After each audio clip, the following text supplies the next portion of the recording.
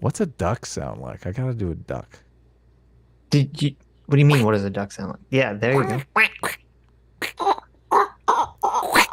That's what a duck sounds like. Can't believe it. What is your deal with ducks, dude? They're adorable. What is your deal with ducks? They're adorable. Okay. Gotta get a duck, a little baby duckling. Just change Hey your life, man. now! It's your boy PSA Sitch here with another Tuesday show with everyone's favorite duck enthusiast, duck farmer, duck wrangler, and lover of those foully friends, Adam Suds. Friended. Sunglasses inside, guys. Do you know So why Adam was late cool. today? Do you want to know the real reason Adam was late today? Why? Because he was too busy at the park stealing ducks. Okay, he just was taking every duck he could find and piling it into his trunk. Just Mm-hmm. he's like, Sitch, I can't help myself. I just need more ducks, more ducks. Well, they Adam is keep like, going back to the fucking park. Why won't they stay in my backyard? Adam, exactly. Adam You is know like ducks Scrooge can McDuck. fly, right?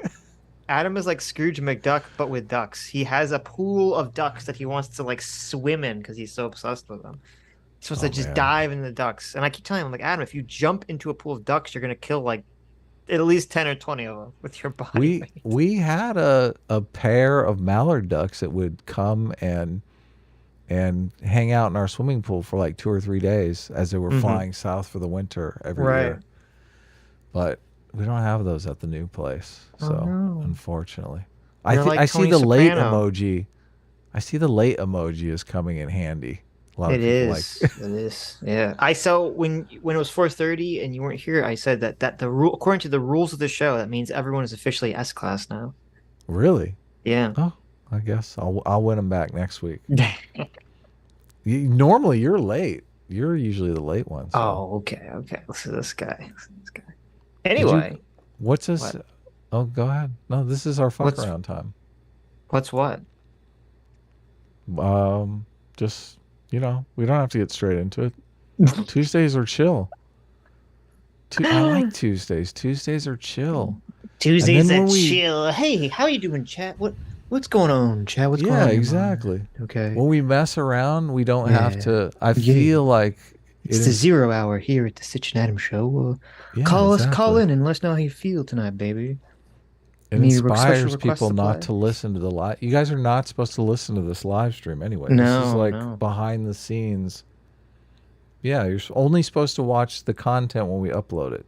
Mm. Although I think there's about 3,000 of you that actually watch the entire live stream, Those are the which true is kind fans, the which is true kind of enlightened crazy. centrists. Yeah. Okay. Anyway. Anyway, today Anyways. we're going to be Okay. watching the infamous Sam Harris on Trigonometry show. Well, Uh, before don't introduce it yet because I wanted. How are we going to do this? Are we going to jump to the infamous clip, or I feel like where is that clip? It may take us a second to find it. it's So, in the beginning. do you have the thing up where you can look to where the mountain The is? It chapters doesn't. are? Yeah, it doesn't show up in Watch Together. Yeah, But yeah, if you yeah. I can turn pull to it the. up, yeah, pull it up on your screen and let's see that where that giant hump is. Oh, Describe the hump to me. okay. Actually, Describe let me how see big because the hump is. right. Okay, let me open it in Chrome because in Firefox it's not showing me Yes. the hump for Oh, some really? reason. What? Yeah, but I assume it's Huh. big. No, it's not showing me the hump here either. What's going on? Oh, Why do I really? see no hump, YouTube? Show me the hump. Yeah. I like that feature a lot It is, yeah. I'm because you assuming you're know right. like right where the hump is. Yeah. Well, also, I mean, thankfully now, uh, because of the transcript function, Mhm. it's super easy to find anything. Yeah, find it for us. Then we'll introduce the video. We got to be professional about this, Sitch. CT, the problem, CT is a great editor, okay? She will edit out all the stuff. The Right. problem is editing takes time. You don't know this because you've never done a edited video before. So you don't know how much time it takes to actually, clip stuff out and listen to it and make sure it's clipped in the right spot. Hmm. So the not making CT edit, which I would love to do because it is a pain in the ass and I like making CT work for it. But it just makes the videos go out like a day later because it takes a bunch of time. So Adam is correct. why. I've never edited anything in my life. This is all just Yeah. foreign gobbledygook to me. I have no idea how long it takes to edit things. This is Sitch all. is really just a low effort, Yes. streamer basically. Yes, All that's he true. wants to do is like jabber in a microphone all day. I mean, that's not untrue. Okay. Oh my god, Calm I'm down. still off camera. Calm down. I turned off my camera so I could put my lip balm on. I'm terrified that people are going to do a side-by-side meme of me putting lip balm on and Vosh putting lip balm on because he looks so gay when he does it. He looks like he's putting his lipstick on. Listen, is there any way to like put lip balm on that Doesn't look gay? manly? I don't think so. I don't think it's possible. I know. That's why I turned the camera off. Yeah. That's something you guys don't need to see. Oh, I think they want to see it. Chat, don't you want to see Adam's lip balm cam? Wristy Put them Gymnast. lips on. Which, that's a very sus name you got there, Wristy. Wristy Gymnast says, hashtag not content creators. That's exactly right. Yeah. True. Yep. Yeah. We prefer, we do our own thing around here. Our favorite super chatter. Mm-hmm. Not Brain? Ben. No, Brain is our least favorite super chat. Sorry, Brain. Not Gay Ben, our favorite super chatter, who leaves us in perpetual suspense. Apparently something happened and he had to reapply for his membership. So welcome back to bring a free will seeker, not Gay Ben. Are we really in suspense? I feel like we're kind of not. I'm in constant suspense. I'm waiting for the day. I'm waiting for the day. I think maybe thou protesteth too much a little bit. Oh, I see. You're not waiting for the day because you already believe. Well, if you're, I feel like somebody, maybe check themselves into a conversion therapy clinic and they said, here, you got to focus on this. Okay. You got to talk yourself up, and Ben was like, how about if I make my screen name not Gay Ben? Will that help? And they're like, yeah, that's a good idea. You try that. That'll work. There you go. I got some bad news for you, Ben, though. Conversion therapy, it doesn't work. It doesn't have a good track record, okay? Mm-hmm. Listen, I trust not Gay Ben in everything that he says, okay? Right. Okay. And Dr. Diddler, you're my favorite S-class super general, okay? You have your own special classification. All my children have special classification in my heart. Oh, do they? Oh, except for Cyborg. Cyborg for $20 says rats. Rats? Is a Discord meme. So there you go. Okay. Thank you, Cyborg. And thank you so much, Rico Zoro, for being a free will seeker for 6 months. Says, what aboutism? Late. Sitch laughing emoji. Adam laughing emoji. 100 corn. There you go. Thank you, Rico Zoro. Yeah, I figured out how to do my member chat, and I have one waiting for me, but I wanted to write a very endearing poem for all of you before I do it. So I need a few days. I feel like it's just gonna be an insult now that you said that. No, I wanna write the poem, and I want to get feedback. I want to get feedback from some people. I want to workshop it a bit. Adam's gonna write an opus, and he's gonna send it around. Well, I only have 200 characters, and since I want to use the AOC emoji at least 4 or 5 times, so that's like 10 characters because the emojis are like 2 characters. So right. So I have to really focus. It has to be something, meaningful but brief. So I'm working on it. It'll get there. It'll be an epic. I'm certain of it. Okay. Hopefully you'll get to read it. I'm so excited. I can't wait with bated breath. I wait Mm-hmm. for Sweet. Adam's poem to sate Mm-hmm. the chat's fury for Uh-huh. A Team Of because we all course. know they're really S class. Oh yeah, Old school. Thanks so sure. much for being free. Here for 4 months. Says Adam, rubber ducky, you're the one. Do you have a rubber ducky? I have had a rubber ducky in the past. Hmm. Yes. Okay. I'm No, no, without a no. rubber Like when you're a ducky. child, I don't mean the one that you use sexually. No. Okay. Well, I So mean no, the he hasn't yeah. had one as a child. He only had the sexual one. No, the one I had as a child was the sexual Was the one, say? and yeah. Oh, Adam used the rubber ducky sexually when he was a child. Okay. Come on, that's how. Well, how do you think I lost my virginity? Oh no. Come I'm on. pretty sure that doesn't count. I'm pretty sure it Oh, has to be are you sure? a sentient human Oh, being to okay. count. Okay. Damn it. That's Damn my it. opinion anyway. I don't know. We could set up a poll. Does it count if you lose your rubber ducky to an inanimate object? I mean your If virginity. you lose your rubber ducky Your to rubber it. ducky. I don't know that I lost maybe the dumpster when I moved. I lost the rubber You ducky threw it out to in an inanimate shame. object. Hmm. Thank you so much, Desert Runner, for becoming a free will seeker. Thank you, Desert Runner. Hmm. Brain for $2 says Sam is what happens to the Trump's unique people. Trump's unique. What does that Hmm. mean? Like that Trump is a uniquely bad Oh president or threat or yes, you're something? right. Is I that? think he even says that in here. I think yeah, that Sam does say that a lot. That's true. Ducky pilled. Oh my God. I can't. How does Old. Sam? How Yeah. does Sam? I mean, I'm mystified by how Sam. Well, I guess we'll save it for the clip, obviously. Okay. Yeah. Old school for $5 says, here's $5 to entertain me as I recover from my third retina reattachment surgery, Oh which I was my awake for. God. Warning, I'm on pain meds. Sitch class for the win. Well, I'm very sorry to hear that, old school. Yeah. Let's all put out our Wow. intentions for old school to have a full and complete recovery. Yeah. No, that's crazy.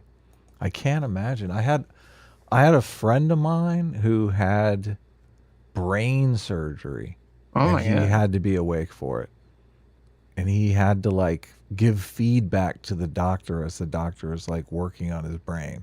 Yeah. I mean, I don't think you don't, it's just weird, but yeah, you don't feel, I mean, you don't, your brain doesn't have any physical feeling sensation, But you're still nerves or sitting there anything. going, "Oh, look, my skull cap is on the table there." Well, they don't. Okay, you Oh understand when they God, do brain? I don't think they no! like cut your whole fucking skull off when they do like a brain surgery. The bullshit. They did. They did. They made like a little plate that fit over because they had to like check in on the healing and stuff. Yeah. So they didn't. They keep the. They take the skull and they like put it in the freezer, and they give you like a metal plate until they put the skull cap back on. Oh That's the God, most disgusting, no! insane thing I've ever I heard. know it's Oh my God. insane. Uh, He obviously he was close to death, right? You don't do anything like that unless you're close to death. right. And Yeah. he's not an old guy too. He's young. This happened in his 20s. So I was like, tear. He recover? Yeah, he's great. No, I Oh, awesome. spent Christmas with him. He's doing fine. But Jesus. he told when he told me the story, I was like, I'm mortified. You're like, holy shit. That is the worst thing I've ever heard. J Mac, our surrogate father, thank you so much, Daddy. Daddy J Mac, with 50 gifted memberships. Oh my God. I forgot. I have to tell you the insidious part. And thank you, JMac, obviously, for the memberships. But I forgot because it's worse. They didn't take the skull cap off. I don't want to hear anymore. I don't want to hear any more of No, this. just No, I stop. have to tell you this one thing. Okay. We can't look. Our show is based on truth, and we can't have fake news out there. Okay. I have to correct the story. I got something I know they didn't take his whole incorrect. skull. They took like a patch. Yeah, they took a part of his skull out. I know okay? they didn't take the whole skull off. That's ridiculous. Right. That's not the change. Okay. Okay. They don't put it in the freezer. They cut a hole in your fucking gut and they put it in your gut so your gut can keep it alive. That's so weird. How crazy is that? That is so bizarre. Yes. Yes. He's like showing me the scar from where they put it. What the fuck? That's so Yeah, weird. they hook it up to your circulatory system in your gut. Oh my God. Interesting. Wow. Okay, I that's know. actually bizarre. That's not really, it's very strange. Okay. I guess they got to keep that marrow alive. Oh my God. Wow. That's Yeah. pretty fascitating. Keep keep your brain healthy, guys. There you go. Keep your brain healthy. Don't be a communist. John Sykes, thanks so much for $2, says, Ayo, why do y'all fuck asses not answer super chats? Bitch, I'm answering it right now, motherfucker. Fuck you, bitch. What you talking about? What you talking about, John? Anyways. I do. I mean, I feel like we could. I guess we have a thing going on the Sunday show, though.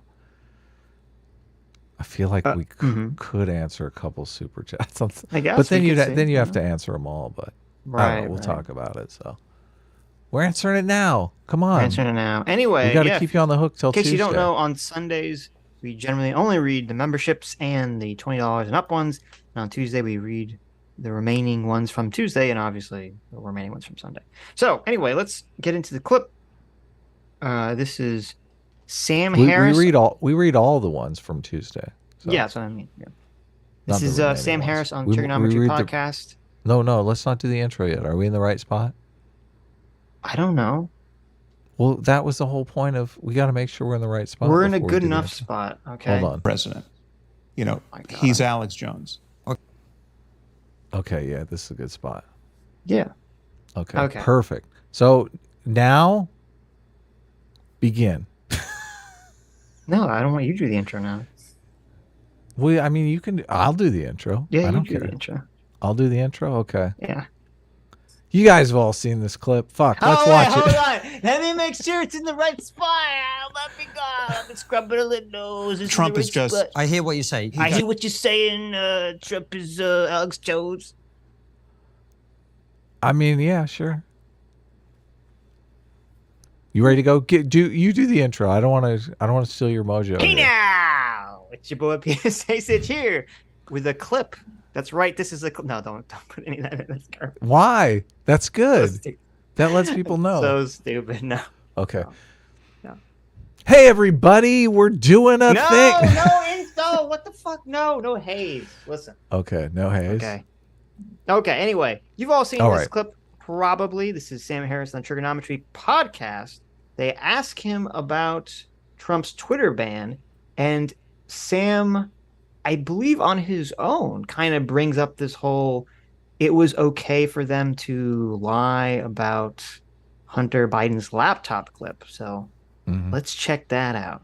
So let's listen to it. I have a ton to say about this. So yes. It's very fascinating. And obviously this happened maybe a few days ago now. And Sam Harris, this is so weird because I feel like it's self-emulation here.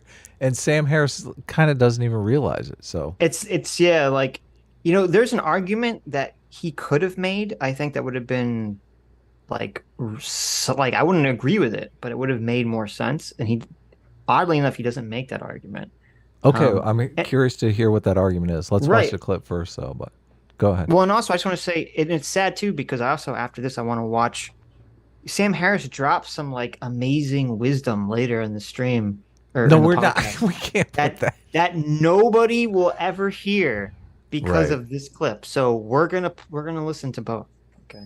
Well, but is it really wisdom if it comes out of this guy who's like so obviously got his head like the bubble that Sam Harris is in is like his own rectum? It's ironic. It's very ironic. But you'll see. Anyway, let's here we go. Jump in. In your mind, they're similar. He got the reputation washing of having successfully become president. He's Alex Jones. Okay. Yeah. Francis, before you move us into COVID, let me try from a different angle, Sam, because I want to explore this intellectual point, right? Do you really want to live in a country where you have a digital public square, which in my opinion, Twitter is. We can disagree about that if you want, but that's my opinion. It's a digital public square.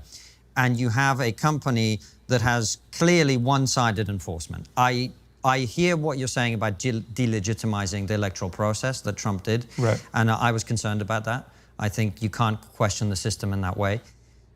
But when you see that he gets banned and then a story about Hunter Biden gets banned, that under the guise of it being Russian disinformation, we later learn it wasn't Russian disinformation. Right. That to a lot of people seems like, you know, I said it when we were talking to Joe Rogan, it's putting your hand on the scales in favor of one side. In the digital public square, you add that to the banning of Trump and lots of other people being banned from one side predominantly. Right. Is that the world you want to live in, where one team gets to just ban people it disagrees with off the platform? It gets to pretend that things that are true are not true. It gets to shut down the sharing of information with people who want to make their own democratic choice?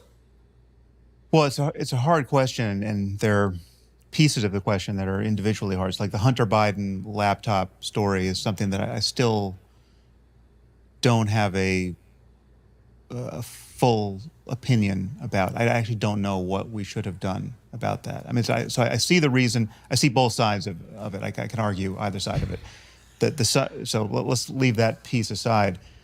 The bias on the platform. So either Twitter is a. So wait, how do we go from him in the beginning say he doesn't know what we should have done about it to later, it like 5 minutes later in this conversation saying that it should be suppressed? It's kind of a big contradiction here. Yeah, exactly. Okay. I forgot that he said that in the beginning. Right. A company that can do what it wants, right? It can have its own terms of service. It can change its policies. It can change, it can decide to, it can have a point of view or not, right? Or we have to seize it as some kind of, crucial piece of public infrastructure that has to Do you not think that it is a terms. crucial piece of public infrastructure? I think people who are addicted to Twitter feel it is. Right. This is such a bad argument. I'm actually really surprised to hear Sam make it. This whole, oh, well, it's a private company, so it can do whatever it wants argument. Yeah, he's a hardcore libertarian now. Yeah, what what are you talking? No. No, what are you talking about? Right. If you have a private company, and I can't imagine Sam making this argument in other contexts. Like, just because it's a private company doesn't mean it can do whatever it wants. I mean, that was part of, getting rid of segregation. Like, there are certain rules that have to be followed. And if you have a private company that is basically exists as this largest or just this massive public platform, I do think that they're, depending on how they're run, maybe they don't need to, but depending on how it runs itself, maybe it does need to be regulated. Maybe there does need to be some sort of enforcement to say, okay, this is the public square to some extent, and you can't just ban people willy-nilly. It's more analogous to, the leasing of the public airways to various media companies. I think the legality there is pretty clear. Like, we have this resource that's, the electromagnetic spectrum, and as a nation, we're going to allocate the use of that public resource to various companies, which gives us, some sway over exactly what they're doing. I guess with Twitter, it is kind of a different situation because, is the internet a public resource, or is it a private resource? Not in the. I think you're right. Like, I think you're right to compare them theoretically, but obviously the argument is very different because with the airwaves, it was that you could only have so many radio waves. Yeah, totally. You can only have so many radio waves, so many radio stations. Like, they're actually physically taking up public space, where the internet, doesn't in the same way that radio waves take up space. And technically, it's not like, if you have one radio station that's on some frequency, you can't have a radio station in the same frequency unless it's outside the range. And with Twitter, you don't get that because it's just the internet and you can just make another Twitter site. But obviously it won't be as successful, at least at first, because, it has to compete with a brand that's already just well established. Yeah. And, there's been all sorts of scale. Yeah, exactly. There's been all sorts of Twitter competitors and none of them have really taken off yet. So. Yeah, I don't know. It's definitely a difficult issue. And I don't know if you saw, there was a whistleblower who came out recently who used to do Twitter security stuff, and he was saying how horribly unsecure Twitter is and that way too many people have way too much access to way too much proprietary information and can monkey around with things way outside their clearance range. And he also said he didn't source any sources or name any names, but he claims that there's a bunch of foreign agents that are involved with, monkeying around with Twitter. Obviously. Which isn't that surprising. They're the ones screwing with our politics. Right. So yeah. I don't know exactly what the solution is for Twitter right now, but I mean, that's why I wish, Elon would have bought it, because I think he would have done better, but it seems like that's off the table. So yeah, unfortunately. Most, and I think it's, I don't think it should be. And it's odd to say that it's just so, first of all, it's just, I mean, Facebook is much bigger, right? It's just that we have a lot of smart people, journalists, brands, political people, concentrated on Twitter. So Twitter moves the conversation more than Facebook does, but it's the scale of it is much smaller. Yeah, but that doesn't matter. The scale of it doesn't matter.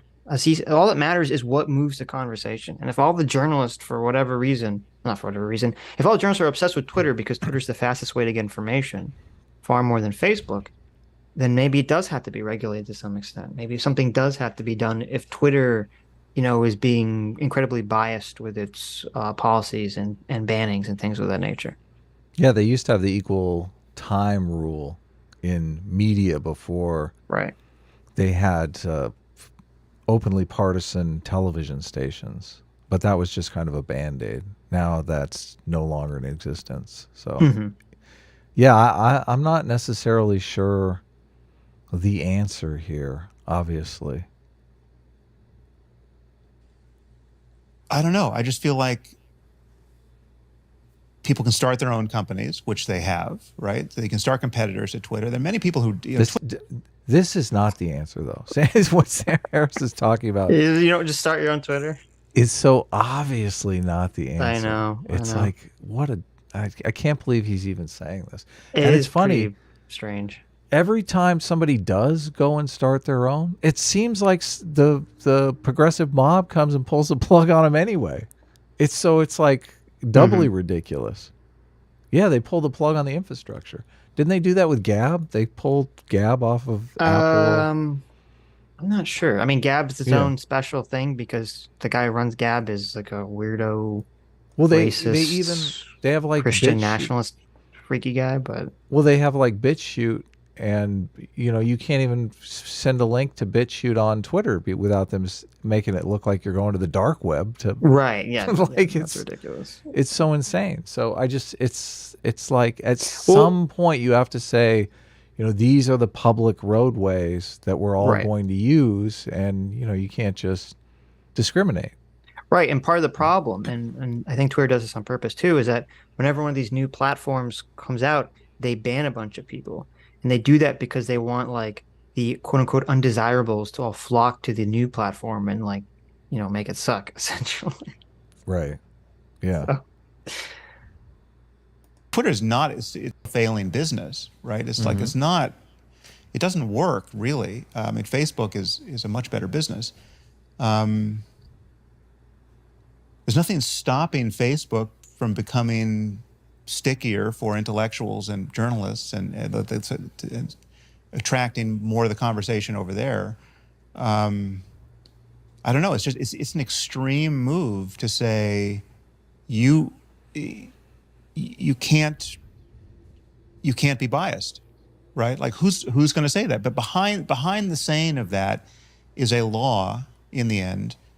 And therefore it's a gun. Therefore it's jail time for the person who wants to keep breaking the law, right? So like just imagine if the Twitter board, like everyone gets what they want. Everyone who's of this opinion gets what they want.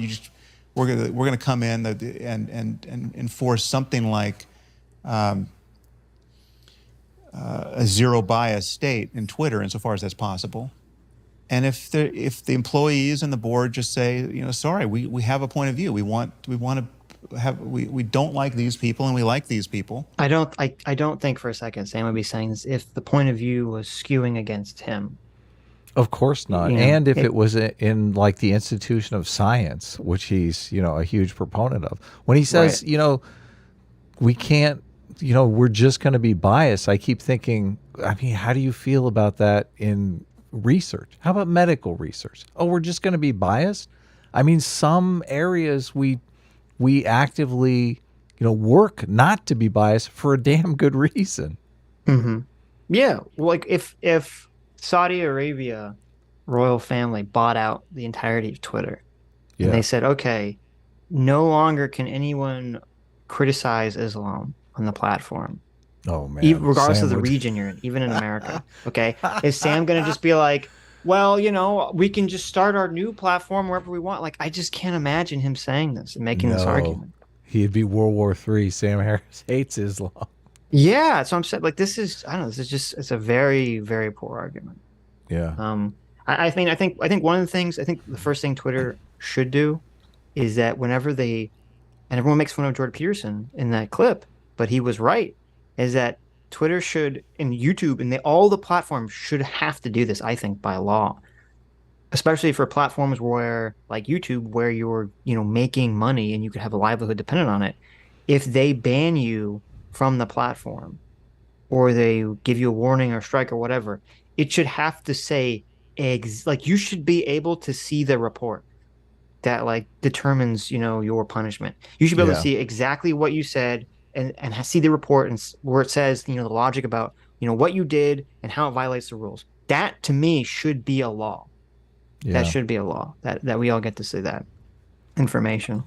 And then I feel like, oh, go ahead. Well, I was just saying, then part of the problem is that, like, at first Twitter was like, oh, we're not going to ban things or remove things. We're just going to put the little, like, disclaimer under them.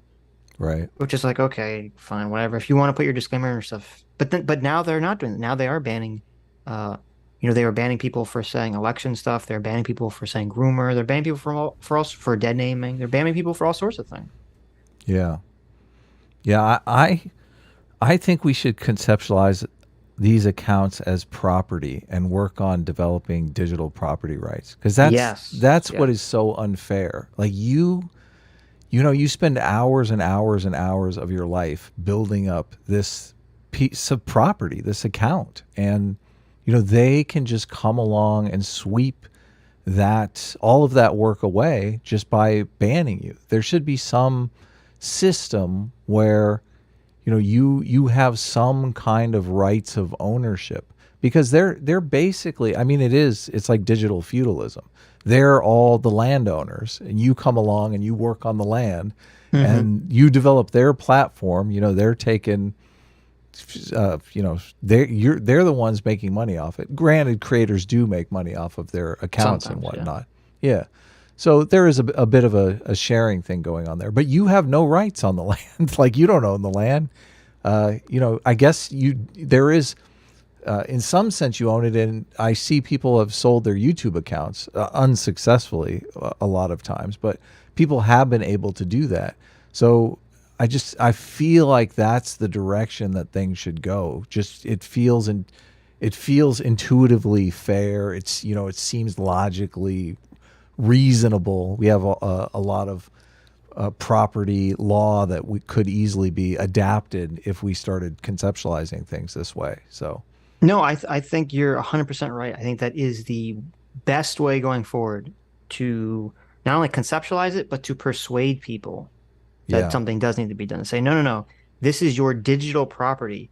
It's like you've been working and tilling this land. You've been building something for months, years, and to just have some invisible hand, kill you essentially and destroy your land, and there's no recourse. You don't even have to understand what you did. That's just horrible. It is horrible. They do it. I mean, it's that way for domain names. Like, you own the domain name. It's that way for phone numbers. You own the phone number. They can't just take it away from you. So there's I didn't know that. Well, there might be some kind of eminent domain equivalence for phone numbers. I'm not exactly sure, but you own your phone number. You own your web address when you buy a web address. So, I don't see why it couldn't be something similar for a Twitter account or a YouTube account. It seems that would be a fair way to proceed. Yep. What, so now you just break up the company? You just say, I mean, I thought, what I thought it should have happened with Twitter is I thought Jack Dorsey should have deleted it. I mean, I literally thought he would have got the Nobel Peace Prize had he just at a certain point deleted it, right? Yeah, I don't. So in any case, should they be forced to be impartial? I'm very skeptical of that. Should they be cajoled by unhappy people like yourselves or like the Trump fans to I'm behave just putting better? a counter argument here, Sam. I mean, I think so. Yeah, yes, I think if they were going to, Sam just called them Trump fans, didn't he? There's a little dig there. The Trump fans like yourself. Are they even Trump fans? The first, I don't think they are. I mean, I think the trigonometry guys are enlightened centrists, basically. Right. So they're just like, why are we being completely biased? I mean, the whole Hunter Biden thing, I mean, that's awful what they did. That is so anti-democratic. It's so elitist. It's so paternal. It's just, it reeks of unfairness. You know, if Trump, well, I guess Trump didn't lose his Twitter until after the election, so. Yeah. First thing to admit is it may be impossible to do this impeccably, right? It's like We can't go back to Trump's Twitter and see how many times he tweeted about the Hunter Biden story, but I'm sure it's probably in the triple digits. I'm sure he was tweeting about that every day. Like, why isn't CNN picking this story up? Until we have, perfect artificial intelligence, it's just going to be impossible to be truly consistent with your terms of service because you're always going to be able to find the example of the thing that was not appropriately moderated. I hate this argument. It's such bullshit because it's like, because we can't do it perfectly, we shouldn't do anything at all. It's like, it's the equivalent of saying, because, we're not going to be able to solve all murders, we shouldn't even try to solve murders. It's like, just get over it, okay? Why can't we, why can't we shoot for some happy medium? Yeah. There are so many, and this, what he brings up, there's so many places where it's so obviously one-sided. Yes, but if we all know that if that laptop was Donald Trump's Jr., oh yeah, this would be 100%. treated. That's all I'm asking. Oh yeah. About, Well, right? so let's take that piece. I think it was totally appropriate to view Trump to be existing in a domain that was orthogonal to partisan politics. My criticism of Trump is totally nonpartisan. Orthogonal. Right? There's literally nothing I say about Trump that I could say about any other Republican, right? And I think Liz Cheney is a total hero, right? So see, this is kind of ridiculous that he says it's nonpartisan. His views on Trump, like, really?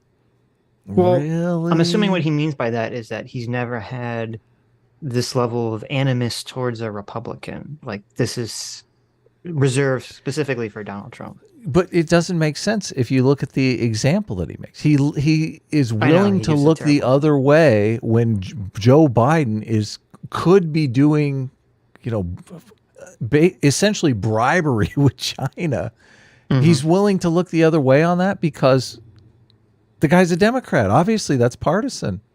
That doesn't get more partisan.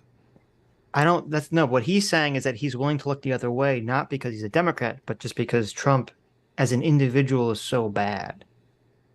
Now, you could say you don't think that that's true, but that's his argument. It's not true, though. It's obviously not true when you would have to put you'd have to put Joe Biden on the same level as Trump if he's willing to, sell out the United States, take bribes from China.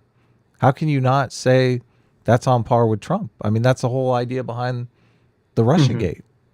Like, it's literally the same thing. Why does one side get a pass and the other side doesn't? But he's saying, no, it's just the individual. It's just Trump, Trump was the existential threat.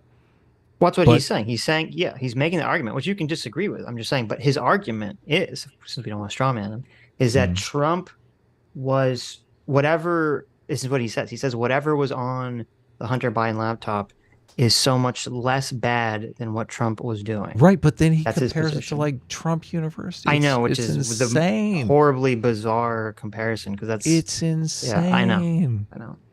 It's insane. It's like saying, there's this guy who's a serial killer and this other guy's a jaywalker, and obviously, the serial killer gets away with it, and the jaywalker we have to throw the book at because Sam Harris doesn't like him. Yeah, right.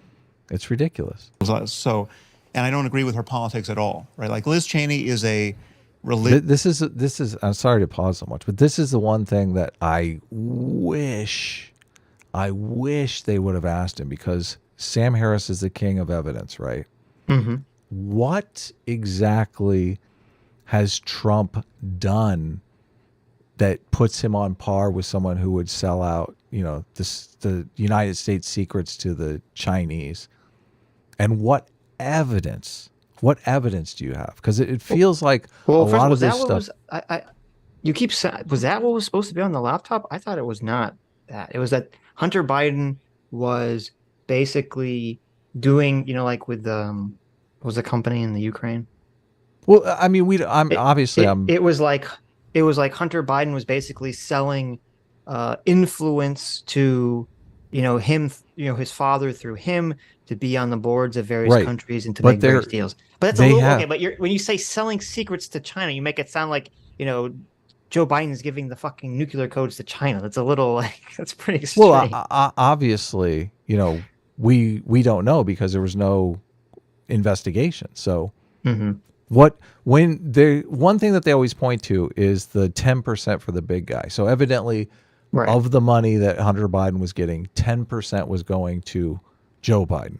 And whether or not it was going to Joe Biden just so they could have Joe Biden's ear, or there was some sort of quid pro quo going on, we have no idea, right? All I am saying is that's a piece of evidence for something nefarious. He's saying Trump has done much worse than that. Yet he points to Trump University, which is basically like every single celebrity has one of these scam, seminar things that they do to milk their fans. Obviously, I don't condone that, but it's not exactly I'm vice president of the United States selling influence to China. Right. So for me, it doesn't make much sense how you could say that.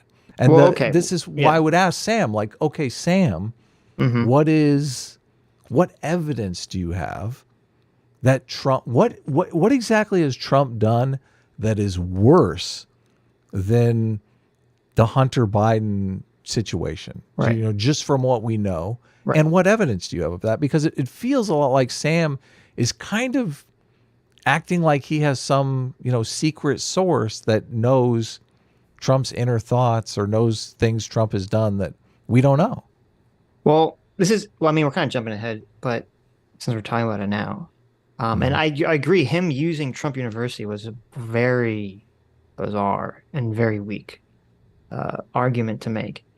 And I'll say that I don't think really under any circumstance, I'm sure there's some hypothetical circumstance someone could create, but I don't think under most circumstances, at least in the circumstances that we live in right now, I don't think that they should have suppressed the Hunter Biden story or lied about it or banned people from talking about it, anything like that.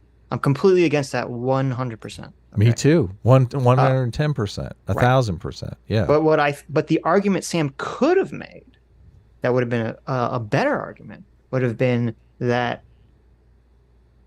if Hunter Biden, and this is why I'm being sticky with what was actually on the laptop, because if what's on the laptop is Hunter Biden is basically getting on the boards of or doing consulting work for Chinese companies and Ukrainian companies and all their other countries, and it's just a scam because they're just basically paying him to do nothing just because they want influence with his father, that's so different than like Joe Biden selling government secrets to the Chinese government.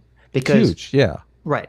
And so because the argument that Sam Harris could have made was that, well, even if Hunter Biden was selling his proximity to his father, and his father knew about it, and his father was skimming money from it on top of that, which is horribly corrupt and awful, that's still not as bad as Trump almost starting the next civil war or bringing us closer to the civil war than any president's ever done by causing a constitutional crisis. This is the problem, though, because Democrats threw the first stone. They cheated with the Hunter Biden story, therefore emboldening Trump to cheat on the January 6th stuff. He was like, no. That's what, a how terrible do you argument. not? It's a terrible wait a second. argument. Wait a second here. I'm not condoning this. I'm just saying that if well, we don't know, obviously. We can't rerun the experiment. Right. But when you cheat somebody, you give them, excuse. You give them justification for them cheating as well. This is like, do you disagree with that? You know, no, wait. You and I both know, and everyone listening to this knows, okay, that if the Hunter Biden laptop story came out and it wasn't blocked or banned or anything, and Biden still won, Trump's behavior would have been 100% exactly the same. That had no influence on his behavior about the election fraud stuff. Well, that's the thing. If the Hunter Biden story came out, maybe Trump doesn't even lose. No, I'm saying maybe, but I'm saying hypothetically, because you're saying is that, well, maybe one thing justifies the other thing. I'm saying that doesn't at all. I'm not saying. Wait a second here. I'm not saying that it does justify it. But I'm saying that it gives excuse. It gives people justification. This is the whole. This is the whole problem with cheating. But wait, you know that Trump would have behaved the same way regardless. So that's why I'm saying that's a bad argument. Well, I'm just saying cheating begets more cheating. Like, obviously. It might, but there's a little bit of a difference. And what do you mean by like a bad argument? Are you saying it's a bad argument for Trump?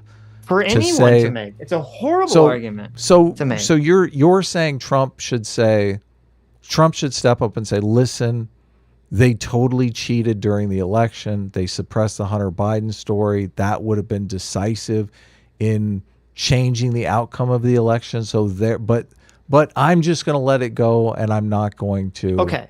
So wait a minute. I'm not going to do anything about it. Okay. So yeah, I think if you're the president and you're like, okay, this my opponent has some bad story that's going to make him look bad. Though obviously how bad it's going to make him look and what the specifics are murky at the time, especially at the time that the story came out. Sure. And whether it was even true or not was still murky at the time when it came out. And you say, okay, so that was suppressed wrongly.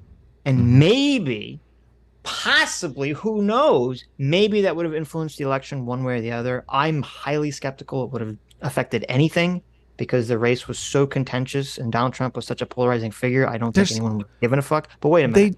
They did a poll showing Wait, hold on. Okay. And so there's no world in which that would then justify Donald Trump or anyone saying, okay, well, because that happened, that means that I can make up claims or just convince myself a bunch of bullshit about election fraud, even though every single person that works under me that has access to this information, who has done the investigations, all says there is an election fraud, so much so that I'm going to possibly irrevocably damage the entire fucking country by going against the Constitution and creating a constitutional crisis and attempting to cause possibly a civil fucking war because the media suppressed a news story about your opponent? How the fuck is that comparable?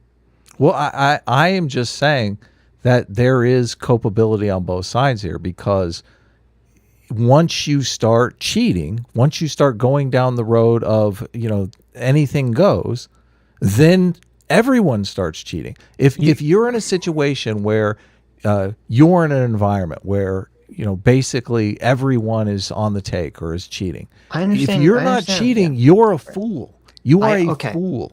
Okay, here's the problem. You can criticize, and you should criticize. We should all criticize all the actors who suppressed the story. That was 100% wrong. Well, you have Sam Harris here applauding them. I know. Sam Harris is wrong, okay? Fuck Sam Harris on this take. This is a terrible take, okay? He's 100% wrong. But as I said, you can't say that, there's culpability regarding the election fraud stuff to the left regarding this story, because this was Trump's MO from the beginning. When he was running against Ted Cruz in the primaries, he was saying, oh, they're going to rig it. He kept saying that until he won the primaries. And it was the same thing against Hillary. He's like, oh, it's going to be rigged. It's going to be rigged. And then he won. And oh, suddenly it's not rigged anymore. So we know that was going to be the thing he was going to say, regardless of this Hunter Biden laptop story. So you can't say that there's like culpability for the election fraud shit because of this. Well, it does give justification to his supporters as well. It's not just about Trump. I agree with that. Yeah. Right, so I sure. mean, if the Hunter Biden story comes out and Trump does lose the election, I completely agree with you that Trump is still going to say they cheated. But I think that the number of people that would believe the they cheated story would be substantially less, because everyone would say, listen, if they were going to cheat, they would have maybe suppressed the Hunter Biden story, even though they would have dropped it as an October surprise. It would have been justification for it would be more justification that Donald Trump was in the wrong. But they threw that away. That's all I'm saying is, I really feel like, and this is what bugs me about this Sam Harris clip, I really feel that there is some culpability for Democrats, that they're in fucking la la land about taking some responsibility. As soon as you culpability for what? For suppressing the story, for lying about obviously there's culpability Trump. For their direct actions. I mean, culpability for what? You're making it sound like. I understand your argument. They poisoned the well. They did the exact same. We're in this tit for tat struggle between Republicans and Democrats. Okay, but that doesn't work if we know that he was going to do that anyway. Okay, you can say that gives justification for Trump and his supporters, and they will say that as justification. Okay, but it's not actually justification. But here's the actual argument that you're making. Okay, it's a little bit hidden in there, but you're basically saying that because Trump is going to do, he's going to say the election was a fraud anyway, then we don't need to give any sort of culpability to people who broke the rules or cheated. I'm that's why I'm asking you. You keep saying culpability. I'm saying culpability to what? You can hold those people responsible for what they did. I've said that. I said that was the first thing I said. It doesn't give them culpability for then. They're not responsible then for Trump lying about election fraud stuff. Okay, or deluding himself about election fraud stuff. That's all I'm saying. Well, I still think there's some culpability there. I honestly do. Just because I think they created the environment for more people to believe that the election was stolen. And the problem that we have right now is we're going down this path where so many people believe the election was stolen. And, you ask them, well, why do you think the election was stolen? And they say, Hunter Biden story. Like, what the fuck? Mm-hmm. Like, it's totally their go-to justification for why they think the election was rigged. So if that changes, that takes the justification away. And I do admit, like, there's lesser justification beyond that Hunter Biden story. That Hunter Biden, like the suppressing of the Hunter Biden story, is solid. Like, you can point to the other things. You can say, if you take them down the justification for election fraud path, there's not a lot of there besides the Hunter Biden story. So, okay, I don't know. I completely agree. It had no influence. Well, no, hold on a second. No impact on what Trump did or said. People will say it did, and those people are wrong. They're just that's 100% team playing. You don't think suppressing the Hunter Biden story had any impact on the election? They literally I said on the news were running that it was Russian disinformation. First of all, I have no idea if it had any impact on whether Trump would have won or not. Okay, I'm saying there's a poll. Okay, there's a poll that came out. There's a Rasmussen, which first of all, Rasmussen has completely tanked their credibility, but I don't know why they did that, but they have. But because they came out so weirdly pro-Trump and they were in favor of the election fraud narrative in 2020, which was so bizarre, but that's another story. No, I'm saying, it might have had an effect on the election. I have no clue. But what I'm saying is that it had, again, I'm literally making one very specific thing. Right. One very specific claim, which is that it had no effect whatsoever on whether Donald Trump would say the election was rigged or not. Okay. And I agree with you. I agree with you. But you have to take into consideration. Well, no, do you not agree that the problem is much bigger than Donald Trump? The problem now is there are a bunch of politicians who feel the need to endorse this election fraud narrative so that they can appeal to the base and get elected. What I am saying is suppressing the Hunter Biden laptop story, Sam Harris, getting on his show here and bragging about how, yeah, we did it and we're going to do it again. Foments resentment.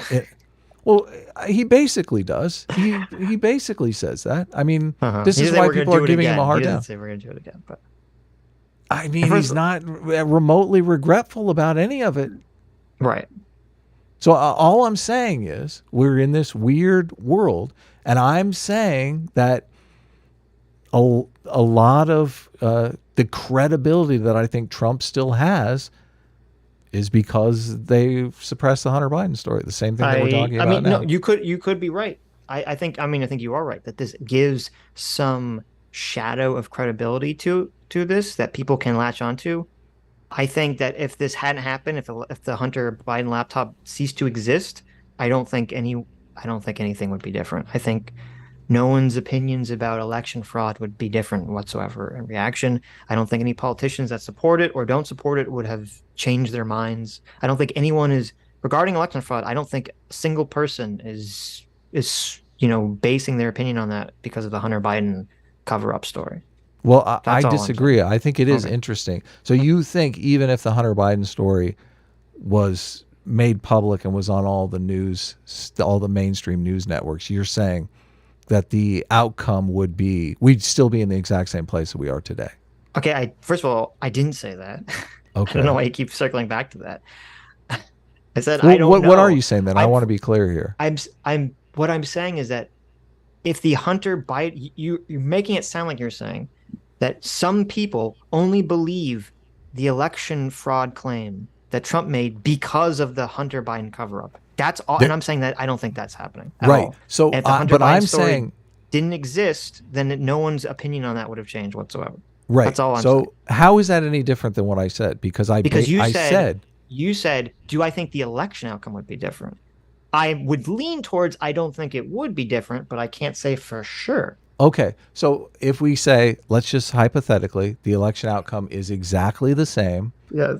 And Trump does his, the election was stolen stuff. Right. You're saying that if 100 people, 100 Republicans are going to believe Trump that the election was stolen with or without the Hunter Biden laptop suppression. Yes. And I am saying that maybe 50% of those Republicans don't believe Trump without the Hunter Biden I think story. you're very optimistic. Well, I think a lot of, I know a lot of these Republicans who didn't believe Trump and still don't believe Trump, even though there is the Hunter Biden story. So I don't see how the Hunter Biden story wouldn't put more people in that camp.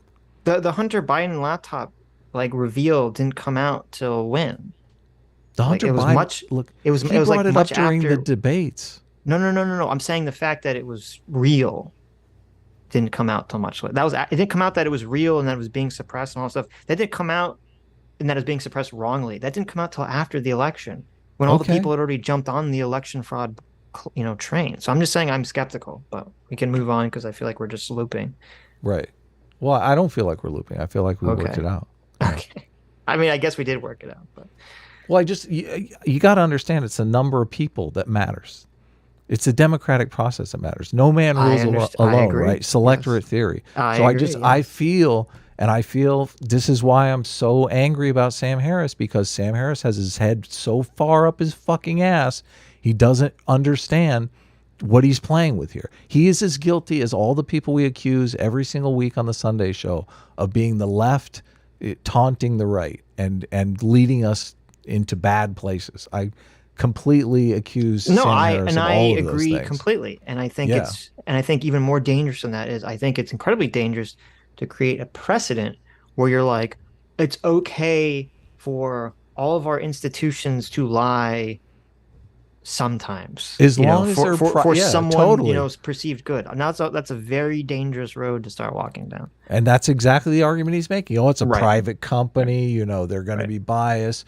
Who cares if they lie about the election stuff? Yeah, it's completely self-serving. So Yes. we can move on. Religious maniac by my lights, right? And in that sense, kind of a terrifying political figure, like the old me who, you know, was just worried about Christian theocracy in the United States, would have just revolted at everything she would attempt to implement as a politician. But at this moment, she's, you know, she has no bigger fan than me because of how she's dealing with the Trump phenomenon. The Trump phenomenon is not a matter of political partisanship. He is just a sui generis. See, the fact that he can even say that means he's a complete and utter moron. Liz Cheney lost her fucking primary. Okay, she's out of here. What she did was throw her political career away. So I don't see how he can say this is a nonpartisan thing because Liz Cheney has an R by No, her he name. means for his own opinion. He doesn't mean for like the general actions. He's saying he's nonpartisan? Yes. Okay. Then why is he bringing up Liz Cheney then as an example of how he's nonpartisan because Liz Cheney is doing this? Why is he talking about Liz Cheney then? Because he's saying that like other people were acting, I guess you're right. He's saying that other people were acting according to a quote nonpartisan principle of perceiving Trump as so, you know, bad that something had to be done. Yeah. One Right. fucking person. Like a few Republicans Right. who have been immediately removed by Yeah, the but he's not electorate. saying that I mean, obviously the way people interpret the story, like 99% of people are interpret the story through partisan lens, obviously. I mean, I don't think he would deny that. What he's doing right now is he's using one Republican, Liz Cheney, to say that suppressing the Hunter Biden story was okay because it's a nonpartisan issue. Everyone was against Trump, which is ridiculous.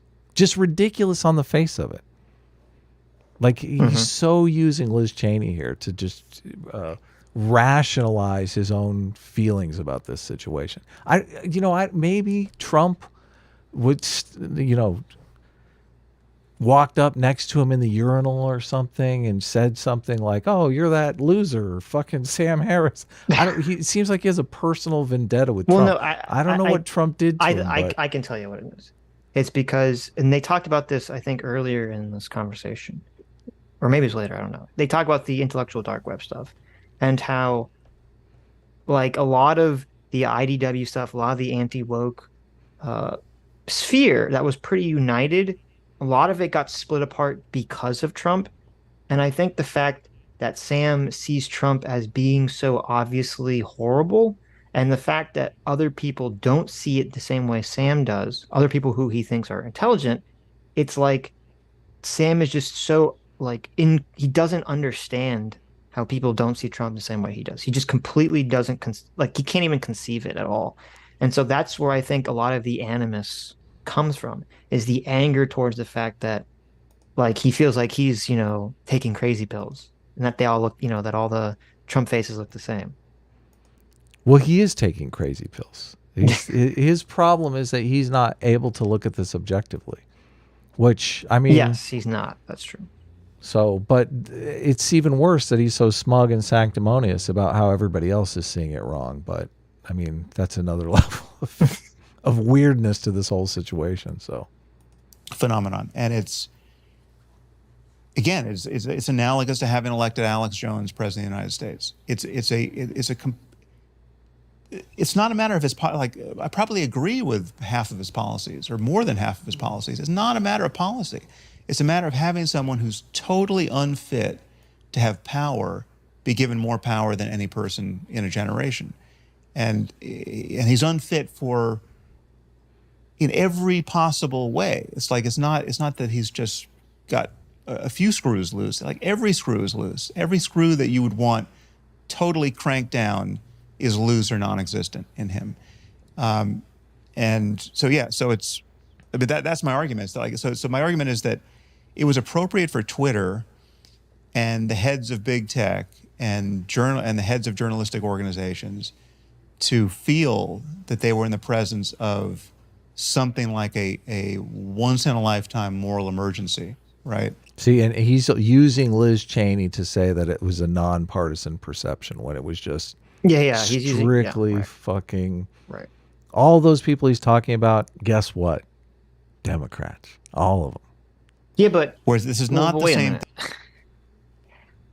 You can What? say that people obviously interpret this story nonpartisan, okay, but there's obviously an objective nonpartisan answer to A, whether Donald Trump was a good president or not, and B, whether there was election fraud or not. Yes, of course. Okay. Yeah. Yes. Okay. Yeah. Just be clear. There was not enough election fraud to overturn the election.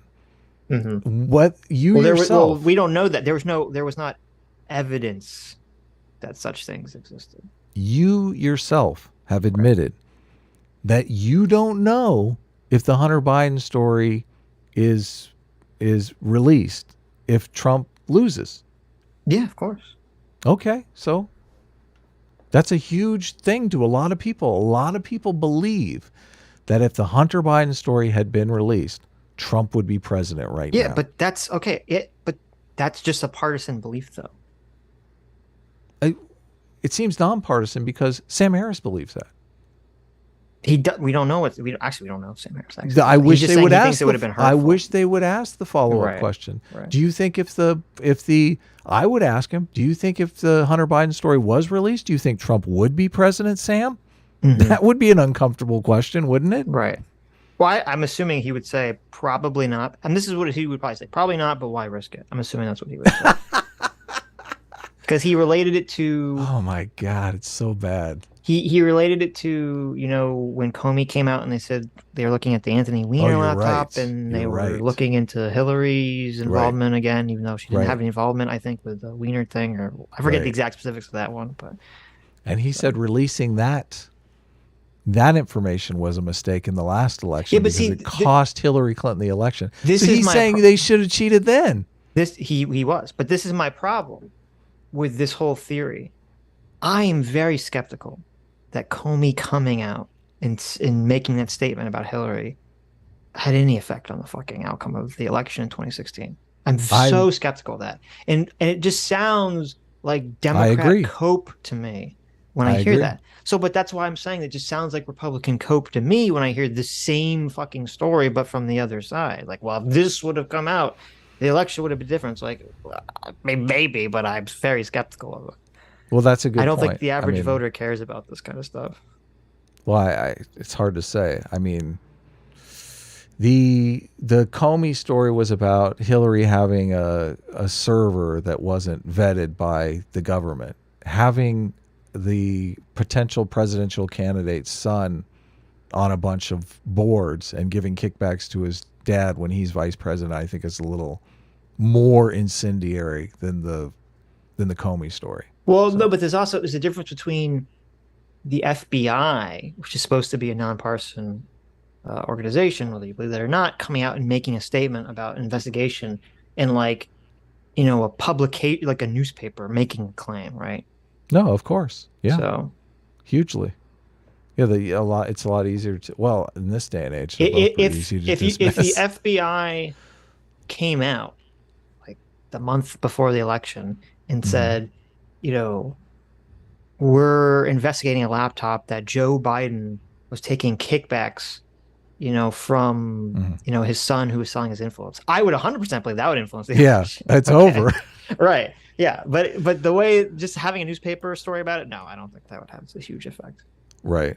Well, an investigation would need to ensue. I can't believe there hasn't been an investigation because Biden won the election. There should be, yeah. Thing as not liking George Bush, or not liking John McCain, or not liking Mitt Romney for their politics. Here's a guy who is capable of anything, right? He's not ideological, but he's a black hole of selfishness, right? He's He's just, and so there's no telling what he's going to do. And we cannot afford to have 4 more years with this guy, right? And so, so what should well-intentioned people do who have a lot of power in these various ways? You know, you're running the New York Times, you're running CNN, you're running Twitter. What should they conspire to do? Admit that it's their fault. Conditions? What was Admit that Trump is their fault. And look, I'm someone from the left. Absolutely, that's the perverse thing. It's totally their fault. I mean, CNN gave us Trump. Right? Yeah. Well, no, before CNN gave us Trump, Mark Burnett gave us Trump. I mean, if there's one person who could have not done what he did and could have closed the door to this whole phenomenon, it was Mark Burnett. But yeah, no, by giving him the attention, you know, but he was great ratings, you know, for the whole run up to the 2016 election. Oh yeah, no one has clean hands here. But at the 11th hour, when who knows how this election is going to go, who knows what the capacity for, you know, disinformation at the last minute to tip the balance is.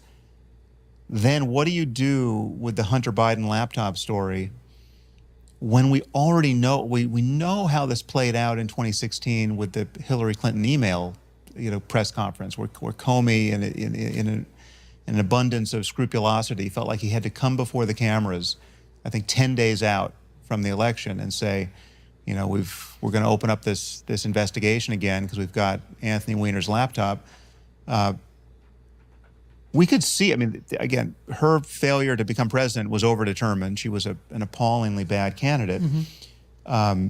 But in terms of just tracking the poll numbers, you could, like, that was the killing blow to her candidacy. Oh, right. I completely forgot about that element of the story. It wasn't that they came, because he came out, it was in the summer that they talked about, they were looking at it was in July or something, that they were talking about that they were looking into the Hillary email server. It was because, remember, Anthony Weiner's wife was like working for Hillary Clinton. Yeah, Huma Abedin.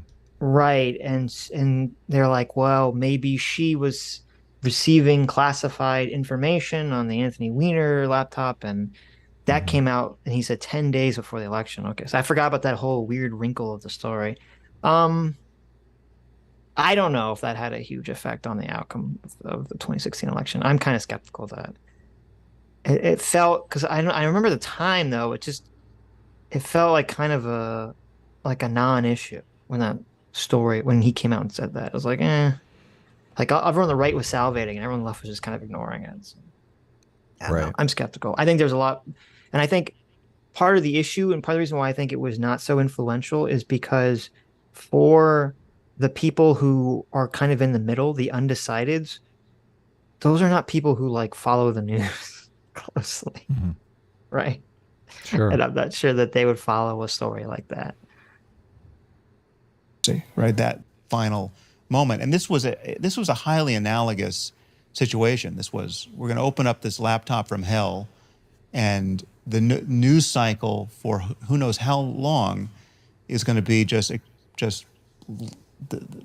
conceivably just a nuclear bomb of an October surprise, and we're going to get 4 more years of Trump if we actually give this a fair hearing. But Sam, but you can't do that, Sam. Surely you've got to realise that you've got to be fair. And the thing that I want to we're all equal before the law. Yeah, aren't we? And the other this isn't the law. But I know it's not the law. But yeah.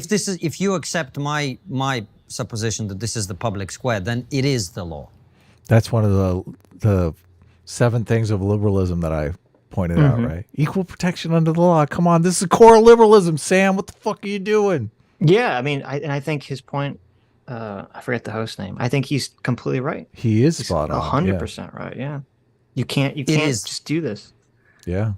Sam doesn't realize it. Sam is the philosopher king Well, here. He's no, like, but I know the truth. I've seen Trump's black soul. Sam basically thinks that there can be like this one-time exception, which I don't know. Maybe there could be, but I'm skeptical. What? I don't think you want to chance it. I don't think you want to chance our institutions and our legitimacy of our country and all these things on these one-time exception rules. Dude is coming back in 2024. What are you talking about? One-time exception. This guy's a fucking moron. Sam No, Harris. no, no. I mean, he's saying it's a one-time exception. Like Trump is the one-time exception to ever do this kind of behavior, which I don't. I think it's such a dangerous precedent to engage in. It is a giantly dangerous precedent. We're 2/3 way down the road now. Right. It's horrible. If it is the public square, then it is law. Now, you're arguing it's not the public square, which is fair enough. Yeah. Right? That's fine. Yeah, Look, no. why don't we move on? Because I think we've done enough. Yeah, on Trump. yeah, He's of sucked course. up a lot of it. He's got a habit of doing that. Yeah, no, but I'll just say, just finally, Look at that. They totally fucking let him off the hook, too. But Sam is like, nah, I gotta make this totally clear here. Like, you guys think I'm a reasonable human being, but no, I'm going to prove you wrong. That's exactly what's happening here. That's what's so funny to the people who've only seen like the incendiary part of the Sam clip. Right. They don't know realize, any of this. Yeah. The host tried to let him off the hook, and Sam's like, "Hold on, Yeah. let me Hold double my down beer. here. Okay, hold my beer." What you think I am like a credible author, you know, a public intellectual, that I want to maintain my reputation? Hold my beer, motherfucker. Well, listen. For as bad as the take is, you have to give Sam credit. He went out there and he fucking said it. He denied this belief. He just said, It's so. He This stood is up what's so straight. weird about it. He stood up straight. They tried to take the microphone from him, and he said, "Nope." Grabbed that microphone back and said, "Let me tell you how I feel." It's what's so weird about it. Like, this is self-awareness zero. Like, how can you not know what you're saying is so evil, so incendiary? How can you not know that?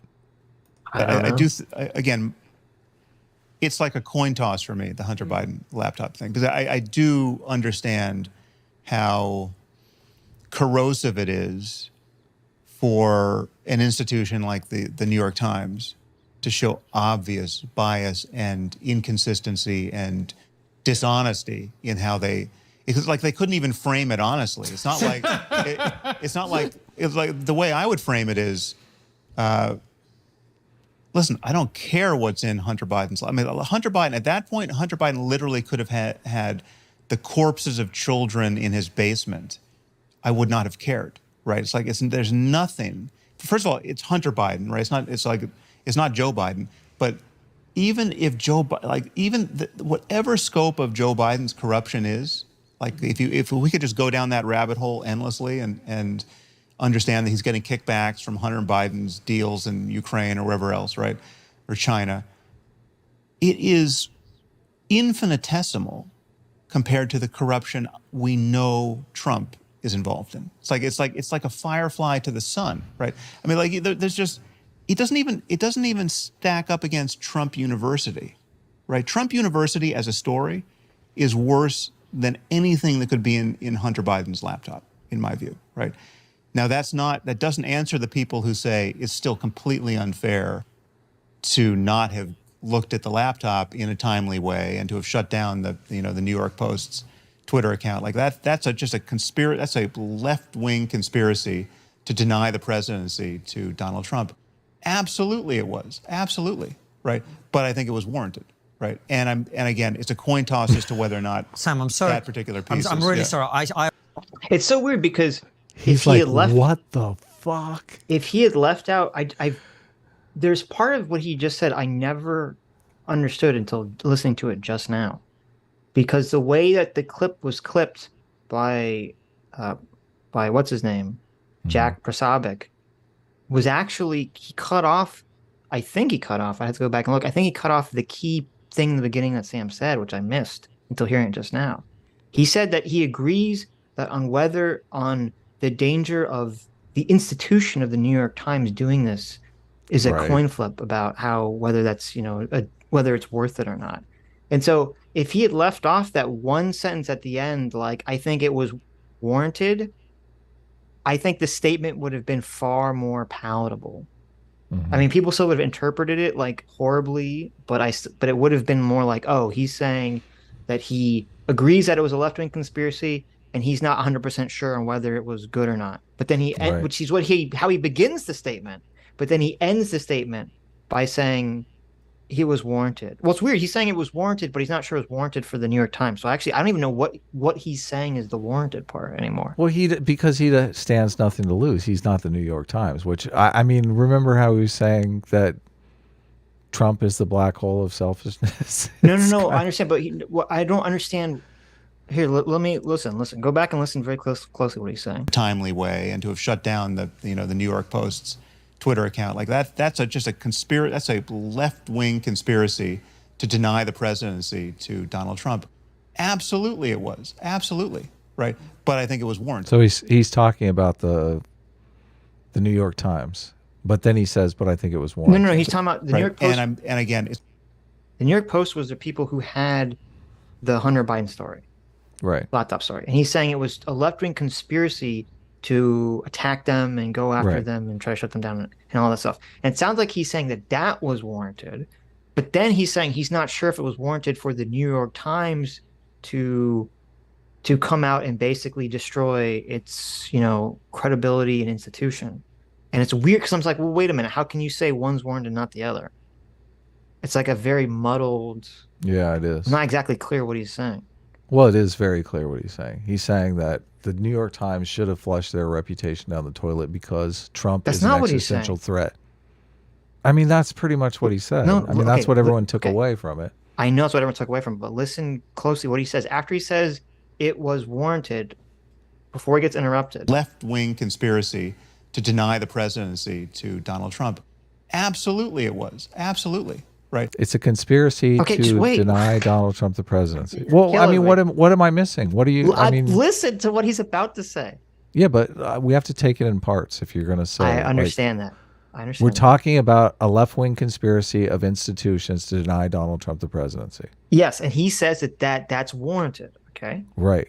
But I think it was warranted. Right. And again, it's a coin toss as to whether or not Sam, I'm sorry. That particular piece. I'm really sorry. See, and then he said, but then he immediately says, but it's a coin toss whether that particular piece, and then he gets interrupted. Well, the coin toss changed the outcome of the election. No, that's not when in the beginning of his statement. Hold, just let him finish the statement here. I was the one. It's Trump University. Right, Trump University thing that could say no. Why are you shut down? Stop backing it up. Oh my God! I was going forward. I backed it up because I was already backing up when you said not to back it up. We were right there. Oh, okay, Post's Twitter account like that. That's just a conspiracy. That's a left-wing conspiracy to deny the presidency to Donald Trump. Absolutely, it was. Absolutely, right. But I think it was warranted. Right, and again, it's a coin toss as to whether or not Sam, I'm sorry. That particular piece. I'm really sorry. I was the one that's okay. No, actually, no. He doesn't finish. We have to go back. Okay. He doesn't finish. It's a coin toss whether or not that particular piece would have changed the outcome of the election. I don't know, because wait. We're going to open up this investigation again because we've got Anthony Weiner's laptop. We could see, I mean, again, her failure to become president was overdetermined. She was an appallingly bad candidate. But in terms of just tracking the poll numbers, you could, that was... Okay, I found it. It's at 35-38. This is when he first says coin toss. The public square, which is fair enough. Yeah. Right? That's fine. Yeah, Look, why don't we move on? Because I think we've done enough. Yeah, sure. Yeah, he's sucked up a lot of it. He's got a habit of doing that. Yeah, no, but I'll just say, just finally, I do, again... It's like a coin toss for me, the Hunter Biden laptop thing, because I do understand how... It's a coin toss on whether or not they should have released the story, is what I think what he's saying here. Right. Yeah. Right. Corrosive it is for an institution like the New York Times to show obvious bias and inconsistency and dishonesty in how they... It's like they couldn't even frame it honestly. It's not like it's not like. So he's basically saying that it's contributing to institutional decay. Right. He's worried about that. Right. And the part of his statement that got lost, which I didn't realize doubling down on that. Yeah. Which I didn't realize until just now is that the statement, the incendiary statement, is he saying that's what the New York Times should have said. He's saying that they shouldn't have. Sam is saying the New York Times should not have come out and said the laptop was false. The New York Times should come out and said the laptop doesn't matter because Trump is so evil. Right. That's what Sam is, and I didn't understand that part of his statement until just now. It's still a bad statement, but Right. Well, it is obviously. right. Yeah. But He's that's a saying very the New York important. Times. The New York Times should have been dishonest to save their credibility. They Well, no, should no, have he's been saying- dishonest in a different way. Well, no. It's not. There's a different. No, he's saying they shouldn't have been dishonest. They should have just said it doesn't matter what's on the laptop. But you can. I mean, you can have that opinion. It's not a dishonest opinion. That's It is your dishonest. Opinion. How is that your opinion? Wait, how is that dishonest? Because it does matter what's on the laptop. Obviously, if there's evidence that Joe Biden is corrupt to the gills, and that is relevant. No, but it's your no, because it's going to be an individual person's opinion about whether the corruption on the laptop, assuming it's all Right. true, I is got more you. I important than the understand. corruption of Donald Trump. I don't think anyone would take that person's opinion as credible, though. I They mean, you might can think not. of a million hypotheticals where that person's opinion is just nonsense. Well, So, no, but again, it depends what is on the laptop, what exactly the all allegations I'm of the laptop are. all I'm saying is either way, the New York Times credibility is shot. Sam Harris effectively admits this by saying they couldn't even frame the story correctly.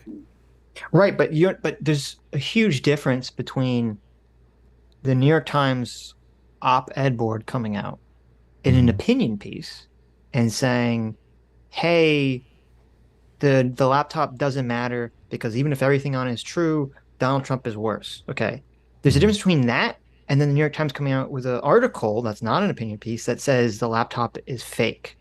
Look, Those are so different from each other. any article that comes out and says it doesn't matter what's on the laptop is going to be as perceived as just as bad as, I mean, that's going to be perceived just as bad as burying the story.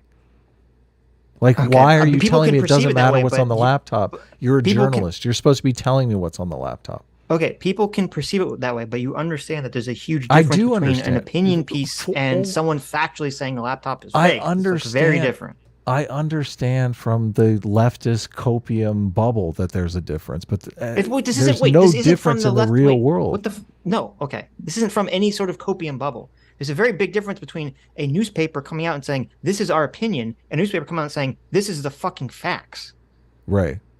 There's very different statements. Now they could have similar effects on the public, but they're very fucking different statements. But the difference is so minute in this particular case don't think it because is. of what the opinion is. The I don't see how you can say that. But. well, the opinion is basically the facts don't matter. You're saying that the opinion is the facts don't matter, so you still get to they don't give a fuck about the facts. No, they're not. No, the opinion wouldn't be that the facts don't matter. The opinion would be assuming all. You literally said. No, it would be like a summary judgment. They'd be saying assuming everything on all these claims against Biden are true, he would still be less bad than Donald Trump. Okay, Right. We're not saying the facts don't matter. They'd be saying Okay, I got you. I see yeah, the difference. exactly, Yeah. right. Right. They're basically copying to everything that they know about the laptop. Right, and they would say Yeah. even knowing everything, that's still the threshold of badness would Right. not be passed. Essentially. They should throw a picture in of Hunter Biden with the crack pipe. That would be a great clicky photo That for would the be. story. Yeah. That would be. They could make the headline right above the crack pipe. It doesn't Right. matter. That'd be a great article. I hear what you're saying, and Right. logically it makes sense, but I think we both know, like Well, no, they would. They that's didn't. still They, that's still the bottom line is didn't- that still throws their credibility under the no, bus. what you said is the reason they. Well, assuming they knew that they were lying. I don't know if they knew they were lying or not, but if assuming they did know they were lying, they didn't do it because of what you just said, because they knew that it would Yes. look silly. Yes, of course. Yes, Right, they but knew. it would be at least they would have been listen, honest though. At least it would They have been honest. knew. They did. I'm sure they did this analysis in a meeting with like 20 people. Yes. They were saying, listen, down this road, our credibility's in the crapper, but Donald Trump is not president. And down this road, our credibility's in the crapper, and Donald Trump is president. They're like, okay, if we're going to lose our credibility anyway, we might as well bury the story, right? Right. Yeah. Anyway, we got to wrap this up. We're making Joe wait, so. No, we can. We're gonna. Wait. No, we have to wrap this up. No, we can come back. No, to we're this. not editing. Just listen, okay? It'll take CT like two fucking seconds to stop here. We talk to Joe and we go back. What are you talking about? This is ridiculous. First of all, it's really I don't want to fight like we're married on the stream here, okay? The difference between CT editing this out, which she should edit this out, but she's not going to, is us releasing this clip, which is days late already. Like we should have done this on Sunday, or it's going to be another day late because she's got to edit this stuff out. What is so hard to understand about this? What is so difficult? It's okay. I don't want to. What is so difficult? It's nothing's okay. First of all, if we stop here and talk to Joe, like that's such a little amount of editing work. We're almost done. What more do we have to say about this? We've said everything we need to say. All we have to do is get to the end here. I can see the finish line. It's right there. We're running together. Because I want to talk. Like, no, let's make sure this video comes out on Friday instead of on Wednesday. This is ridiculous. How is it not ridiculous? This is completely ridiculous. What do you mean? How is it not ridiculous? The way I would frame it. Hold on. Look, this is obviously going to. You're just adding more stuff for CD to cut out. Adam. This is obviously, but look, this is. Oh no! Yeah, what's working? What's happening? I want to make just the last time we talk about this. Like it comes up every single Tuesday, and I don't know why it has to come up every single Tuesday. Like I preemptively talked about this before we even started the thing. Like why can't we just do the clips like straight through? Why do they have to be edited? What is your argument for why the clips have to be edited? I'm surprised I have to make this argument. I don't want to have to rush through or not say or cover things I want to cover because you think that will add 5 minutes of editing time to a video. Okay. To me, it's not that's 5 minutes silly. of editing time. It's like 30 or 40 minutes of editing time. It's not. And it means that the clip is going to go out like a day late. No, someone who's edited a fuck ton, okay? Yeah, but you're not editing. CT is editing. What causes editing time to take place is if CT has to go through us talking for an hour or 2 hour period and cut through, like we keep talking about tangential shit, or she's keep cutting all this stuff has to be minutes. cut out. Exactly. Yeah. This conversation is what adds time. If we said we're gonna stop here and talk to Joe for however long, and then we come back, that adds no fucking editing time. And I don't understand why that's confusing. Because I'm in Sam Harris mode, mind. I can't come back to this after I talk to Joe for 35 minutes, okay? I'm going to talk to Joe, and the Joe situation is going to go off into left field. Next thing you know, we're going to be talking about fucking MMT. I'm not going to come back to a video after I've talked to Joe for 45 minutes about MMT. That's a much better argument. You just say, listen. Well, Sitch, my brain can't go back. Okay, I can only handle so much. Don't make me go back. I don't. First of all, the reason why, like, I want to have this fight, and it's funny that it's here in front of everybody.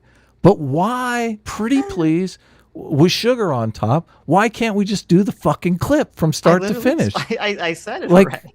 I explained it. I'm trying to do my best.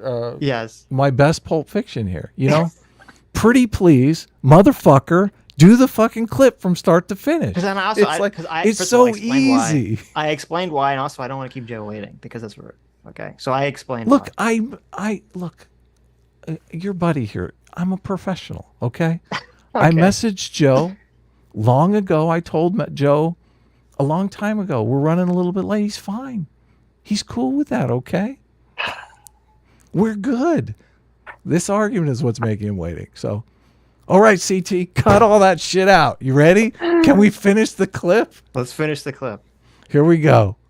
Listen, I don't care what's in Hunter Biden's. I mean, Hunter Biden, at that point, Hunter Biden literally could have had the corpses of children in his basement. I would not have cared, right? It's like, there's nothing. First of all, it's Hunter Biden, right? It's not Joe Biden. But even if whatever scope of Joe Biden's corruption is, Like if we could just go down that rabbit hole endlessly and understand that he's getting kickbacks from Hunter Biden's deals in Ukraine or wherever else, right, or China, it is infinitesimal compared to the corruption we know Trump is involved in. It's like a firefly to the sun, right? I mean, like there's just it doesn't even stack up against Trump University, right? Trump University as a story is worse than anything that could be in Hunter Biden's laptop, in my view, right? See, this is where the follow-up question should have been. Because, like, wait, I know. What do you mean? Like, Trump University, bad, scam. I know. I agree, all this stuff. Okay. But, like, worse than potentially selling the influence of the vice president? I'm curious.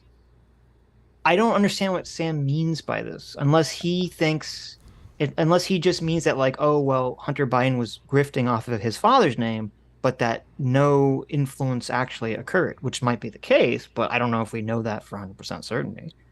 So, I mean, you argued that Trump should be impeached for a lot less than that, right? whoa. Well, Trump did. Whoa.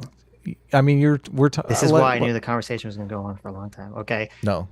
What Trump did in Ukraine was way fucking worse than Hunter Biden getting money off of his Right, father's because name, he's president. I don't want to relitigate it here, but I mean, it's not because he's president. It's because what he did was different and was far worse. Well, I don't even understand how you could say it's not. Well, I think what Hunter Biden was doing was illegal, and what I'm not sure what Trump did was illegal. So, okay, I don't know if it's illegal. Well, actually, I don't know if either of them were doing was anything illegal. First of all, your argument was that what Trump did during the impeachment, even though it was minor, started us down the road of corruption. And it wasn't minor. What are you talking about? See how. Wait. What conversation are you remembering? Okay, I said that the president of the United States, using the full force of the American government to try to force a foreign country to smear his primary political opponent, is a big fucking deal. I never said that was a minor issue. Okay. Well, I mean, like, that's insane. That's way worse than the fucking Hunter Biden laptop thing. That's why I don't understand why Sam didn't go with that. Like, why the fuck did he go with Trump University? That's the weirdest thing to go with. Right. Well, who knows if he even knows the details on impeachment? I assume he does. He's so obsessed with all this stuff. Maybe so.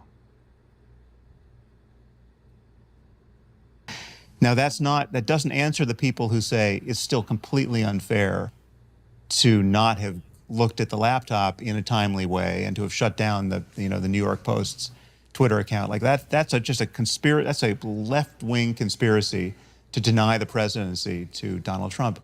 Absolutely, it was. Absolutely, right? But I think it was warranted, right? And again, it's a coin toss as to whether or not Sam, I'm sorry. That particular piece. I'm really sorry. I was the one that said we should move on, but you've just said something I really struggle with there, which is the kids in the basement. Fuck the kids in the basement. I'm interested in democracy. You're saying you are content with a left-wing conspiracy to prevent somebody being democratically re-elected as president. Well, no, I'm content. Well, but the thing is, it's just not left wing, right? So Liz Cheney is not left wing, right? Liz Cheney is doing everything in her power. You're content with a conspiracy to prevent somebody being democratically elected. But there's nothing conspiracy. It's not. It was a conspiracy out in the open. But it doesn't matter if it was. It doesn't matter what part. Okay. First of all, I think it's a terrible question, and he's giving an even worse answer. Yeah, because it is. The answer that he should have given was, I'm not saying that they should have. When you say conspiracy to prevent someone from being democratically elected, what that sounds like you're saying is that you think the Democrats or whoever should have done something to the electoral process. They should have fucked around with the voting machines or something like that's not suppressing a news story. But it was very weird the way that he worded it, and it's even weirder that Sam didn't respond to that point. Well, the implication is freedom of the press is a thing in free liberal democracies, so it is considered a huge part of the democratic process. Well, no, if the electorate is uninformed, they can't make a reasonable decision about the candidates. Yes, but that's the freedom of the press isn't the issue in this case because it wasn't the government telling them not to print the story. It was the press themselves deciding not to print the story. Right, but they call the press the fourth estate, right? Right, The and fifth they've estate, totally yeah. failed in that, Yeah, duty, obviously. Right. Yeah, so that's a problem. And I mean, it's an open question whether or not democracies can survive without the kind of I don't think they open can. sharing of information. Yeah, I would argue that they can't as well. So, Right. but I mean, the argument that people make is that there's different partisan news sources, but I mean, that's so caustic to reality. Everybody has completely different and contradictory facts, and I don't know how that is remotely sustainable. So, Part's conspiracy, what part's out in the open. I mean, I think it's like if people get together and talk about what should we do about this phenomenon. If it's like if there was an asteroid hurtling toward Earth, and we got in a room together with all of our friends and had a conversation about what we could do to deflect its course, right? Is that a conspiracy? Like some of that conversation would be in public, some of it would be in private. We have a massive problem. We have an existential threat, right? Politically speaking, I consider Trump an existential threat to our democracy, right? Now, he's not going to destroy the world, very likely. If he destroyed democracy in the process of protecting democracy... No, but that doesn't destroy... No, what I'm not suggesting, at no point was I suggesting we should stuff ballots or actually break the machinery of democracy. But we should have an electorate that's misinformed. I mean, how is it any different? How is it any different?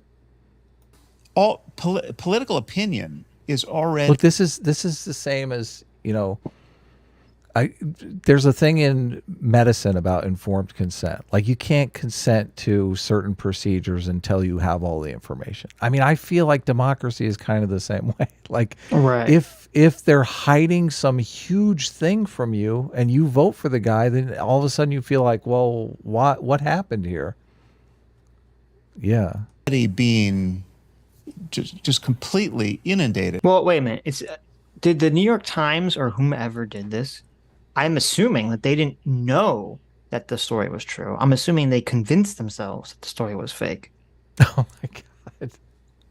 But wait a minute. That's a huge difference. Okay, because you're talking about it like as if the New York Times is sitting around in a shadowy room, like, we know that this story is real and will damage Joe Biden, so we're gonna say that it's fake. Versus a bunch of completely tribal TDS individuals who are like, this is probably totally fake, and they look at it through their rose-colored glasses. I'm sure they did. Yeah.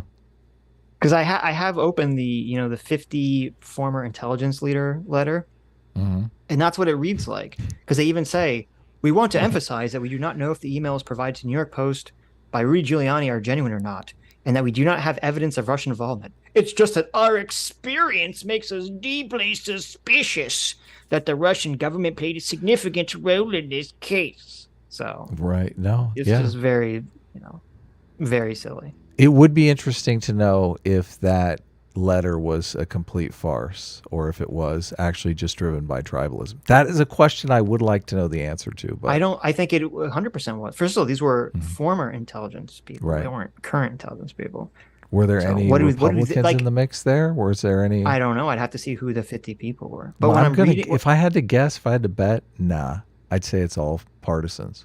When I read it, it sounds very much like, well, we looked at this and used our civilian powers to determine that it's fake. Like, it's just very goofy letter.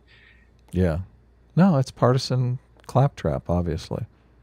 We're trying to get to a place where we don't have, monomaniacal partisans running all of our elite institutions, right? I think that's the problem.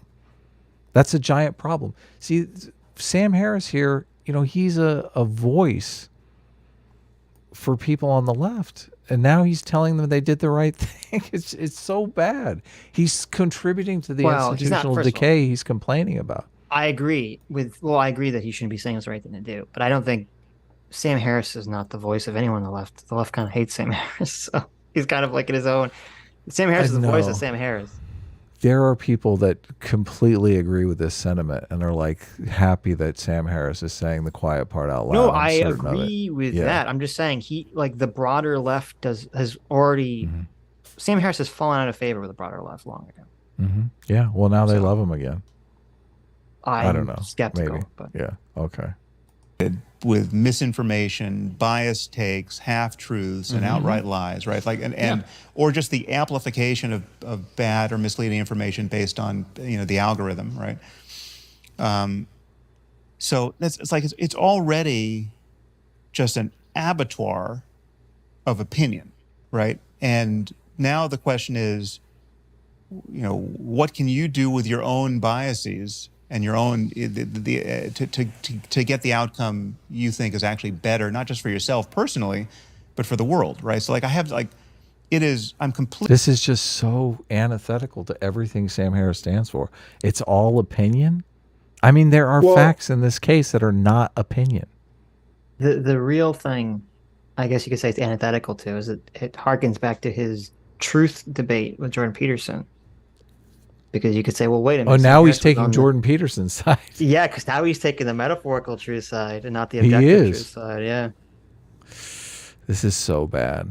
Completely unconflicted in the claim that a first Trump term was bad and a second Trump term would be bad, and it literally doesn't matter what else was on the menu. Like literally, pick a random American better than Trump in the Oval Office. Oh like the likelihood that you're going to get someone who's worse than Trump, given what I consider is bad about Trump, it's on the order of 1 in a million, right? Like you're not going to get worse than Trump if you pick at random.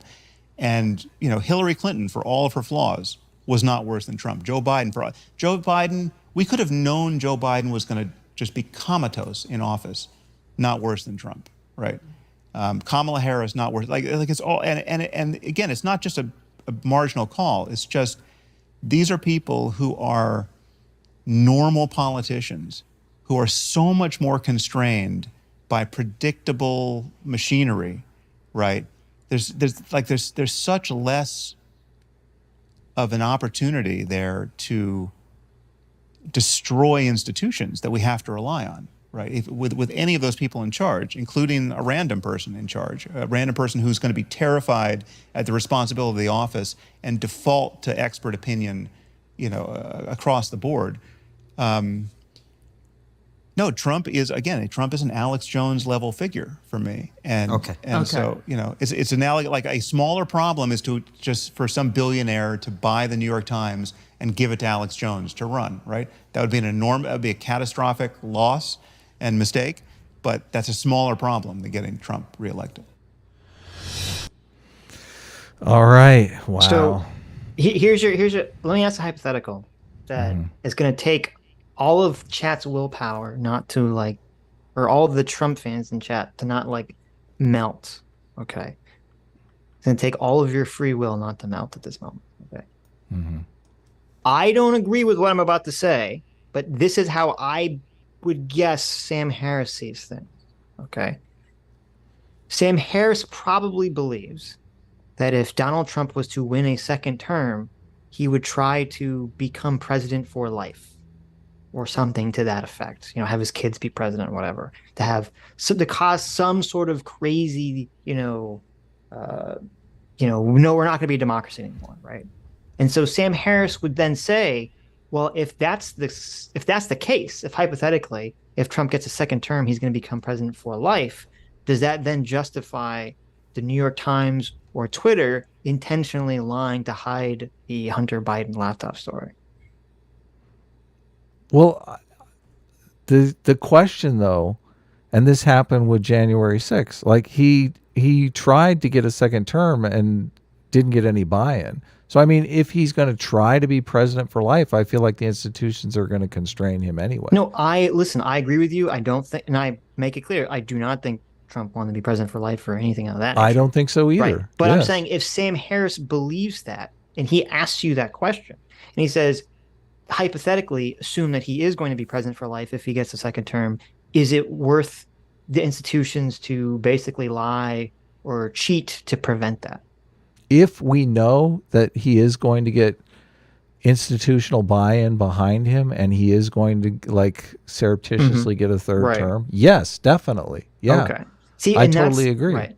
That's the But and this that's is that's the real problem. Is you that can't go off of your fucked up, crazy fucking mind, though. This is no the mind of a well, first of all- madman. First of all, we all do. So we all go off our own minds. But that's the problem. Is No, because Sam look, and the New you go York off- Times and Twitter, their view of Trump, for as bad as he was so skewed to be like hyperbolically worse that they foresaw, or at least tricked themselves into foreseeing the dark Trump is president forever future. So then it basically justifies them doing almost anything to stop that. Yes, yes, and Trump even played into this in a way that I don't think was helpful. Obviously, Yeah, with the like he fucking joking juiced him. ad. Yeah. Yeah, well, I think he got a kick out of the fact that they saw him as something that he wasn't. Right. They don't have a clear picture of him in any way, shape, or form. And I mean, I've read a bunch of books now of people who've interacted with him and have sized up his presidency and whatnot. And the whole idea that Trump is going to be this authoritarian dictator, I think he was super concerned because he didn't want to show up at the fucking ex-president's party as a one-term president. He didn't want to be sitting with Jimmy Carter off in the Right. fucking corner, right? He didn't want Obama. And Obama, the first time that comes out, Obama and Clinton are like snickering as he walks in. You know what he's going to think. You know what he's going to think. So this is the true thing that Trump is afraid of. Yes. But stupid fucking dumbass Sam Harris here, who thinks he's like the smartest guy in the room, can't see this. That's what's so incredible about this. Like it's obvious just from this clip. Sam doesn't understand selector theory. Sam doesn't understand no man rules alone. I would be curious if Sam is even willing to admit that January 6th was a big fucking catastrophe for him because he didn't get any buy-in. So I question Sam's credibility on any of these things. Oh yeah, I agree. Yeah. He's totally off on it. So any final thoughts? I'll send the link to Joe. if not. No, Sam has TDS. It's unfortunately controls his mind in a lot of areas, and it's sad. Yeah. All right, CT, cut it out. Remember, hold on. Now that the clip is done, Sitch. Yes. $100 bet that the clip is a week late or a day late. $100 bet. I guess we can't We can't really do that because I should take that bet because NCT will do we'll it just actually, to spite yeah, you. totally, yes. But Right. I mean, I'm the one that's working with CT on the clips, so I know like That's true. they do come out late, and you got to wait like a day for them to get monetized. And this story's like we're late to the party on this story, so That's what I'm saying. It doesn't matter. We're way late on this. Who cares?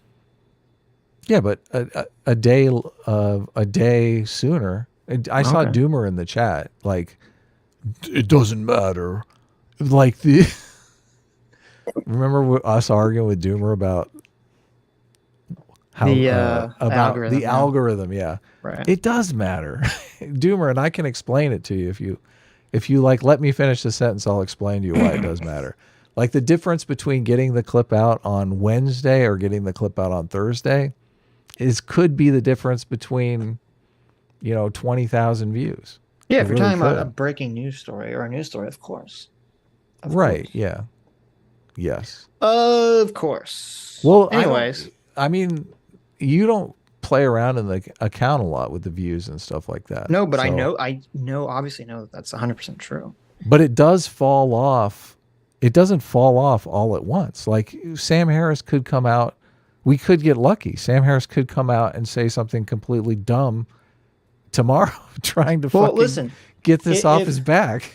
What we could do, I mean, what we could start doing going forward, if this is a concern, we can try doing like when a story comes out, we can just whenever we want during the week, just do a mini stream where we just talk about that story. Oh, And that's it. that would be. I mean, people would love that. They would get our Yeah. feedback like immediately. Yeah. Doing old news. The internet is very much about what's current, right? Right. And also so maybe we should do that. people binge watch clips because they're like, you know, this is a breaking story, so they want to get everybody's opinion on it. Right.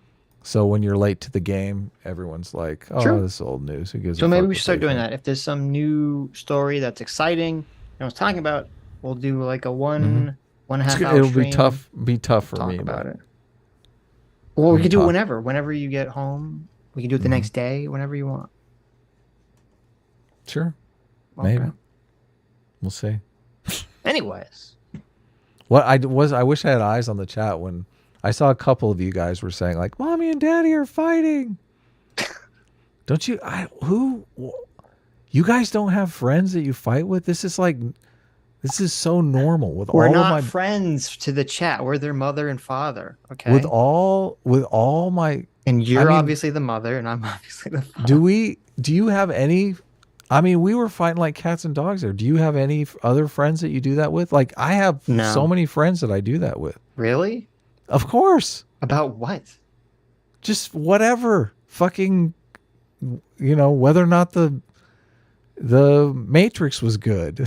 Like, I don't know. What do people argue about? No, I'd never. No, you're the only person I yell at like this. You're my only Really? friend that I yell at Adam. Yes. Maybe we have That's not healthy. Well, we have a very different relationship than I have with any other friend of mine. I don't know why. Why, of course, it's going to be different. What do you mean? This actually, the Joe stuff might end up being like supplemental because I know Joe is probably. Look at that. He's already. Joe, I don't have you on camera yet, but he's already like shaking his head. How you doing, Joe? I'm recovering. Thank you very much. I was sitting here for the last like 20 minutes. You know, like in a fetal position because I was having flashbacks to like mommy and daddy fighting with each other while I was listening to it. So, but yeah.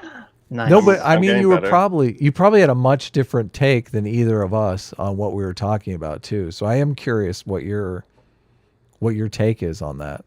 My take is I always thought Sam was a pretty smart guy, and then I saw that clip, and that was astonishing to me. It was astonishing to me. Oh, you haven't seen? He's been idea- like TDS for a That's long so time good. now. Yeah, but the idea of saying that I'm totally cool with destroying the democracy so that I can hopefully protect the democracy is just that it's moronic. I don't even understand what the hell he's talking about. Yeah. And you actually hit it, I think, Adam, where you were like, well, one thing you said, I don't remember what it was you said, but you said something when you were like assessing his so many things that he brought out that I was just like, I don't even understand how this is possibly a logical argument. And I think you're right when you say that they sort of get trapped in their own mind and just say, this is my perspective of the man, this is what I think of him, and therefore the reality of the dangers that may happen are a very, very real concern. And it doesn't matter if we're going to bring in someone who is ridiculously corrupt. It doesn't matter that we have reason to think it's corrupt. And I will correct you guys on this. The FBI, actually came out back in October of 2020 and said that laptop was real. It's not like it was a question, was the laptop real? We knew all the way back in October 2020 that the laptop was real. So, and that all the people, and you had the talking heads saying debunked anytime they would actually, deign to bring it up in conversation. But it was just an astonishing thing that you could be that terrified of Trump that he's an existential threat to our democracy. But I actually understand his philosophy is what we see in rhinos and dinos, in that it's all about the institutions. That's what motivates someone like Chris Wray or Liz Cheney or Mitch McConnell or Nancy Pelosi or Chuck Schumer, who are basically they're all the same animal, or Joe Biden. They're all the same animal, which is America has institutions, and that is what we have kept us afloat for the last quarter of a millennium, and that's what must be protected. And it's all about the institutions. And what they don't realize is that they're efforts to try and prop up the institutions and hide transparency and basically hide the ball in a world where cameras are everywhere and information doesn't take a 2-week horse ride to get across the country, but it takes, it's faster than you can actually say it. It goes around the whole globe. You can't sit there pretending that the emperor has no clothes and no one will see it. You know what I'm saying? I mean, yeah. And do you agree with me about the whole thing that their whole agenda is to preserve the institutions? Well, we have to separate something. So I don't think anyone should be defending or protecting corrupt institutions or justifying institutions from becoming corrupt or doing incorrect things. And I don't think they would look at it that way. They would probably look at it the way that democracy and liberal democracy requires strong institutions that the public has faith in and trust in, and that everyone, including the politicians, follow these institutions, and our law follows these institutions, and that these institutions, basically, if we get rid of them, if we tear every institution down, then there's nothing that's preventing democracy from crumbling into anarchy or authoritarianism or something of that respect. Mm-hmm. That's true. And so that's why I'm assuming that's why they're so afraid and why they're so protective of these institutions. But they're destroying the institutions at the same time. That's the problem. Right. Yes, that's irony, my point. Yes. Right. If you really believe that's true, and I can understand that, then the way to actually best uphold them is to expose them to complete scrutiny, as much scrutiny as possible, so that people can see that they're not shielding corruption. Right. People started turning against the police when decades ago. And here in New York, when it was looked at as if there's a blue wall, and what happens there, no one's going to know what's happening there. And whenever you take a judiciary that people start having questions about, an election process where people are putting up stuff to block people being able to watch them and push the independent observers or the two-party observers 1,000 meters away and say, well, we're giving them access. All these things that basically make it clear you're trying to hide information or suppressing a story. All of these things are basically what they're continual just hacks with a tiny little, like a knife at the institution. It's just one hack after another, after another, after another, and some of them are far more lethal type of hacks. So, for example, our judiciary and the FBI and all the hits it's taken in the last couple of years. So it's taken little hits here, little hits there, as far as are they corrupt and what's happening here with this Peter Strzok and Lisa Page and all this weird things with the Russian collusion and Michael Flynn. They're all like pretty bad hits, but none of them are the raid on Mar-a-Lago. I mean, that's a real hit. And when I say a hit, I mean as far as making the public question the legitimacy of your integrity and whether you're actually acting as the function that we're expecting of you and that your role is, rather than acting as for political ends. And those things are what tear down the democracy, is when we see these continual hacks, and the less transparency we have, the far more questions are left. We saw the same thing when it came to COVID and treatments and that. It's you have to suppress. No one can talk about it. That just makes us think that that behind the wall, there's a lot of dark crap there. And do you guys, do either of you disagree with that as far as No, I agree. And I think part of the problem is it's a self-fulfilling prophecy, because you basically have, Trump or someone else will attack these institutions either correctly or incorrectly. And then the institutions and people defending them, they go into such overdrive to protect them that they end up even if they weren't corrupt, they end up becoming corrupt in order to defend themselves. And so they kind of just fulfill the very criticism against them. And that is a huge problem. Well, they don't have any... It's weird because they don't really have any respect for the process of democracy. I do have faith in the democratic process will yield positive results, but as soon as you start putting a thumb on the scale and in effect cheating and not giving the electorate access to all the information which is pertinent, you're not going to get that process. You're going to get the elites basically deciding elections. And what is different than that than actually stuffing the ballot box? How is that any different? There is no difference because Well, Yeah. it's different, but it's bad. no, if The outcome if you is the sit same. there, let's put it like this: if you sit there and are able to convince people something completely a non-true picture of what's happening because you're hiding the fact that, let's say, imagine like Joe Biden was literally Bernie from Weekend at Bernie's, and you're hiding that from the public. Imagine it. Yeah, I mean, I'm just saying. It's like, I mean, I feel like we're living it. We're just gonna hide that from the public because that really wouldn't play so well if they found that out. And it's like, at what point? And this is the problem with what Sam Harris was saying, because he was like, well, I'm not okay with ballot boxing. I'm a ballot box stuffing, but to trick people into thinking that Joe Biden is not nearly as corrupt as he is, that's okay. Well, once you start going down that slippery slope, that's your subjective opinion as to where the line is okay. But the next guy coming along is going to say ballot box stuffing is legitimate. You know, Sitch, I think you asked if we thought he was going to become some dictator for life. So would that justify what he's doing? No. I said if you knew with like 100%. Yeah, you have to have the time machine, obviously. Right. Obviously, if you think it, you shouldn't do something just because you have, your own thoughts could be incredibly flawed, obviously. Okay, yeah. And that's the age-old question of, if you go back in time and kill Hitler, what happens, right? Yeah, would you do that? Is that the right thing to do, to kill him as, an infant? And I mean, that's obviously. It's the same. It's the same question. And in that situation, you say obviously, but that's because we have the certainty. Yeah, exactly. That's the problem, exactly. Right? And there's no way you can have that certainty about anyone. So, Joe, did you just come out in favor of abortion? It sounds like you did. I didn't say in the womb. Yeah, the second the Hitler baby comes out, then you kill it. It's okay. I didn't say in the womb.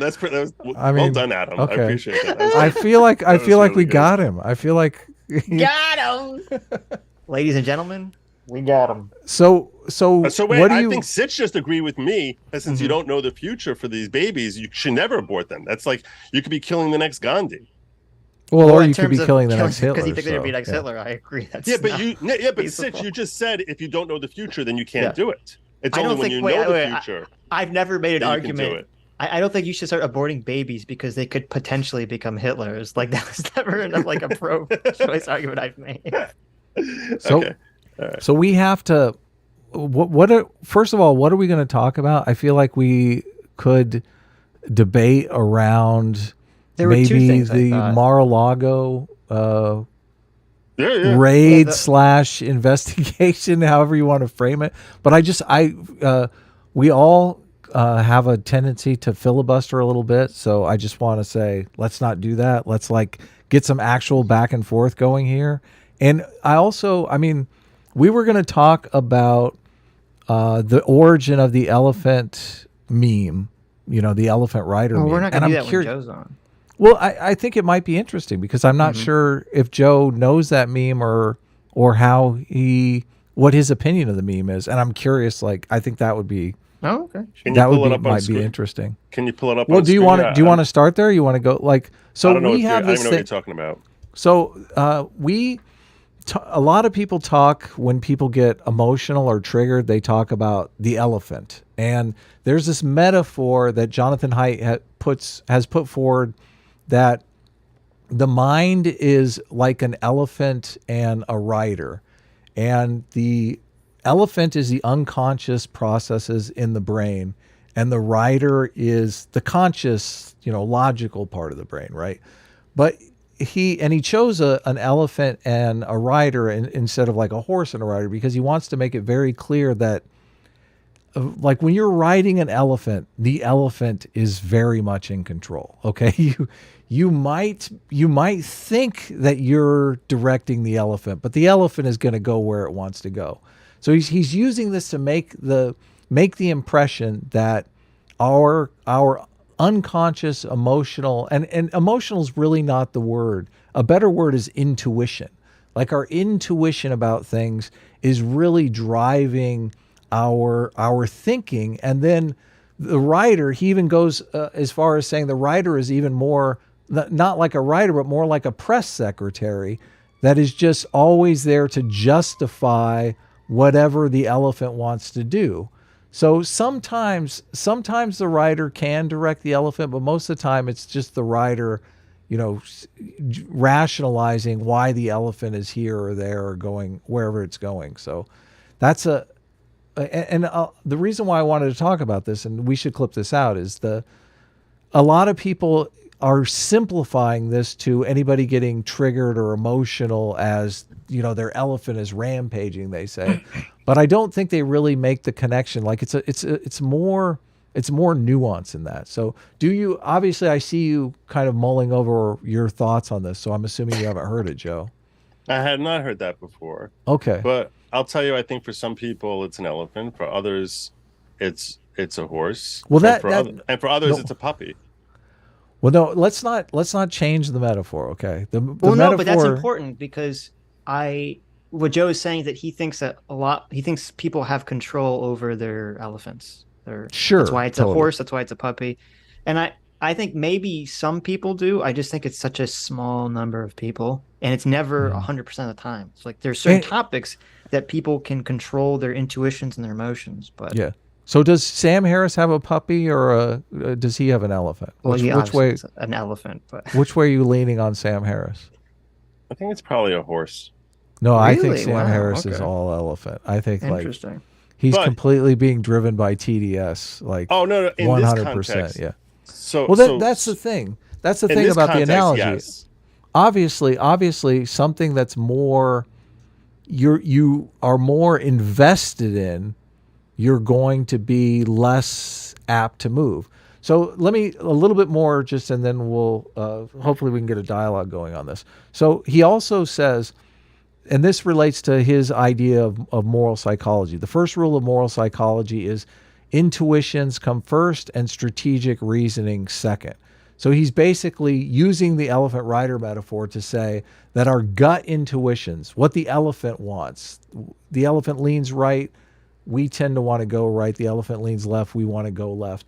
And our cognitive apparatus comes in after the fact, like a press secretary, to justify those initial intuitions. And I feel that's exactly what's happening with Sam Harris. Sam Harris has this intuition that Trump is the next Hitler. I don't know why he thinks that or where the intuition comes from.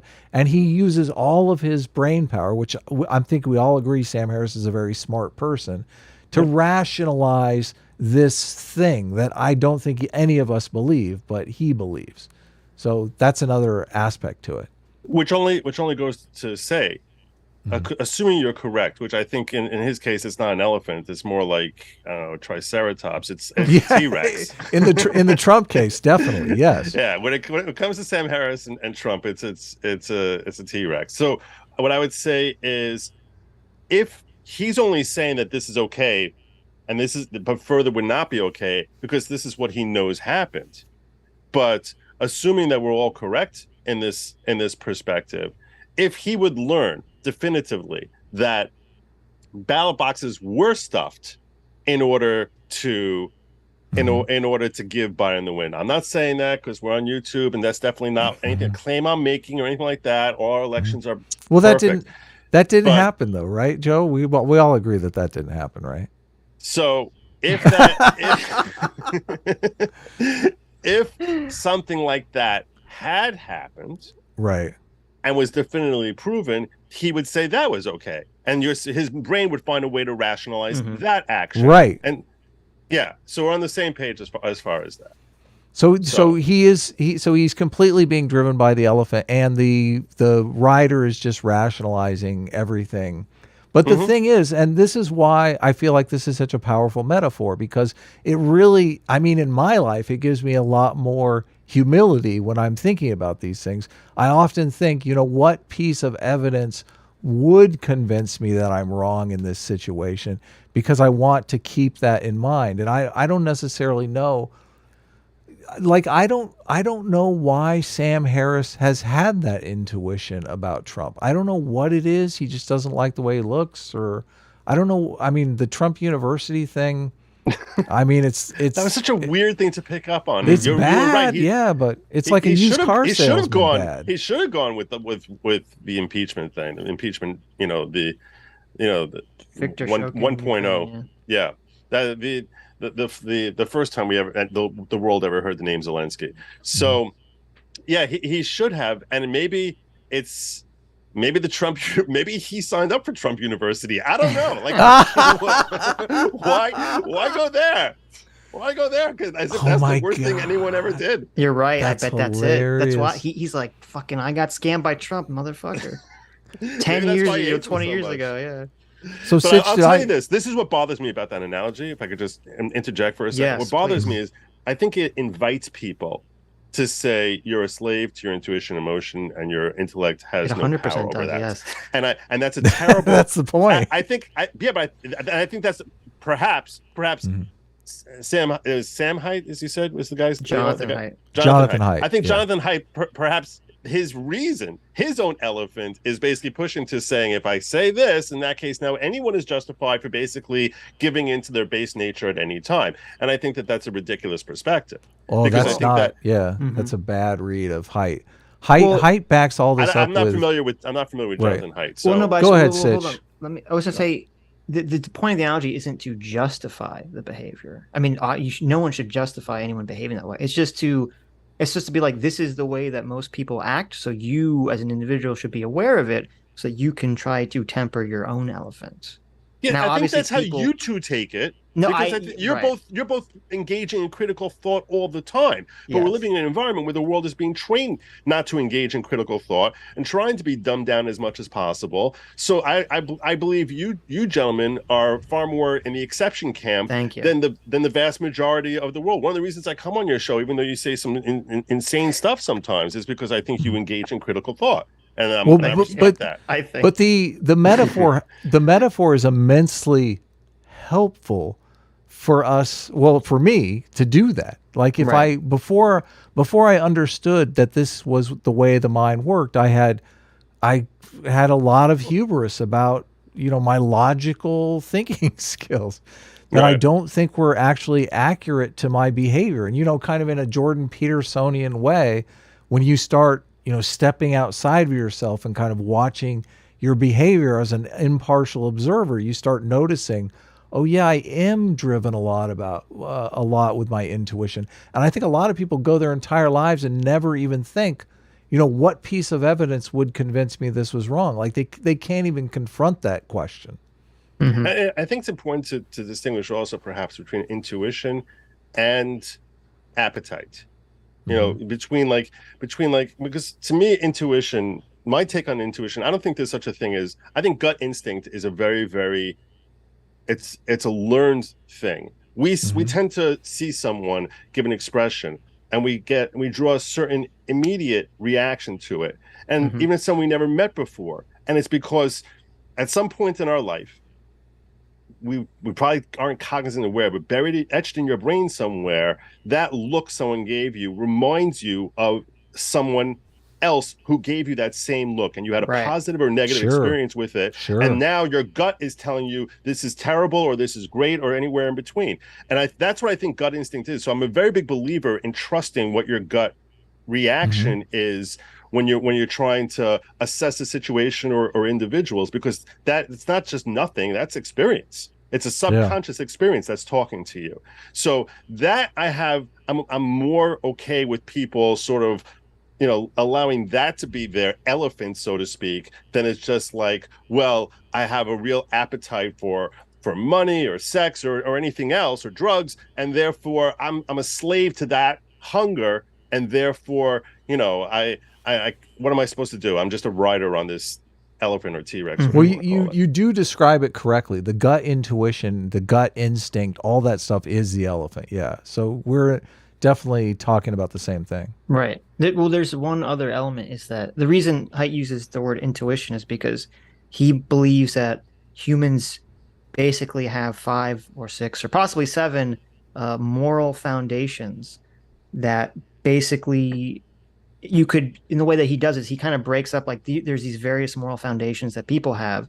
And if you measure it, you'll find that like people on the right tend to be activated by certain moral foundations, like dignity, and what are the 3 that the conservatives are activated by, Adam? It's fairness, cheating.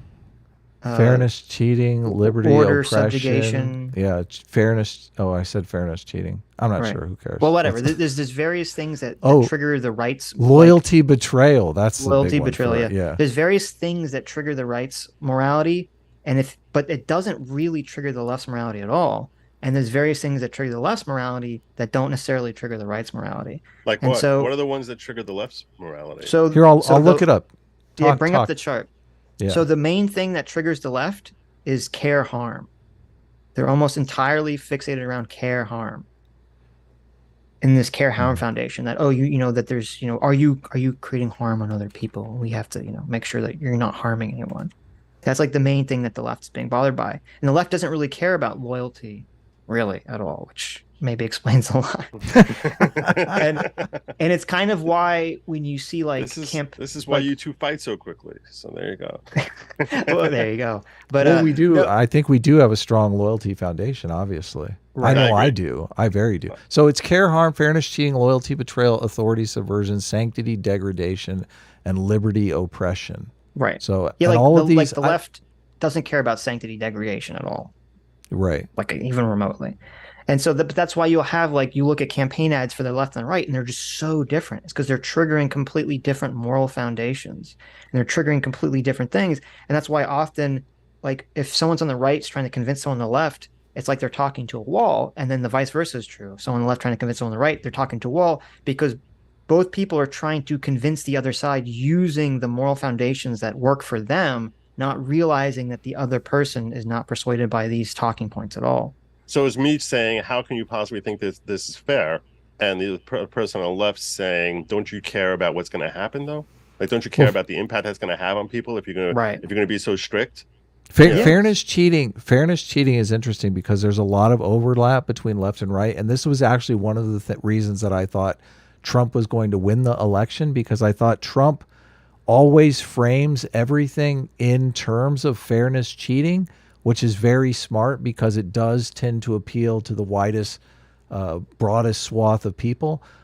If there's a conflict between fairness, cheating, the left will default to care harm, which the right doesn't necessarily default to care harm. They default to authority, subversion, liberty, oppression, loyalty, betrayal. They default to one of the other things. But the left is just completely obsessed with care harm, which I'm pretty sure you have seen that and agree with that. The authority subversion is difficult because the left doesn't even respect authority at all. They fucking hate authority. So well, I think that's changed a lot as far as the subjecting ourselves to authority. True. Largely because a lot of people on the right don't trust the authority. I mean, they've really damaged their own integrity. Right. If you asked me 15 years ago, I would swear by the police and our government, our institutions, and I don't know if it's, and I definitely have moved far away from that, where I'm I think our institutions are corrupt. I think that if you ask me to name 5 politicians who I think really mean it, mean the things they say, I would struggle to come up with more than 2 or 3, and that are not all about the power. At the end of the day, money and power are going to be a motivating factor for everyone. We understand that, but that if they have any belief, any real belief in it, or they just preaching to their choir. But when you say fairness and cheating are what the one overlap that we have, perhaps that explains the public at large's unanimous reaction to the Depp trial. Because I think that I was so shocked to see how many people on the left were willing to basically come over and recognize that Amber Heard is just a psychopath, and it was, to me, it was very heartwarming. It was very inspirational to think to myself, you know what? Well, I'm not as different from half the country as I thought I was 2 months ago.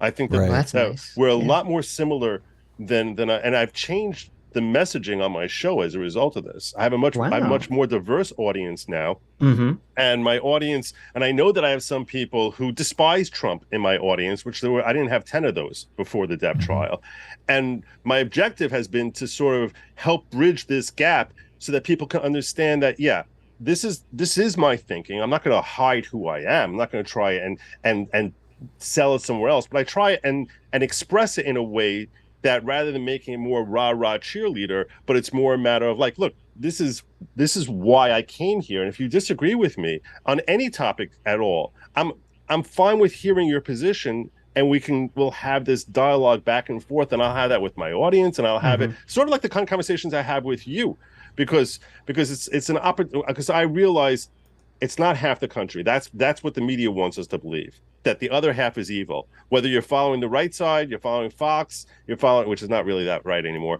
but you're following Fox, and you're following Newsmax or OAN, or if you're on the left, following MSNBC and CNN and everyone. So you're basically trained to think that the other half of the country are either evil or idiots. Yeah, that's all elephant right there. Yeah, that's all intuition. Yeah, yes, it's totally. It's playing to the elephant, and you're good. You're one of the good ones. Stay with us. Stay with one of the good. Stay with us, the good ones. Don't go over to the dark side. And what I came to appreciate is both sides are trying to divide us. It's not left versus right. It's the super powerful, super wealthy who basically recognize that by having us divided, they can have far greater control and far greater power and money. And that doesn't mean I'm out for a witch hunt. I'm not going to be sitting there as Occupy, the next Occupy Wall Street, trying to take down the 1%. But I think that we need to recognize where we are being triggered into being divisive, rather than we actually having as great differences as are being project us by the public. I'm doing the whole monologue thing you didn't want me to do. Sitch, okay. Do you have any final thoughts on Elephant Rider? I think, well, not on that specifically, but I think it's important to point out that Joe has just laid out that Amber Heard, being a horrible, abusive piece of shit to Johnny Depp, has saved the country from civil war. Yes. So thank you so much, Amber Heard. Thank you for suffering under her boot, Johnny. Yes. Johnny Depp was the hero, the sacrifice we needed. Johnny Depp suffered for us. So thank you, Johnny Depp. Bless you, Johnny Depp. No, but I want to give mad respect to you, Joe, that you took that situation and you looked at that and you said, wow, this completely changes the way that I view the world. Because I don't even think most people have the capacity to do what you did. Well, thank you. Thank you. I'm just trying. If we have a great deal of influence, far greater reach than we recognize, and I wish you nothing but blessing that your influence should reach 10 times what it is over the next 2 or 3 years. I hope you guys grow and become phenomenally successful and far more influential, because the type of dialogue that you foster here, I think, is very, very important. People come for the fights. Yeah. Right. But they stay for the glasses. So what is with well, you don't like my cool glasses? You don't like the glasses? No, I mean, look, you look badass. I'm not going to kid you. The first time I saw it, I was like, it is totally badass. Here, I'll switch it up for you. I should be more professional, Will. Talking to you. Oh my God, no! What's up, Joe? That's creeping me out. That's really creeping me out. What? You see what I have to? You see what I have to put up with, Joe? You see what I have to put up with? Oh, wait a second. I was trying to be professional. Yes. Here we go. I love it. I love it. All right, guys. Yeah, he's a real old man. Yes. But you guys, I'm competing with Joe now. Look at Joe. How's this look? But Adam is jealous of his inability to grow facial hair, but okay. I assume that you had thick. I assume Sitch had thick beard. Like that's just what I pictured. Sitch does. No, definitely. I shave it. No, I'm stubbly. I always shave it. I don't like to grow it out. But you could grow a big beard like that. I could if I wanted to. Yeah. I only learned last week that Sitch was a member of the tribe. I did not know that. Wait, this is like the first thing I said to you. What do you mean? Look at this. I totally forgot. Oh, the first time we had you on, I was like, Joe, I forgot. fellow member I wasn't of the tribe listening. like me. There you go. That's true. What about me, Joe? Did you think I was Jewish? Yeah, you have a Jew written all over you. No, I'm kidding, obviously, but yeah, but you saw that cartoon, Sitch, right? I thought it was really great. I was very. Oh, the airplane? Yeah. That's it. Getting reparations from the Egyptians, yes. Yeah, I thought that was hilarious. I was afraid to share it. I thought it might be anti-Semitic. I was like, no, share it. Get it out now, because you have. I'm the only other person in there, so get it out now so everyone can see it. Don't be afraid to share it, because I happen to love the drawing and everything like that. And to me, the funniest part of it was when you pull it up. I'll pull it up. Yeah, sure. Go ahead. The Keep background talking. sign says that like economy class is the best class. That killed me. That totally killed me. That's not anti-Semitic. I mean, Of course come it on now. is. Of course it is. But it's like it's like you need to lean into things that are hating on you. Nick Rekieta became a legend because of his nose, because he leans into his nose. So yeah, okay, fine. Economy class is the best class. Here's the great. most anti-Semitic part of this meme. That penis is obviously uncircumcised. Come on, guys. Come on, guys. What are you doing? What are you Somebody doing needs to taking an circumcise that uncircumcised? airplane. Yes. What are you guys doing flying uncircumcised like that? Ah, Who drew that? I already forgot. I'm not sure. Let me look. Give them credit because it's a great drawing. Yeah. But no, that's, It I mean, is. that's what I thought when you were on before and you were talking about like your experience, with all your Torah study. It was so interesting to me because like I'm like, I was bar mitzvah, but I was like the laziest Jew by comparison. I was very lax compared to your upbringing. That's okay. That's all right. Are you actually Jewish, Adam? No, of course not. I don't know. Adam's Well, not Jewish. Why would I say that? I don't know. That seemed vaguely anti-Semitic. No, I'm not Jewish. Don't worry, I didn't take offense. Adam wishes he was a member. Okay. I know. I'm just Sadly. like, Sadly, he's not. Yeah. they got all this cool stuff. They get like 10 Matzo days of balls. Christmas and Yeah. Yeah. and they That's pretty much all it is.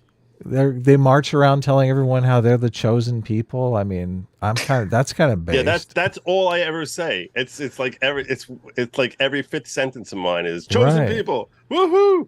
We actually have a Sitch and Adam bingo card, and one of the bingos is Sitch saying he's one of the chosen people. Yeah, exactly. Yeah, you know what I think is anti-Semitic? I think it's anti-Semitic when people try to use Torah or Judaism to try and justify whatever ridiculous agenda they have, which is so the opposite of anything Torah says. I've seen it as saying like the Torah supports transgenderism.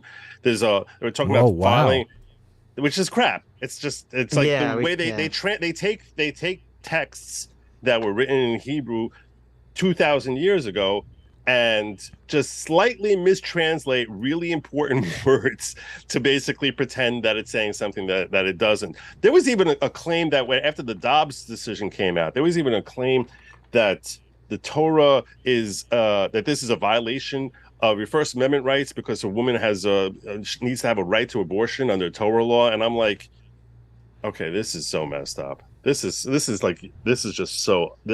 so completely wrong, and it's like that bothers me when people try to bastardize Torah in order to claim that it fits their political agenda. When, if anything, it implies exactly the opposite of what you're claiming, which it does in those two circumstances. Because when it comes to abortion, the Torah perspective on it, the Jewish perspective on it is the life of the mother always must take precedence, the life or limb of the mother. So if like she has some sort of hormonal thing as a result of being pregnant and it's going to cause her to lose vision, that would justify from a Jewish perspective being able to get an abortion. Right. But it would create an opportunity that, in that circumstance, so, it would create an opportunity that she would go to, a rabbi in traditional times, and basically she would explain her situation. He would say, yeah, go ahead, get it. You have a right to get an abortion.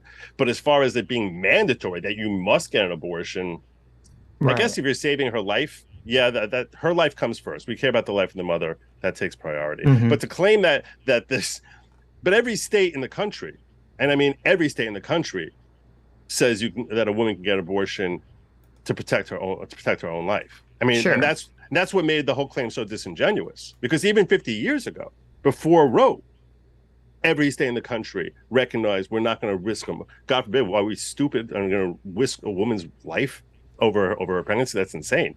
So it was entirely consistent with Torah's perspective, and that's why to claim otherwise, I thought was very disingenuous. That's the sort of thing that I think is sort of anti-Semitic, when you take things and lie about what it says to promote something. That bugs me a lot. So Zero Fucks drew that comic, so thank you so much, Zero Fucks.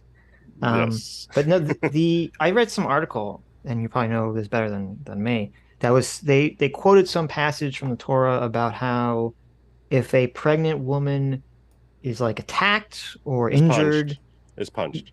Or I guess punched, yeah. And if the baby kills the / fetus fetus. dies, Mhm. that it's not considered like murder of a person. It's like considered property damage or something. And that was That's sort of the correct. excuse they were using to say that Right. the Torah justified or says that it's not like a human life.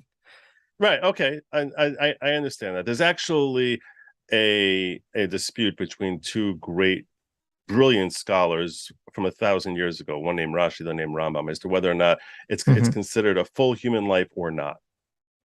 So, because of the issue that happens within the situation of the pregnant woman is there's a recognition of the fact that it's not out, the baby's not out.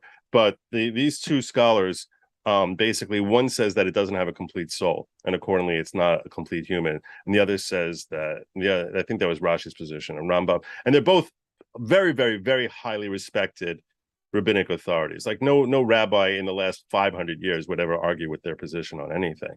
So, yeah. So the question, that's why, in fact, quite the contrary. What the way Jewish law writes it is, in these circumstances, that's where you're allowed to authorize that it's permitted to get an abortion, which the clear implication is otherwise it's completely verboten. It's not like, right, but I didn't mean to drag you into Dobbs and abortion, but it's okay. I know you guys don't like talking. You about always topics. do this. What's we up, talked about Joe? abortion are last you, time, didn't we? Joe, are you obsessed with abortion? Okay. I came in Just here, you guys start protecting the asking me babies. about the election, and I'm like, I had this conversation on surrounded by eight of you people, and that was the last time you were on. Yes, right. yeah, 8 yeah. of you people. What does Yes. that mean? You just No, called you know me that a means. Jew. You people. What are you saying? That was great. All those people weren't Jewish, Joe, obviously, but I mean, Yeah, I don't think any of them were. yeah, I don't think. I wasn't saying you people, you Jews, I know. idiots. Who was the guy who was going the hardest about Trump? Pisco came in at the end. Pisco, that's it. Was Is Pisco a Jewish name? I don't even know. No, maybe he's Jewish. I don't know. I don't know what his could actual be. name is, but he is a lawyer, so he, who knows? Yeah, he's a lawyer. But no, so well, there were two things. There was the Mar-a-Lago thing, and also someone said that you covered we were arguing with Doomer about gender ideology or something. I don't know if you want to talk about that's Yeah. interesting. Yeah. What happened there? What about it?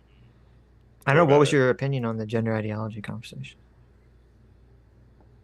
Yeah, what did we get Were wrong? we right? Were we wrong? Oh, that. Yeah, I was thinking about that. I wanted to come in when you were talking, but we're going back now, like 6 Oh, weeks we ago. don't have to talk about it if you don't want. No, I'm okay. I'm okay talking about it. I don't think anybody is born. I don't think there's any logic to say that someone is born in the wrong body. That doesn't. Sure. Right. To me, that's an illogical perspective. Well, I mean, currently, Mhm. I understand what you're saying. That's true. Currently, there's this. It's believed that there's something called gender dysphoria, which makes people feel like they were born the wrong sex, really, and that it's believed that that feeling is like you're born with it. It's biological. They found, that it's highly correlated in identical twins and not as much correlated in fraternal twins, which would seem to imply it's more biology than their environment. And the question is, well, what do you do? Like, they're not exactly sure what causes it. Obviously it would be assume something in the brain is going on there. But so that's, I guess, that's what people mean, I think, when they say born in the wrong body. Yeah, but gosh, this is so aggravating that I even have to explain this. I wonder if these people ever heard of a tomboy. You never heard of a tomboy? Of course, my mother's a tomboy. Yes. What I'm saying is there's some women who are born with more typically aligned masculine type of interests or tastes, and some men who are born more feminine type of tastes. That doesn't make them the other gender. It's ridiculous. It's such a ridiculous. That's like saying that Adam has a blue chest because that's what I see when I look at Adam's chest right now. So it's like, what does that even mean? It's such a ridiculous thing. And we create an environment where we foster that, there's some people foster that as soon as we see any indications that this person might be unusual in that they're actually really trans or gay or anything like that. There's sort of like a push. And I'm not saying I'm not saying that's how people end up getting there, that everyone ends up getting there. That's not my claim. But that we are fostering a society where it's like there's almost an encouragement, like you're now uniquely special. And I think that type of society ends up leading countless children towards a life of complete misery. I think it's a form of abuse, because I think you're basically pushing someone for, like holding out a cookie before them. You're going to get all this special attention if you put on this dress, Timmy, and you love wearing mommy's clothes inside. Why don't you, everyone should see this as who you are and start accepting the fact that, maybe you really are a girl. And then they, and they're little kids. You can convince a little kid to say or believe anything. If they believe in Santa Claus or the Tooth Fairy, like, why are you trusting them? They think that's real. Why are you trusting them that they know their gender better than their own body does? Especially when they're around parents who, unfortunately, too frequently are encouraging them to think that they're the opposite of whatever their biology indicates that they are. Yeah, I mean, we both share that exact concern that you've laid out, and that I agree completely that I think our society currently, especially social media, is definitely rewarding people for coming out as trans, and even in some cases pushing people to transition if they have any questions about whether they're a tomboy or they're feminine male, or whether they just what I get concerned about is that I hear like a lot of young girls who just seem to be uncomfortable with their bodies when they're going through puberty, and then they confuse that to thinking that means that they're trans, when that's really the normal experience for everyone going through puberty. And so I do think that this is going to be a huge problem where 5-10 years in the future, we're going to look back at the amount of kids that transitioned, and it's going to be thought of as like, when we were handing out lobotomies and electroshock therapy, like candy, and we're like, holy shit, how do we, do this to so many people? And so I completely agree with all that. The only thing I don't agree with, well, I'm not sure exactly as to whether you're saying this or not, is that I do think that there still is some very small amount of people that are not tomboys, that are not feminine men, that do have this thing that we call gender dysphoria. And I think the difficulty is trying to separate that from the people that don't have it. Sitch, have you ever heard of Napoleon syndrome? Yeah. Do you think we could describe that as height dysphoria? Like, if we could give Napoleon like another foot of height, could we have like completely restructured all of human history? Well, so that's not even true though, right? He wasn't actually that short for like. Oh, really? Yeah. Then why do they call it Napoleon syndrome? I don't know where that meme got started, because he was like 5'7", I think, which was kind of average in that time period. So really, I mean, 5'7" is not. I mean, well, but people getting taller because health increases, but. Right. Yeah. Exactly. But if we could put Napoleon, a 6'5", maybe he doesn't invade. Right. Maybe. Yeah. I don't know. No, but I think it's the question you're asking me, but. Well, I only say it because I do think this whole idea that you're born in the wrong body. Well, no, I think a lot of people suffer that's not what's from happening. that. That's like I agree with Joe. That's a silly thing, but it's kind of like saying you're born in the wrong body is like the low resolution public understanding of a medical condition. Like no one's born in the wrong body. Okay.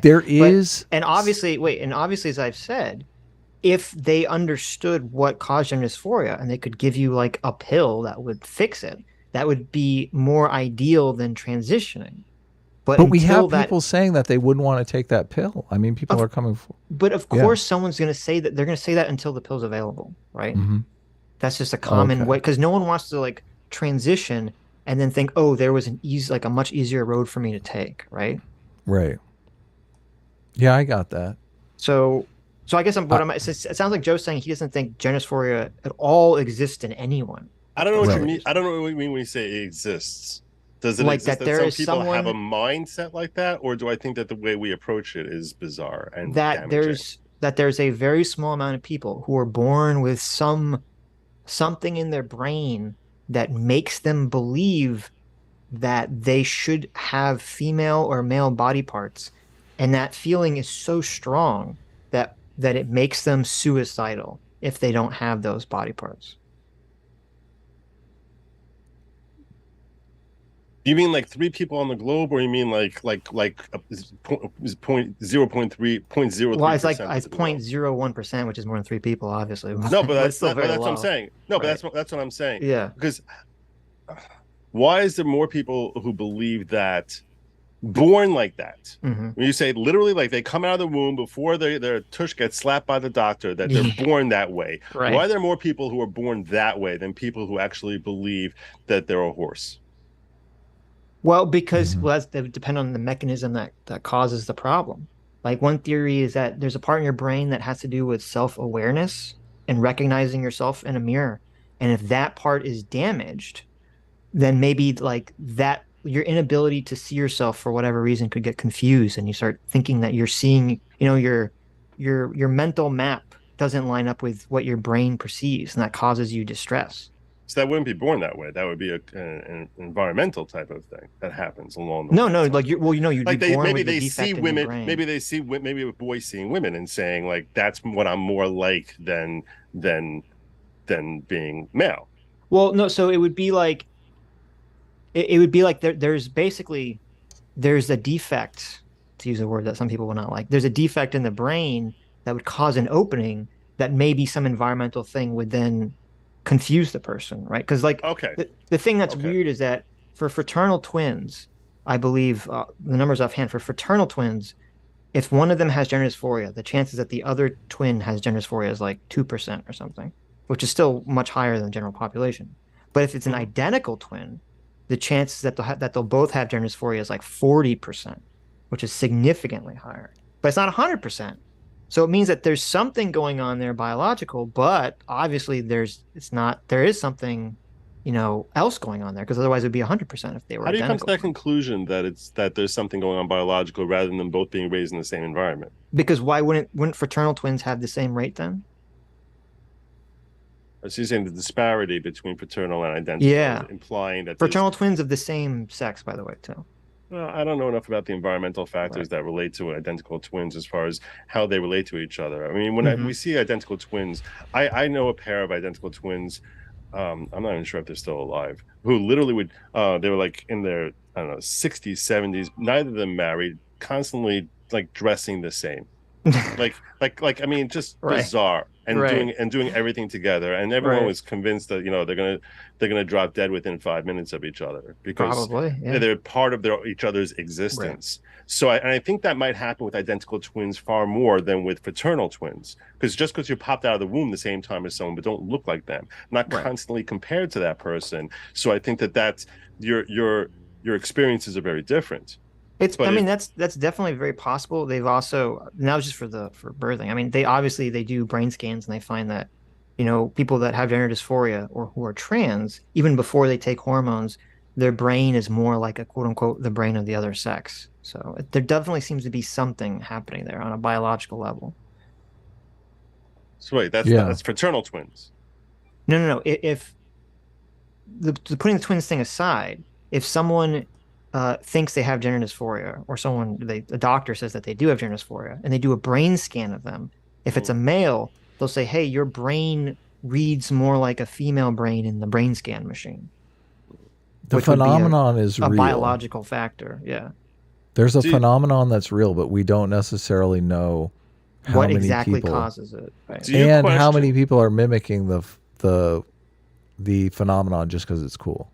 Right. At a certain point, do we question what these people who are claiming that condition X is biological and would benefit greatly as far as how society would see them if indeed there was scientific, and I don't mean science in the way that word has been bastardized over the last few years, but I mean genuine science, not social science. I mean actual medical science that would say, here's the genetic code which some people have, which is shared by people who have that type of condition. So in that case, do you think that the failure to find such a trait, despite scientists investing so many countless efforts to locate such a thing, at a certain point, do we come to a point where we say it's just not there, it's just not, and it's not biological?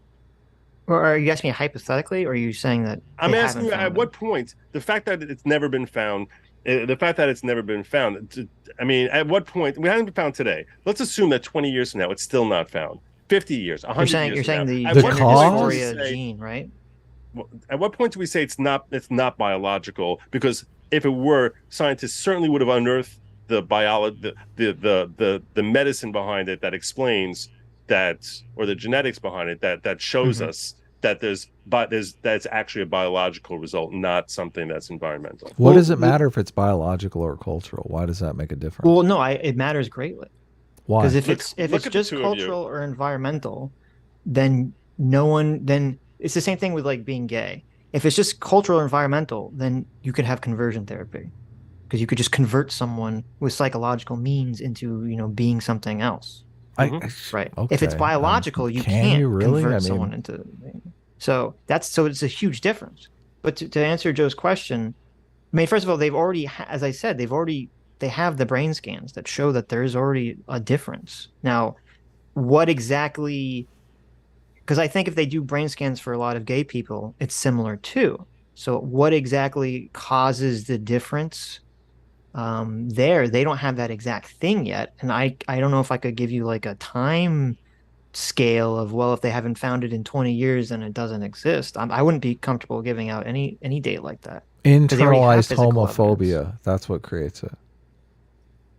Internalized. I mean, what do you not It's believe? what? Do you not believe that these brain scans exist, or that they're real, or that they show anything valid? I mean, you brought in homosexuality, and on a political perspective, my position is, if someone is gay, that is not my business. It's not your business. It's not the government's business. Let people do whatever the hell they want. It's not my concern.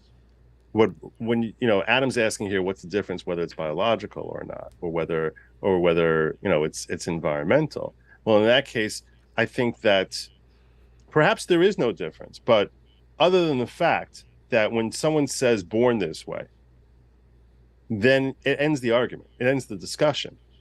Because, as Sitch just pointed out, you're kind of an asshole if you're going to punish someone for the way they're born. Right. Yeah, because it's immutable. Yeah, it's an immutable characteristic. What kind of jerk is gonna hate on someone for their immutable characteristic any more than you hate on someone for having green eyes? It's ridiculous. Why would you hate on them for that?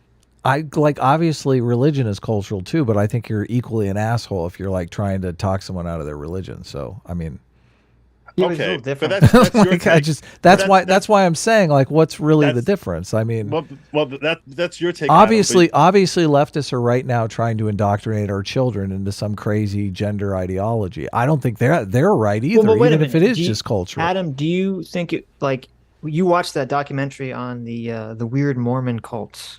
Yes, Where they yeah. they had the old man had all Yeah. the Be 70 Sweet. wives. Yeah, the Be Sweet documentary. My God, oh Right. God. Yeah, you wouldn't feel like an asshole trying to convince one of those women out of that religion. Well, so many of those women convince themselves out of that religion. I know, You but I'm didn't- saying if there was a lot of true believers, though. I mean, I would make an effort, to Right. show them that there was a better life. But because I feel like they're literally in that situation because they're being lied to. Which Well, I don't know if the people at the top. I'm assuming the people at the top believe their religion is true. I don't think they Right, but- think they're lying. but they're completely brainwashing them. They're keeping them away from media or anything where they can see how other people live, so they could compare. Right, but they think that that's because that's how you go to heaven. Yeah, but the comparison I'm making here is kind of like Christianity versus Judaism, where both I understand are it, but so equally acceptable. Right, when you say talking someone their religion makes you an asshole, well, it depends what their religion is, right? So Well, I guess you're right to a certain extent, yeah. But I feel like the dishonesty component, and Joe, this is 100% elephant rider here. Like I have a gut intuition. I have a gut intuition that I believe in freedom, and those people are completely being subjugated by that fucking bastard. So my gut intuition is like, free the people. But I'm always going to come down on the side of we should free them. But I don't know that Christianity or Judaism. I mean, you guys can tell us about the Judaism. Are you guys being, are you guys being subjugated by your religion, or is it pretty cool? I find being an Orthodox Jew to be actually very liberating. I don't even understand. Can you not leave out the house anyone... on Saturday? That does sound pretty subjugating. Like, what's no, how deep does the rabbit hole go? You just can't drive a car. Right, you can't drive a car. Right. You can't drive on Saturday, Joe? You can walk. We might have to talk Joe out of his religion. Well, I guess sounds like he's... nowadays it's easy because you can just get an Uber, right? No. Yeah. No, you can't use an Uber? No, we don't. Oh, look at this! Can you use your phone? Are you allowed to use your phone? Is that? No, we don't use any electronics. Okay. Wow. I mean, if electronics are on, they'll stay on, and if they're off, they stay off. So if lights are left on, they'll remain on. Some people will have something called a Shabbos clock, which is like a timer thing, which will basically turn it on and off. But we're technology. We're not allowed to engage with electronics. Okay. Right. So it's like, because I know there are some places where like the elevators, they'll just stop at every floor. Automatically stop on every floor. Right. So you can go inside. You just don't press. Wow. So it's the you can't interact with the machine in any way. That's right. You can't affect the machine, ultimately. So so wait, what if you set up the Uber to come pick you up before and sunset? They open the door. I mean, look, what happens realistically? No, I'll tell you where that comes up. Where that really comes up is when you're dealing with a medical emergency, or a woman goes into labor, or something like that. Yeah. So, because we actually our position is that Shabbos takes a back seat towards protecting health. That health comes first. Right. And that's not just like Shabbos is taking a back seat. It's actually considered a way of fulfilling Shabbos is to actually disregard the normal rules of Shabbos in order to protect a human life, because that's how precious human life is. So, but it's liberating because I don't look at my phone for 25 hours, and I have the ability, and it sort of forces you to reinvest in your family and your community, where you're basically you're sitting around a table. The one time a week I sit around a table with my family and have lunch, dinner. Is Friday night, Saturday afternoon. That's really bonding time, like deep conversations and enjoying each other's company and learning to appreciate each other, which I don't know how families in today's society find the opportunity to do that and actually develop genuine connections if you're not experiencing that. That's why when I say it's liberating, some of you might have thought I was just blowing smoke, but I'm not. My life would be much, I believe it would be much, much less rewarding if in fact I was not a practicing Jew. Sure. Okay. I mean, I don't want to talk to my family, so I find it oppressive. But just kidding. It would be bad to talk him out of that. It sounds like it's working for him. So thank God. Yeah. So, are you religious at all, Adam? No, not really. Yeah. He's a dirty atheist. Not at all. Do you believe in God? No, I don't believe in God. No. Okay. Yeah. Disgusting. Ugh. I mean, I believe in the concept of God, which... What does that mean? I mean, God, creator of the universe. You don't believe I understand. That. You understand the concept. You don't believe. So you think everything happened organically? Well, wait a second. If we live in a simulation, there is a God. Okay, he's the guy that created the simulation. Right? Yeah. Did you see that they think the Big Bang theory might be wrong? No way. Because of the new that's what crazy. Is it? The new telescope satellite they put out there. I forget, the Weber, whatever it's called. Really? Holy cow. It doesn't, when they can see the way the far out galaxies are, they're not where they should be, and they don't look the way they should be if the Big Bang was true. So man, wow. Such a great clickbait article, a headline for an article. Telescope proves God exists. Well, oh, that would be. There you Sam go. Harris would be very angry at you. Yes. Yeah. Maybe that's why he's so bitchy about the whole Trump thing. He's just in a bad mood. Maybe so. Mm-hmm. Yeah. So if Big Bang Theory gets disproven, does that mean that now there's a God? Or no, obviously that doesn't prove that God exists, but it just means that science was totally wrong about all of that. If evolution gets disproven, then we're in trouble. Really, if evolution then we're really screwed. Yeah, then me and Adam are personally very screwed if evolution is disproven. When I went to school, the big mystery. Do you believe in evolution, Joe? I don't know. You don't? Okay, interesting. What I'm That's saying weird. I thought you would. I thought, yeah. I mean, I think that ultimately everything was created, again, God's hand in it, but that doesn't mean that doesn't mean that, you know, he didn't use evolution as a process. Yeah, Of course, right? Yeah. In the development of the world. So that's why you asked me that question. I have a lot of questions on evolution. I have so many questions on evolution, like the development of the human eye that Darwin himself said that could not possibly happen. I have questions about how unlikely it is that a living atom, a living cell would ever naturally come together and whatever murky type of chemicals existed there, when it takes our most brilliant scientists decades to figure out how to do that for the first time. Yeah, when we know what the recipe is, and we know what it's supposed to look like, and trying to recreate that required so much freaking effort that the idea that just randomly happened is kind of, to me that's a much bigger leap of faith than saying that someone did it. See what I'm saying? Like, to me, I think that being an atheist is a bigger leap of faith than believing in God. If you want to, what sounds more likely to me, I'm like, I don't know. To me, someone actually controlling, orchestrating it makes more sense. Well, I don't. Darwin. I mean, I would like to see where you think Darwin said that the eye couldn't have evolved, because that seems. I'm not sure. I believe. I'm not sure I believe Darwin ever said anything like that.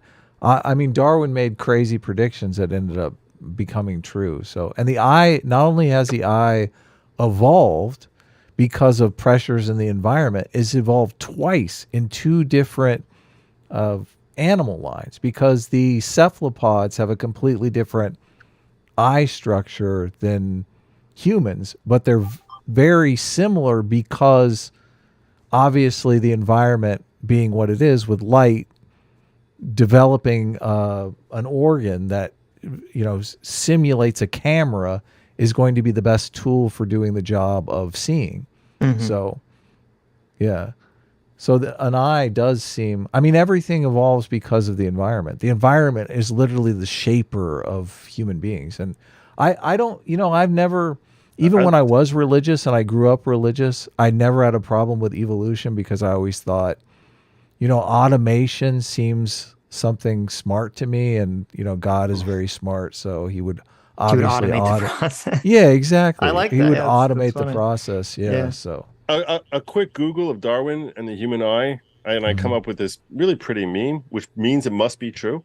And a quote attributed to Charles Darwin, which is, to suppose that the eye, with all its inimitable contrivances for adjusting the focus to different distances, for emitting different amounts of light, and for the correction of spherical and chromatic aberration, could have been formed by natural selection, seems, I freely confess, absurd in the highest degree. yeah, and then there's but that There is they a cut but, yeah. off. Yeah. Is there? Yeah, Is there? the but is the ...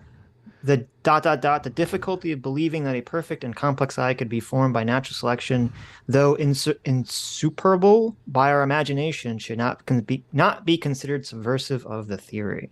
Yeah. In other words, don't dog me just because I found this problem. Yeah, no, I'm not dogging you, but yeah, because no, that's what Darwin was saying. He's like, yeah, there's a massive flaw in everything I'm they saying. They clip here. chimped him though. Well, no, he's not saying it's a massive flaw. He's saying that because the limitations of our human imagination to imagine that this could happen by evolutionary processes doesn't mean it didn't happen by evolutionary process. Like, it seems absurd to us, but it makes sense. The famous one that Darwin pointed out was this flower that had this giant, what do they call it, like pistol that comes out of it, and or the part where the insect actually gets the nectar from it had this like huge elongated one. Yeah, exactly. And Darwin postulated that there must be a moth with a proboscis, which is the tongue of the moth, the length of this entire flower. And it's like, I mean, it's huge. It's like this big. And they never discovered it in Darwin's lifetime, but naturalists actually did find the moth, and the moth does have this giant tongue that it like unravels, and it's the only insect that actually pollinates this one flower. But it's completely crazy that This flower and this moth evolved together. You know, the flower's nectar dish getting like a little longer and the tongue getting a little longer. And look at Joe doesn't buy any of this. No, I don't understand why that means its tongue got longer. Rather, I mean, okay, I guess you gotta go with what we think. Well, it would works mean for that you. if you had, it would mean that basically the moths that had longer tongues would be the ones that would be able to access pollinate. this energy and thus would be more likely to survive, right? Right. I mean, as someone who not only believes in God but is a actual theist, I still believe that, you know, if God, you know, is omnipotent, which I would assume God is, that, you know, God could create, as you said, Adam, an automated process where God could, like, you know, create the rules of the universe and put like the first domino, you know, up and then hit it, and then you know, everything kind of follows after that. And evolution would be, you know, down the chain of the processes that would happen. Right. And you would be involved in the game as well, which would be more fascinating than just mapping everything out. It's it's like a game compared to like a movie. Like you're actually involved in the game. Sure. Yeah. Anyway, tell us about Mar-a-Lago, Joe. Why is this the worst thing that's ever happened ever? Did you hear Dan Crenshaw in his interview with Jake Tapper on this? No. I think I saw you tweet something about Dan Crenshaw being like a dirty traitor or something like that. Yeah. No. Okay. So first and foremost, Dan Crenshaw, he died to me. At one point, I really liked him. Oh, no. At one point, and then he started teetering down certain things which are very establishmentarian type of perspectives. But when I saw a picture of him smiling like a doofus on the steps of the Capitol amongst hundreds of his peers behind a bastardized American flag, which was a morphing together of the American flag with the Ukrainian flag, I said, "You're done to me." That is the ultimate elephant rider. What logical? That's like all intuition, Joe. How is that like even logical? How is what logical? My take on it? Well, it's not. He had an emotional reaction to the picture. Well, the thing is, what is he like? He's got like. Do you think he made the flag, or I mean, why is he completely responsible for it? Because he chose to stand behind it, smiling in support of the Ukraine. And you want to support the Ukraine, that's fine. That's not what bothered me. What bothered me is that you take what is he supposed to do, symbol of what our values are, and you all of a sudden basically profess that whatever Ukrainian values are, no matter how corrupt their system is, no matter what they are, that we are as one, like there are 51st states. Interesting. That's not how I would have interpreted that picture. I mean, that's what the flag. Well, who knows if Dan America Crenshaw and American interpreted values. it that way? If you don't think the flag represents American values, ask yourself why it is that in all these oppressed countries they start waving an American flag. Sure. What are you talking about, Joe? I think. What are you talking right. about? Wait. Stop. I think you're right that is what the American flag represents very often. I'm just saying, if I saw that picture, I brought up the picture. I'm looking at it right now. I would have assumed that all they're trying to say is that, you know, America supports the Ukraine. I wouldn't think they're making like a deeper message about, you know, Ukrainian American values are the same. Well, and not only that, does Dan Crenshaw, was he supposed to do like, oh, I have this meeting here, but I don't like the flag, so I'm going to duck out? It's like, no, it's outside. There's a photo op outside. They had to go it's a photo op outside, and they could have if they wanted to, they could have had an American flag and a Ukrainian flag, and then I would have been like, that would have been fine. But everyone understands that the idea of altering a flag is almost saying that it's part of the fabric of who we are. What if it's half a MAGA flag and half an American flag? You know what? That's wrong too. That's wrong too. Right. Okay. Good. Well, that shouldn't happen? Do you think that Dan Crenshaw or any other people had that idea that's what they're saying, that America, the fact that he's willing to pose like a doofus in the middle of that picture there is a reflection of the fact that he doesn't understand the values that he was espousing for the years prior. No. But what I'm asking is, do you think, like for Dan Crenshaw, do you think that was his thought? Like that's what that flag represents, the same thing that it represents to you, or do you think he just interpreted the symbol completely differently? I have no idea. I have no idea. I have no idea. I know that when I saw that flag, I felt revulsion. like a deep revulsion. What if I? So and I wouldn't care look, if it was Israeli flag. It would Yeah. feel the same revulsion. Disgusting. Look at the revulsion. Awful, Look, he's terrible. using the Do you- word. do you- He literally used the and he's hit word. by the sanctity degradation. Sanctity degradation, the foundation go. that's shaped by our psychology Joe's, of he hits- disgust and Joe's a right winger. contamination. He hits all the right wing moral foundation. It underlies religious there- notions of surviving to live in an Stop, you're making me elevated, blush. less carnal, more noble way. Yeah, Are totally. you bothered by I have someone in my neighborhood who has the American flag, but it has the red and blue The blue police stripe? firefighter line in it. The Does that blue bother you? stripe. Yeah. They used to not bother me. It actually bothers me more than it used to. Hmm. Mhm. But at least that's part of like America to me. Right. In It's other the words, American they're- police, right? Yeah, it's the American police. If it was some other police force, That'd be so weird. that would be very weird. Yeah, it was the Royal Canadian Mounties. That would be like so. That's so random. Okay. But yeah, so that really bothered me. But this interview, you should check it out because I'm curious if you guys have the same take. I was going to ask you if you had the time. It's a 3-minute interview. We can watch it, sure. Bring it up. And it's related to Mar-a-Lago. And I sat there and I was like, you jackass. I started railing against the two of them. And I'll see if you guys, I'm not going to say anything. I'll let you guys do your regular commentary. You'll let us dig a Do your regular grave. commentary. And if we get past, we get 30 seconds past the point and you guys still haven't brought it up, I'll just, we'll go there. If you, This is- Joe, you got to join the Watch Together room. I sent you 2 links. One was for Oh, yeah. You Zoom, want me to do one's that? I for can Watch do that. Together. Yeah. Yeah, So I and then should- we can so I should bring it leave? up in the Watch Together. All No, right, don't No, leave. Stay No, to stay in Zoom. You join both Yeah. of them. Oh. Yeah. Okay, I Yeah. didn't know that. You said this was Dan Crenshaw talking to Jake Tapper? This was Yeah, Dan Crenshaw and Jake Tapper. Yeah, Okay. I'm in the watch room now. Okay. Dan Crenshaw, Jake. Is it on Senator C. Crenshaw's reaction to Marjorie Taylor Greene calling to defund the FBI? Is that No, it was. I'm sure I tweeted. You know what? If you go through my thing, I don't want to. Should I share it with you? Can I share it? As if it's on, on your Twitter timeline? you can share a link in the chat that no one will see on the stream. So and the Alright. Zoom chat, yeah. Yeah, I can. I can do that. Okay. Let me pull this up here. Oh, here it is. I went to your Twitter. You so might I'm have to kinda do. looking We might forward have to do the 3, 2, 1 thing because I don't know if Oh, this because is it's on on YouTube at Twitter. Oh, Yeah. okay. Okay. Because yeah, we can only watch YouTube videos and watch together. So here, let me send it to you, Adam. Gotcha. And because I'm assuming this might be part of the Marjorie Taylor Greene YouTube video. It's like just a segment of it. How do I? This is. Oh yeah. How does CNN do a I'm 3-minute wondering. clip? What do you mean? Because normally you can only do 2 minutes and 20 seconds on Twitter, but CNN obviously has CNN privilege. I think if you're a verified account, you can do longer. Well, that's fucked up. Oh, maybe I can find.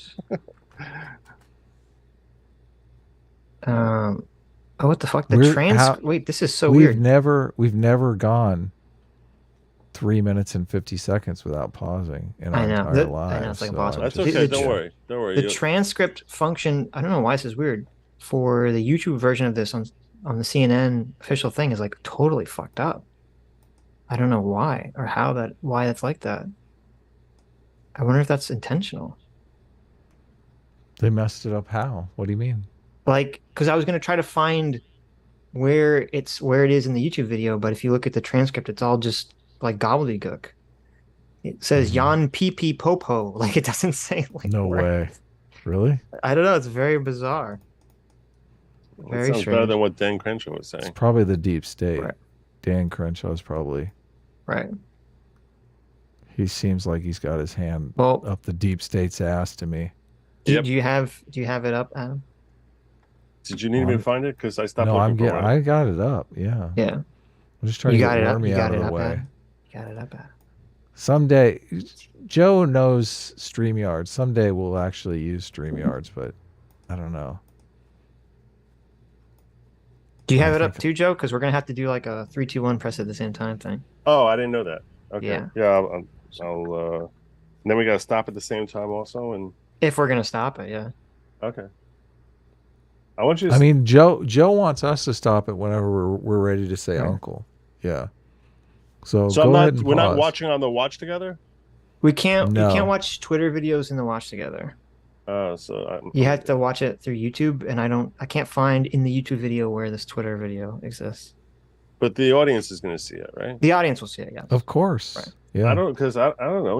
Maybe you guys forgot we were on the air or something. I don't know what happened here. We thought we were just hanging out with our friend Joe. You know, Joe, just hanging out. we're professionals here.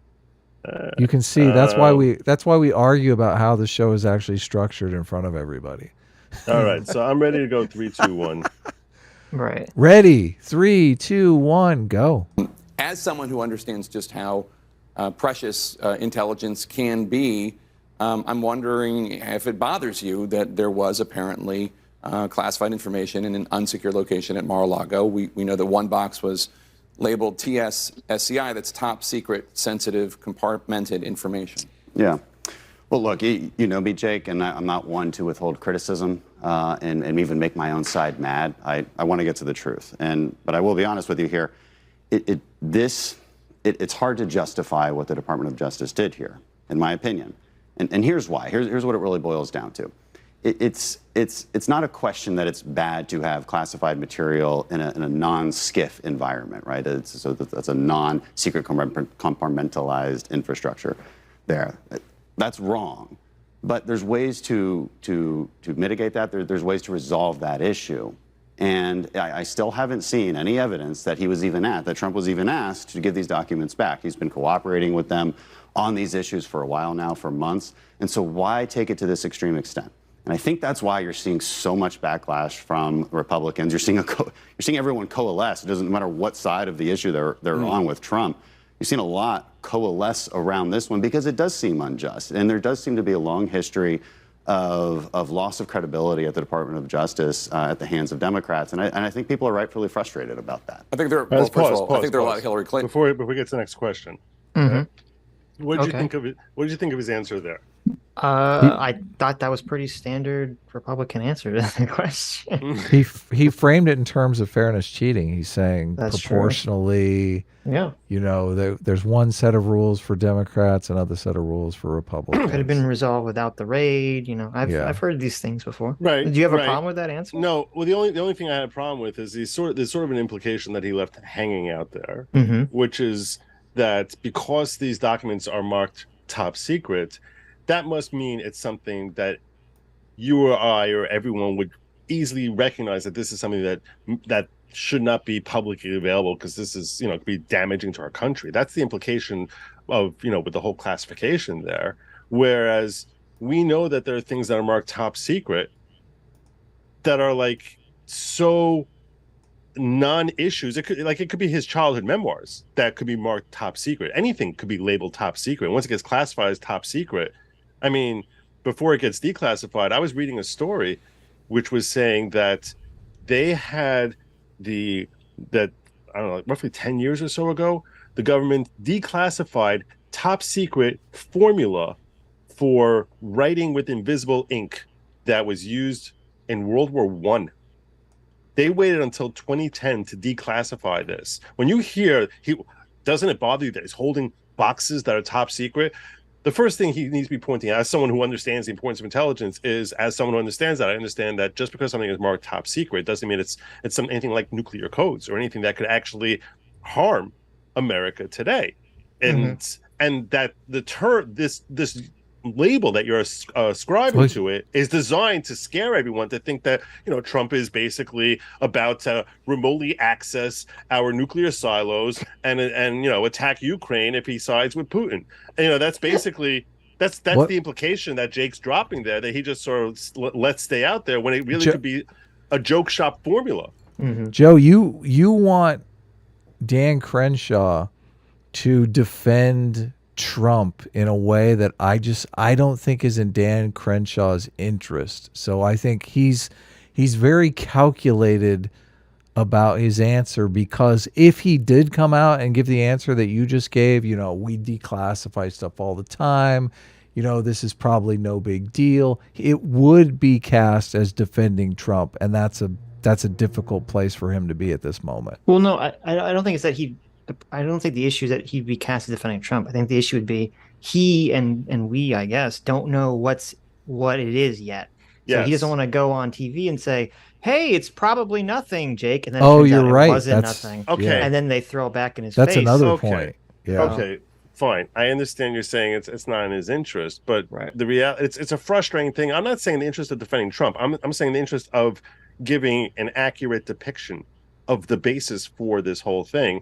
That there's, I think that it's been, it's sort of a type of fear porn that you're using this terminology, which when we have no idea whether or not it's something that was remotely possible to be in any way dangerous to America. And I think that's something that might be reassuring to some people to say, hey, just because he has that doesn't, for all we know, it could be Adolf's memoirs that he has there. We don't know. You literally don't know. Right. I mean, and I don't know enough about the classification system, but if that's true, that it's, sometimes things that are labeled top secret aren't that big a deal. I mean, he could certainly say that. Someone could certainly make that point. And maybe that would make some people feel better. I don't know if to me, it wouldn't be that persuasive because it's like, well, that could be true. Or we don't know. We don't know. We don't know exactly what it is. How did Jake Tapper characterize him in the beginning? I don't. Did he said, say does it bother you that they had top secret documents or whatever? Right, but he didn't come out and say, did it bother you that top secret documents like the nuclear codes were... Sure. He didn't phrase it that way. Okay. He didn't phrase it. He didn't phrase I think it it's that more way, but that has been the innocuous in narrative. your... Okay, Right, I understand, all right. but I think it's this is not more... the part. This is not the part that bothered me. I mean, this was just something I was talking about. This was not where Dan Crenshaw got me outraged. Well, all right. And also, is my understanding, I don't know if it's true or not, it's my understanding, I think from watching Nate, that he said that it doesn't matter whether they're classified as top secret or not. The president is not allowed to take these kinds of documents regardless. Okay. Because they're not his property; they're the government's property. And that's a fair point. And you can, the question. I mean, ultimately, what's going to have to be established is, was he the one who's saying take that box, take that box, take that box, or if there was someone else who was basically just it depends what. Yeah, if they want to charge him, that would be what would have to happen. To me, the question about whether the raid was warranted or not would hinge on the question of, A, what they the find? Documents were. Yeah, exactly. B, did Trump or his lawyer intentionally not hand these over when they claimed they had handed them over? So, and C, was the whistleblower, accurate or not? Right. Okay. Fine. Okay, we can watch the rest of the... What's the word on the street? What are the documents, Joe? Oh, I have no idea. I have no idea. I know at one point there was an insider who claimed that there was something related to nukes. Right. But that was probably like a lefty leaker, right? Obviously, because that's the most. I have no idea. I mean, I don't. I certainly didn't pack those boxes. I don't know what's in there. No, but the leftists are going to say that it's like the nuclear codes, and the right is going to say that it has something to do with invisible ink, right? I mean, no, but here's the thing. Even if it was nuclear codes, let's think about this for a second. This administration, our current administration, literally was ripping up Trump executive orders on January 20th. They did not let poor, weary Joe Biden lay his head on the pillow after being sworn in until he literally ripped up everything which had Trump's name on it. You think that they left the same codes or anything that could possibly access for 10 seconds? That, like, you think? I'm just trying to figure out what is the thought You're like process. Joe's saying they changed the password. It's like that password isn't even good. I'm saying I'm asking you, what do you think? What do you think that he has? He could even theoretically have in his possession? Because I think this was fear porn. This was designed to make people think like, oh my God, Trump's going to build a nuclear weapon, or Trump's going to access our nuclear weapons. Oh, I do. I totally agree with you. Was that the argument? I thought the argument from the sane people was that there would be top secret information in a non-secure facility. Not that Trump would sell to the Russians, but that anyone could possibly break into Mar-a-Lago and steal. I thought that was the argument. Oh, yeah. Okay. So information that's a year and a half old. That's what I don't know. It depends what the information is, right? Well, it could be if it's where CIA assets are stationed, then that's obviously going to be relevant information for a long time. Okay, I understand. I understand. That's more disconcerting than what happened with Hillary. Well, we have CIA agents all over the Hillary. world. I'm assuming that bad guys would love to kill if they knew who they were. That's the thing. Yeah. What I'm saying is, I'm saying Hillary having an unsecure server. Yeah, what she did is wrong too, but we don't. Okay. We're not. Don't make me bring But we the didn't go into- whataboutism. Don't make me bring the whataboutism counter up. No. My question is, this is like the level of concern. You're telling me we're justified because we have this level of concern when something is an insecure place. Joe, I agree. I'm not saying we should have. I'm not saying we should have gone into her Whitewater place or wherever she's got in upstate New York. I'm saying that was not the level of concern we had when she was an active person, and during getting top secret information coming through her thing, we didn't have these concerns. But now it's such a grave concern. First of all, I completely agree that there's a double standard. Like, I understand. That's the root of the problem. There's a double standard for the media reporting this. Okay, whether there's a double standard in how the FBI or whomever responds to that, I don't know, because when it came out with Hillary having the unsecure email stuff, I know like she bleached her phone and all that other shit, but I don't know if when that happened, the FBI or whoever said you need to hand all these documents over, or you need to secure your thing, that she said, okay, I'm going to go do that, and then she didn't do, she gave them something and then didn't give them everything, and then a secret person in the Hillary Clinton campaign said, hey, Hillary Clinton's lying to you, she claimed that she gave you all the information but she didn't. And that's what, because to my understanding, that's what happened with Trump, is that they said, you need to give us these documents. They've been going back and forth for 6-7 months about it. The Trump lawyers claim they gave up all the documents, and then a whistleblower said, no, they're lying. They didn't give up the documents. So why not say we think you're lying? We want to come in and look around. Isn't that what they said? No, they just issued a warrant and tried having him, which means they're trying to get him charged with crimes. Why not just say, hey, we don't believe you. We'd like to come in. Ask permission to come in, not just like run to the courthouse. Well, I guess it would depend what the whistleblower states, because if the whistleblower says like, that's true, he's going to destroy the documents, then I guess they waited 2 days from when the warrant was signed. If they were so afraid of that, they waited. No, I mean like not that he's going to destroy them right then, but if you asked him for them, they would destroy the documents rather than hand them. Okay, that's an interesting theory. I guess we would need to see the affidavit then in order to know. Which I would like to see. I don't know if I think we all would love to see it. If it was something that made Trump look bad, I kind of feel like we would know already, to be honest with you. You could be I believe that you're probably right, and that there's nothing that incendiary in any of those documents at all. Yeah, obviously. My wager. Why hasn't he been charged yet? I mean, if the crime is that he has these documents in an insecure place, and that's a violation of whichever statutes are cited in there. I think it's 18 U.S.C. 2071 and 973, or the third one. So charge him. I mean, so he already was found. He's going to be found guilty. He has these documents. Charge him. Well, that's the thing. That's the thing that really bothers me. I feel as if this whole thing was political, because if it wasn't, they would have charged him by now. Well, see, I don't know, because I look at the exact opposite way. I think, if they go in and they find that Trump has documents he shouldn't have, whether they're top secret or not, and that's a violation of the law, but the documents themselves are not who gives a fuck, right? It's nothing that's that important. And then they charged him because they're like, well, the documents were important, but you still technically violated the law. That's going to be seen as a huge show trial. That's going to be seen as a huge, breach of authority and a political attack on Trump. So you think that if they have a technical way of going after him, that they wouldn't rely on that. They want to have real meat.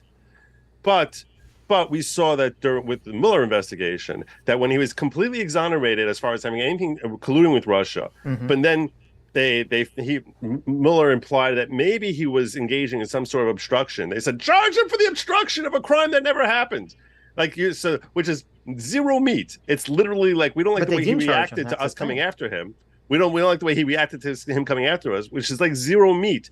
And everyone was freaking out from the left side about about going after him for that. So why do you think that they wouldn't be charging him for anything unless they had really meaty top secret documents as opposed to threadbare top secret? Because from the most cynical Well, I can go back to your example, but from the answer where you just said, from the most cynical perspective, if whoever is in charge of this investigation, their top priority is that they want Donald Trump not to run again or become president again. And so if they charge him on something, on a technicality, but for something that's minor, I feel like that would create the inverse effect. That would just give Trump way more popularity, way more sympathy for him to garner for a next presidential run. And I'm assuming they would make that calculation. Kind of like raiding his house. Well, that would be another calculation too that they'd have to make. Yeah. So, all right. I just want to point out one thing about the cryon here. The takeaway CNN had from Crenshaw's lengthy thing saying you have to realize that this is that the invasion here looks political and the bad history of the FBI. Their take on it is Crenshaw says wrong to have secret info on it. Yeah, of course, right. That's You're right. That's bullshit.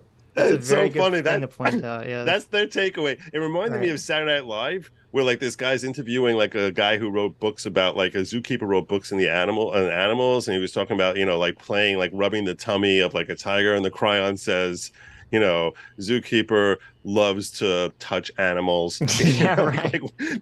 like that's like one crying after another, which just sounded completely awful. That's what when I saw this crying, I started giggling just at the way they wrote that up. Yeah, no, that is terrible because that someone's in an airport or a restaurant and they just see the cryon, they can't hear what's being said, and they're like, wow, even Dan Crenshaw says it's like yeah, that's exactly what it's for. So yeah, so let's go. You want to go further to like? Sure. Do we have to 3, 2? Are you? I'm at 129. I don't know what you guys are at. I'm at 129 too. I always thought it was Chiron. I'm like trying to look up Chiron. Oh, I don't know. Chiron is the white thing on the bottom. No, I know, but I always thought it was a Chiron, not a cryon. Chiron. So. How dare you say it wrong?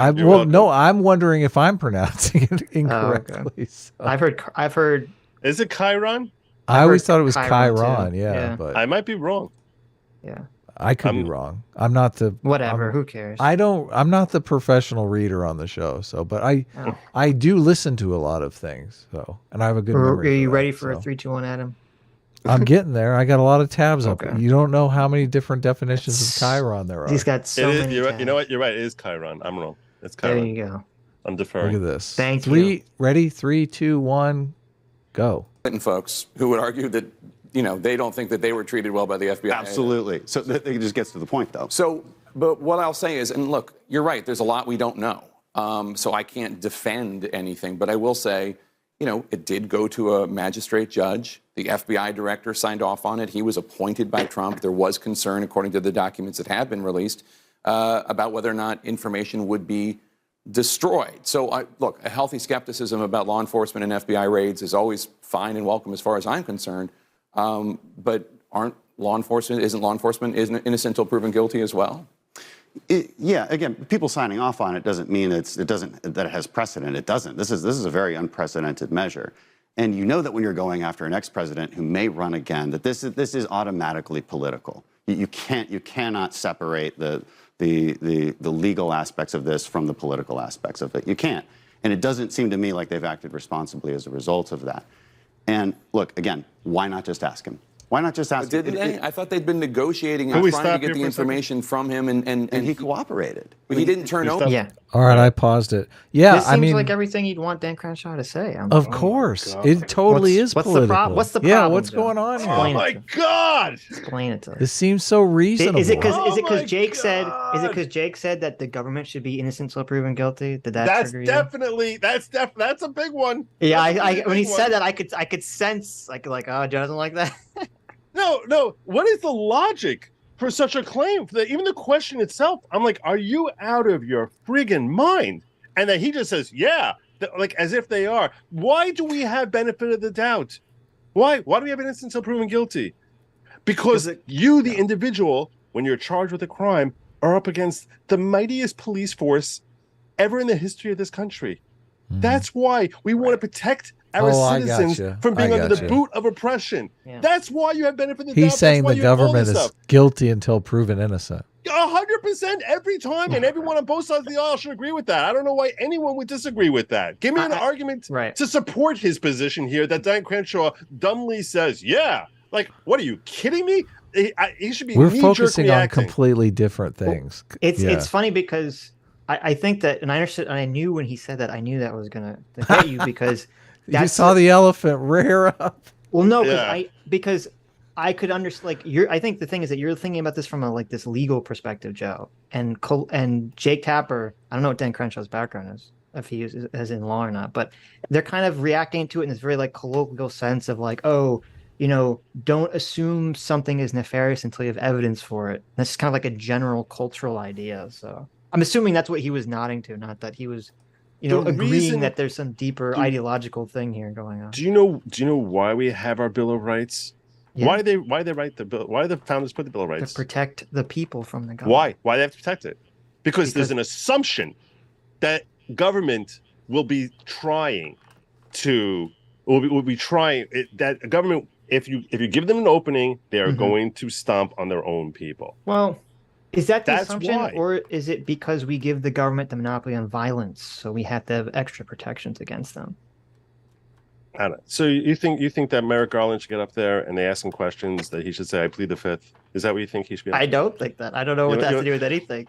No, I'm just saying, like all our basic individual rights, we should just apportion that to the government also. Maybe we shouldn't be allowed to talk. No, I've literally rudely about them because that's cruel and unusual punishment. I'm violating Merrick Garland's rights there. The whole thing is so crazy. I don't. That's not even what I'm saying. But you're saying it's a colloquial, not a legal term. And that they did not. That Jake Tapper and that Dan Crenshaw did not interpret it the way that you interpret it, or the way that even I would. Because I've literally made the argument. This came up a lot when the DeSantis was passing a lot of the anti-woke legislation for teachers, and all these people were saying, "Well, the teachers have free speech," and I'm like, "What the fuck are you talking about? A public school teacher doesn't have free speech in their capacity as a public school teacher. Correct. They're an agent of the state. I don't know what the fuck these people are talking about." Correct. So I understand that, but I'm assuming, but most people don't.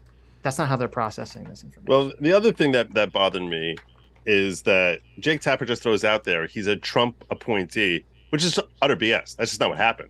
He's a magistrate judge who was chosen by an interview process, and he didn't just throw out Trump appointee because he was just. There's a point behind it, which he's trying to say even Trump's own appointments recognize that there's something wrong here, and that's why we should give a benefit of the doubt. But that's crap because Trump never appointed Bruce Reinhart. He applied for a job as a magistrate judge, and the hiring parties was basically a select group of the judges who were appointed to the Southern District of Florida. And those judges, which could be left or right or anything, decided that Bruce Reinhart is our man. But Trump never had any relationship to Bruce Reinhart at all, other than the fact that when there was a lawsuit of Trump versus Clinton, that Bruce Reinhart happened to be on that case, and he stepped back and had to recuse himself because of his levels of connections with Hillary Clinton. So, but instead of actually saying that, he's portraying it as if Trump's own man signed off on this, and maybe we should just give the benefit of the doubt here when his own man realizes that, hey, Trump's up to no good, when it's got nothing to do with Trump. If anything, it's a guy who has sufficiently anti-Trump concerns that he had to recuse himself from a case that involved him. Yeah, no, I mean that's I didn't know anything about this guy, so that's crazy. If that's all true, then Jake Tapper 100% shouldn't have said that. But it should be the opposite, because he'd say, oh, if he has all these connections to Hillary Clinton, then yeah, obviously that would be more evidence that it was possibly political as opposed to being impartial. That's not a subjective thing. If you look at Bruce Reinhart, you can see. Oh no, yeah, I'm assuming you'll see. I actually didn't know this when I was watching this. My audience called it to my attention. I was like, holy hell, you're all right. Like I was reading the article about his appointment and how the process went, and that they were trying to say, look, we went through a fair process here, but it's not whatever. Adam's having a good time, so. I wasted my super chat. I couldn't help it. What was the super chat? What did you say? I said, Adam friended 2-month membership. Hillary 2024 for prison. There you go. Nice. We were having some fun in the Was chat. he involved? Was this judge involved with the Epstein case too? I don't know. I don't know if he was. Oh no. He says he was a federal prosecutor during when they were looking at Epstein. Okay. I don't know why they're bringing this up, unless he was involved with the case. But yeah. So you want to finish up here the rest of this thing? Sure. I mean, there's nothing there that you're going to hear from me, but like your audience. Well, if there's nothing else that's, you're not gonna I mean, this seems complain about. pretty But wait a minute. You're lukewarm. You said you came in here hot. You're like, fuck Dan Crenshaw. Yeah, because I want I'll tell him you to something. blow up in a fireball of immolation. And I'm watching this. I'm like, this is pretty tame. No, I understand that someone who's sitting on one side of the who doesn't look Be at careful. things from a Be legal careful. and from a legal and from a common man, from a normie take. yeah, I don't know. I guess I probably don't have a normie take. That's No. probably why I'm here. If I had a normie take, you probably wouldn't have found me. I probably True. So, yeah, this thing. If you call America a constitutional republic and not a democracy, you probably get bothered by that question more. Yeah, I don't. All that constitutional republic democracy stuff goes over my head. None of that Okay. registers in my A lot- brain at all. it's funny because what they're appealing to is liberalism, equal protection under the law. They're basically saying, everybody, you're making this separation between the government and the people that I don't necessarily think I make reflexively. Really? Yeah. So you think the government should be entitled to benefit of the doubt? Well, I mean, the government has done tons of shit wrong, but they've also done tons of shit right. I don't think we should be reflexively anti-government. I think too many people are reflexively anti-government. And I mean, even our conversation about Ukraine, I mean, we're more feeling that we're in the fog of war right now, and like you've already put your foot down. No, Ukraine's corrupt and all this stuff. No. By the way, I think that's unlike Dan Crenshaw. I'll correct you when you misstate my position. Mhm. And I'll say is my position on Ukraine is IDGAF. Mm-hmm. It's that simple. What is that? You're allowed to curse on our stream. It's okay, Joe. Yeah, I don't give a fuck. Okay, I got you. I don't curse. So yeah. Well, I mean, why are you really getting don't all- care? And I think that when people Why who do are you care about the pro-Ukraine- flag then? Like, why are you getting all? Well, that's a all- different issue than whether you care about the Is it? whether we should support them or not. Yeah. Well, he's saying he cares that the American ideals would be that we would assume that America shares its ideals with, or that Ukraine shares American But ideals. hold on, you do give a fuck though, because you don't want us spending American tax dollars in Ukraine, right, Joe? I'm saying, yeah, I don't care about their conflict. Right, I but don't you do about their care. conflict. But you do give a fuck that we're spending American tax dollars in Ukraine. So you can't say I don't give a fuck. No, it's You do I give a don't fuck. care about it. I don't care about it. Mhm. When Americans who do care about it are now forcing me to spend my tax dollars on it, that's when I care. But But you it's like, do this give conflict- a fuck. That's the definition of giving a fuck. No, I don't care who wins or who loses that war. Right. But when I say Ukraine, I don't give a fuck. What I typically think people mean is spend the money, don't spend the money. It's not an issue I'm interested in. Who cares? I don't want to hear about it. Not I don't give a fuck if they win or lose. And we need to get the fuck out of there immediately. That's you do give a fuck. Okay. I don't look at it that. I think that Right. I don't understand how you're reading my words that way. Because Did the you reason read I- it the the reason I same don't way, stand Sitch, it- or is it just me? No, I think it's I don't know if it's just you, but I don't read it that way. Okay. So you agree with me then, Sitch? or I don't no? agree with you. No, Okay, so you think when he says I don't give a fuck, he just wants to get out of there. I think that could be a position that's. I don't want America involved. It's that simple because I don't care Right. about that conflict. Right. But you do have a position. Oh, okay. on You're saying you do give a fuck because you want us to pull out. So you Yes. can't say you don't give a fuck. He If you're has saying a if you don't- position. Right. You're saying if you don't give a fuck, you'd mean I don't care one way or the other. Yeah. Look, Right. Okay, I understand. I honestly, I don't know that I give a fuck about abortion. Like, okay, pro-life, pro-choice. Mhm. I mean, it's just not really an issue that I'm going to lose a lot of sleep on how we come down on that. So Right. That's I the I don't give a fuck position. Gotcha. Right. Like Okay. when you say that you do have a position on Ukraine, you can't. But look, that you're gets upset painted as about- being pro-Russian when no. If Ukraine goes and wins, I'll be just as happy without our help. I'm saying if they go and win Right, without I our help, gotcha. I'll be I just as gotcha. happy. And that's what I'm saying is I'm not pro-Putin. Right. If you're telling me that Ukraine has no chance without our help, well, then I'm like, okay, there's a lot of people suffering under the boot of oppression outside our country that we don't worry about the Uyghurs. Yeah, but they're not white. Damn you, Sitch. Why would Oh you shit! say Did I that? say the quiet part out loud? Oh fuck! And we do. I mean, I do care about the Uyghurs, and Sitch always goes on and on about the Uyghurs. So we do care. But you don't see the same call for save the Uyghurs that you would see even for the whales, much less that we see for Ukraine. Well, Right, I think that's because I think it's two reasons. One is that there's a weird psychological, and this could be completely like it's completely irrational, but there's a psychological component of like the view of Russia invading a country that's not Russia versus China doing horrible things to people in China. People just kind of like view them psychologically differently, which maybe they shouldn't, because at the end of the day, it's not really different. But I'm genuinely curious while we're on this topic, why do you think that no one cared about Russia invading Afghanistan? When? I mean, in the 80s. We cared deeply. What are you talking about?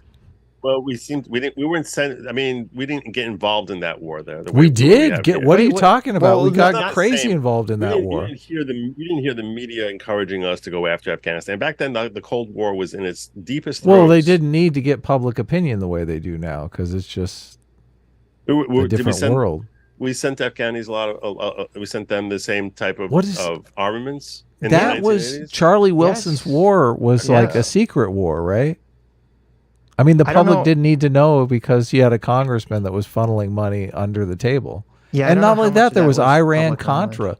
Like the Iran-Contra thing was happening under the table as well. And I mean, that even implicated the president. So, but they circumvented public opinion. This is what a lot of socialist types and a lot of lefties complain about with Afghanistan in the 80s, is that they're like, and we've covered this on stream, at death when we covered Hassan, is that, how they say, oh, this is why America created the Taliban and Al-Qaeda, is because, they funneled money and weapons to this group.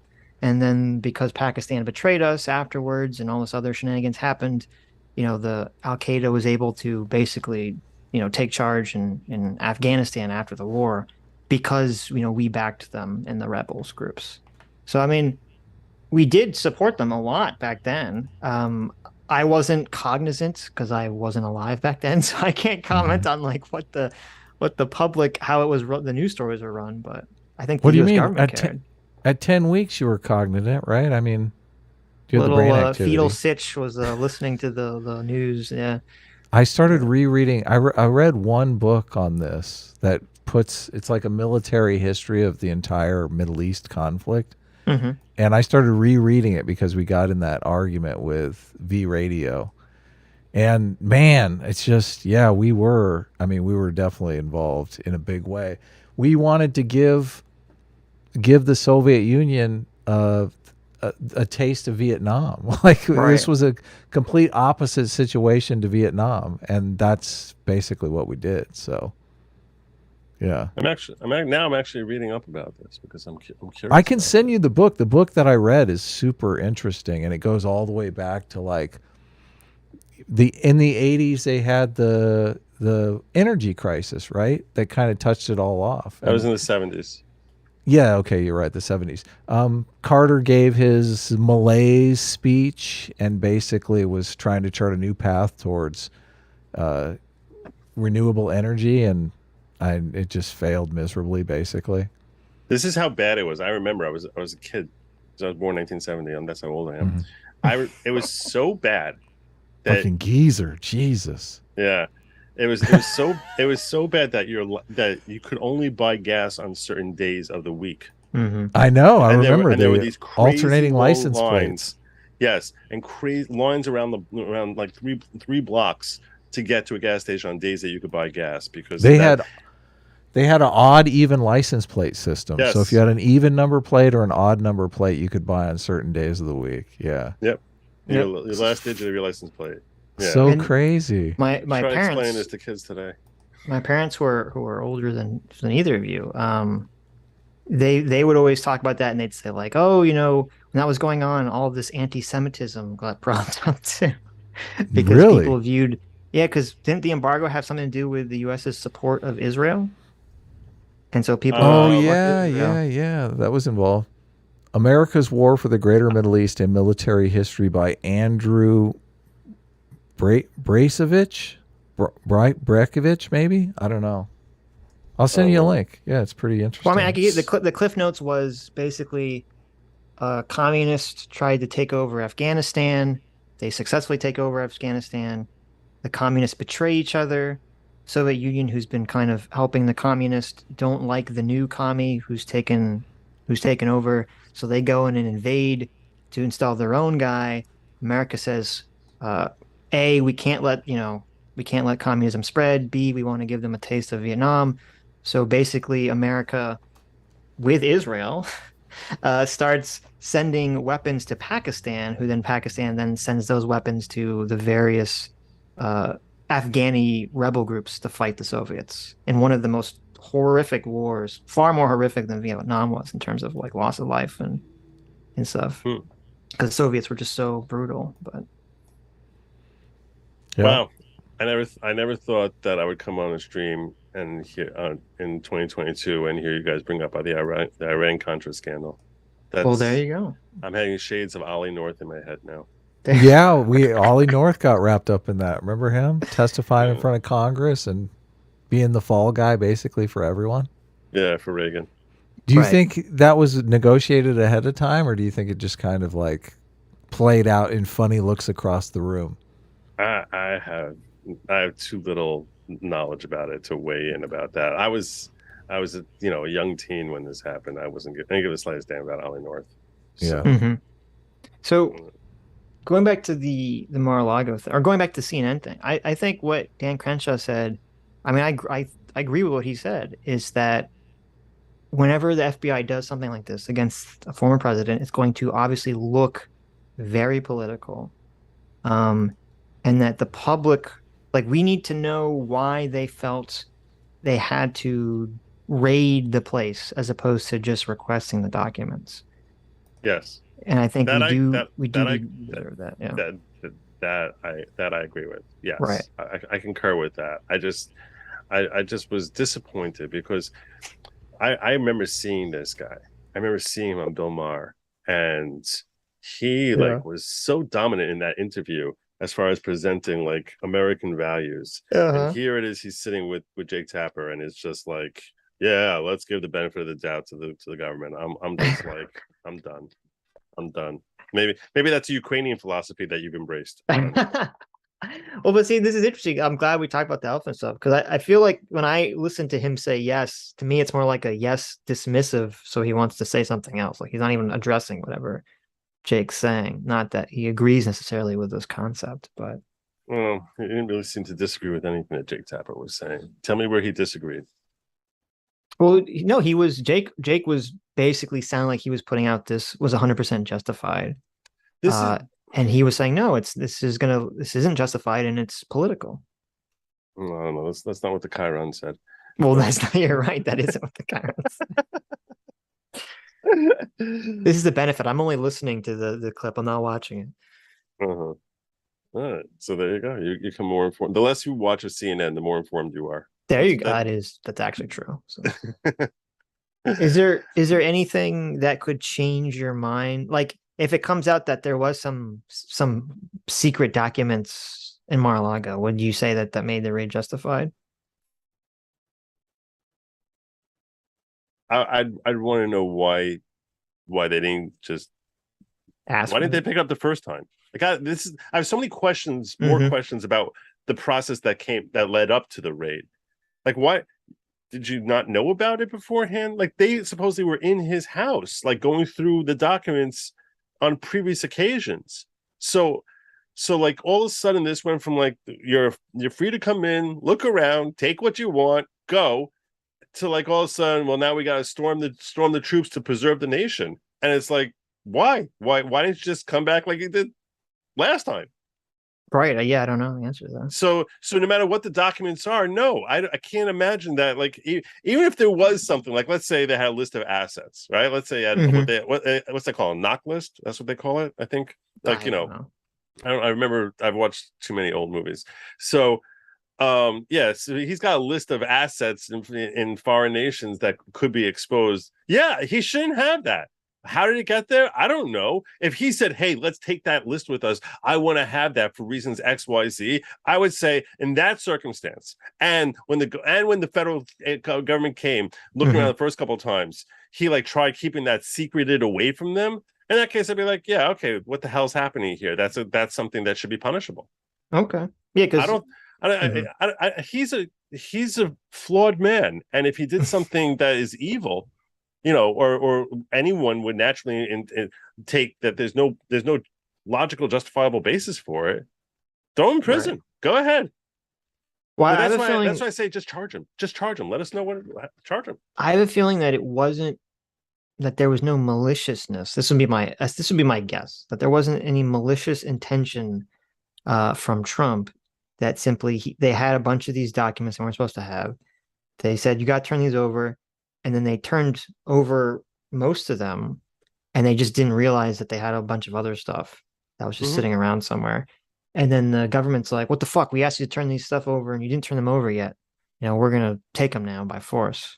I'm assuming that's basically what happened. But... Okay. All right. Let's assume that's what happened. Do you think that's okay? I think they should have asked. Well, it depends what the whistleblower says. Because I would have said, unless the whistleblower was saying like, oh, he has some very dangerous documents and he's going to destroy them if you ask for them, that would be the only justification really to go, raid the place, right? I guess, yeah. I mean, I guess if those concerns, you would wish that there was some sort of evidence also. And what's a little disconcerting that in the hearing that they had on Thursday about what parts of the affidavit are going to be redacted, and that we're supposed to see the rest of it, that hopefully by the end of this week, we'll be able to see at least portions of the affidavit, that Judge Reinhardt said when he was asked by the petitioners for the evidence that was given in support of the warrant, that Reinhardt said the only thing he looked at was the affidavits, that there's no concrete evidence, which means in theory, some yokel just decided, all right, I'll sign off on this. And based on that, you have dozens of armed FBI people, pounding on Mar-a-Lago. That sounds kind of that it's like, really? You don't even have like maybe a picture of what's going on there or something to make us believe that you're going to find this stuff. Everything in order to get a warrant, you need to establish probable cause, and on all the elements of a crime, you need to establish that there's probable cause, which means that it's more likely than not that the guy has done something wrong here. So, and you need to present that evidence to a judge, and the judge will say, yeah, look, I'm looking at this, and I have to think that after seeing all the evidence in front of me, I have to believe it's more likely than not that Trump has done these crimes. Go ahead, here's your search warrant, go in there. And Dan Crenshaw did say it was political, though. I mean, I heard him say that. He did. Yeah. Well, I rated this interview after I watched it on stream. I said, look, was that disastrous? Like, oh my God, like what the hell? What, that there was nothing positive in the way he was trying to push back on Jake Tapper. I said, yeah, I understand what he was doing, and he just did it in his very rhino way, which is oh my God. No, I'll tell you why, because it's all about belief in the institutions. His answer there, which you're saying was colloquial, Sitch, and maybe correct, but it basically has laced into it this trust of the institutions and a belief that the public at large still trusts in our DOJ. I mean, he expressed the fact that there's reasons to shake that trust. He definitely expressed that, but it was just like. We're getting to something more fundamental here, Joe, that I'm curious about, because we do need these institutions. Like, we can't just burn them to the ground and start from scratch. So how do we? I 100% agree with you. Yeah. It's weird that you would classify, this as being a rhino, because as you said, until recently it was the Republicans. And I think, according to Haidt, the moral foundations definitely show that the right is far more involved naturally anyway, in being in favor of, you know, institutions and, you know, especially historical and, you know, historic institutions that have existed in our country. It's just now because of Trump and populism and kind of, you know, weird woke shit that kind of things have reversed temporarily. But I don't think that's intrinsic to being Republican. I believe in our institutions. I think that our institutions need to be held under greater scrutiny because of the power they have. I agree. Right. More transparency and more scrutiny. Right. And any steps, to the extent that we ever allow our institutions to engage in secrecy. I mean, by institutions, we're talking. We should really define which institutions we're talking about, but certainly government institutions. I think that it is imperative. The only way our institutions can possibly remain as anything more than just a hollow shell of a joke is if there is transparency and scrutiny.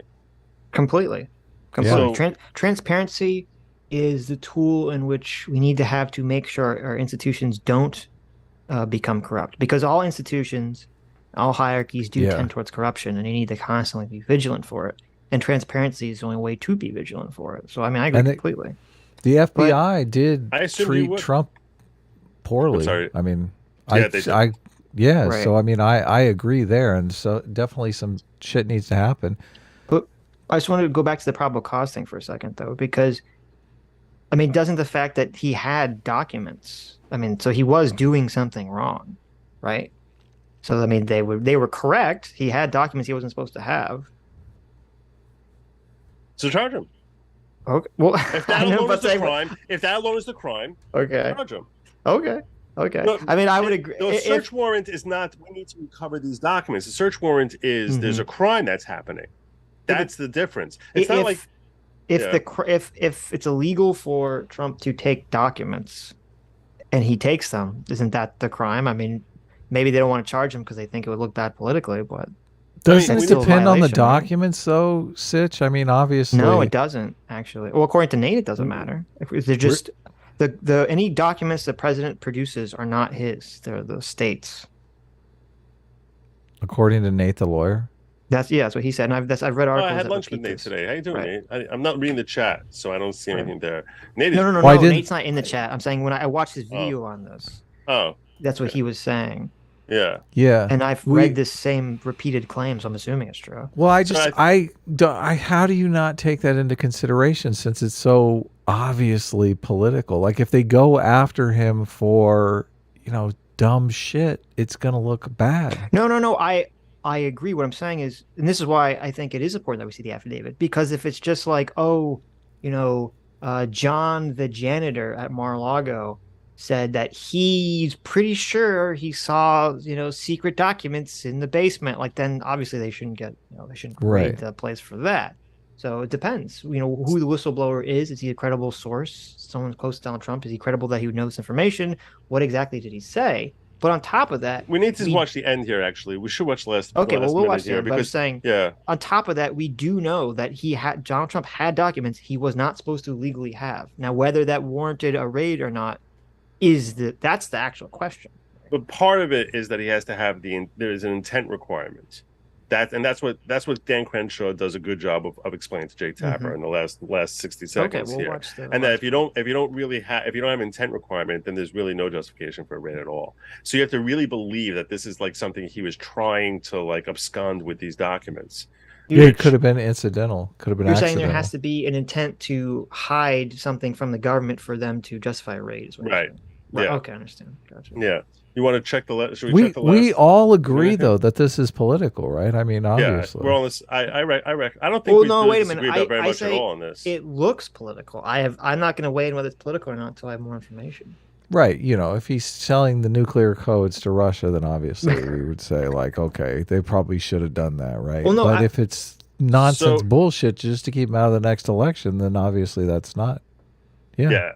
But this is the problem is that it seems very obvious to me. Now, I don't know, maybe it's not obvious to the FBI or whomever. It seems very obvious to me that if you go and if I'm the FBI and I say I'm going to go raid, Mar-a-Lago for documents, I know that that's going to look really fucking bad for the FBI unless we find some bombshell. So That's where I'm But like, it's- well, is it Or political? a bomb 'Cause- itself. But it's Biden's then it seems FBI. very- Does he it seems even? very stupid if it's just like done for political purposes. Yeah, but look, they're doing so much dumb shit for political purposes that they No, but because they think Why Trump would is they? Hitler. Why would they think that this would help them politically, unless they thought that they were going to find something explosive? I don't know. Yeah, No, wait, you agree with that, right? I think they're in Sam Harris brain. They don't see clearly. They're like, Trump is the next Hitler, and if he's Right. got like a napkin that something, a phone number was written on, and we can nail him for that, then we're going to go for it because we have to keep him out of the next election. And Well, you're making the assumption that they're making smart calculations. They're not. They could be just saying, this is great. The media will come after him. Everyone will assume that he's guilty because they're looking at it from Sam Harris brain. They don't see it from Republican brain, which makes him more popular than ever. I don't even know if they have people in the administration that can see Republican brain, that can understand. First of all, considering it's the FBI and law enforcement always draws from people with more right-wing moral foundations. That would be but shocking not to in me. upper management. They completely Maybe not, right? They completely clear out upper management. Look, listen, even you could be Barr right. talks about the FBI was Adam, totally corrupt going after Trump. You could be right, but I'm hoping that I'm not so egotistical to think that the people that run the FBI are stupider than me.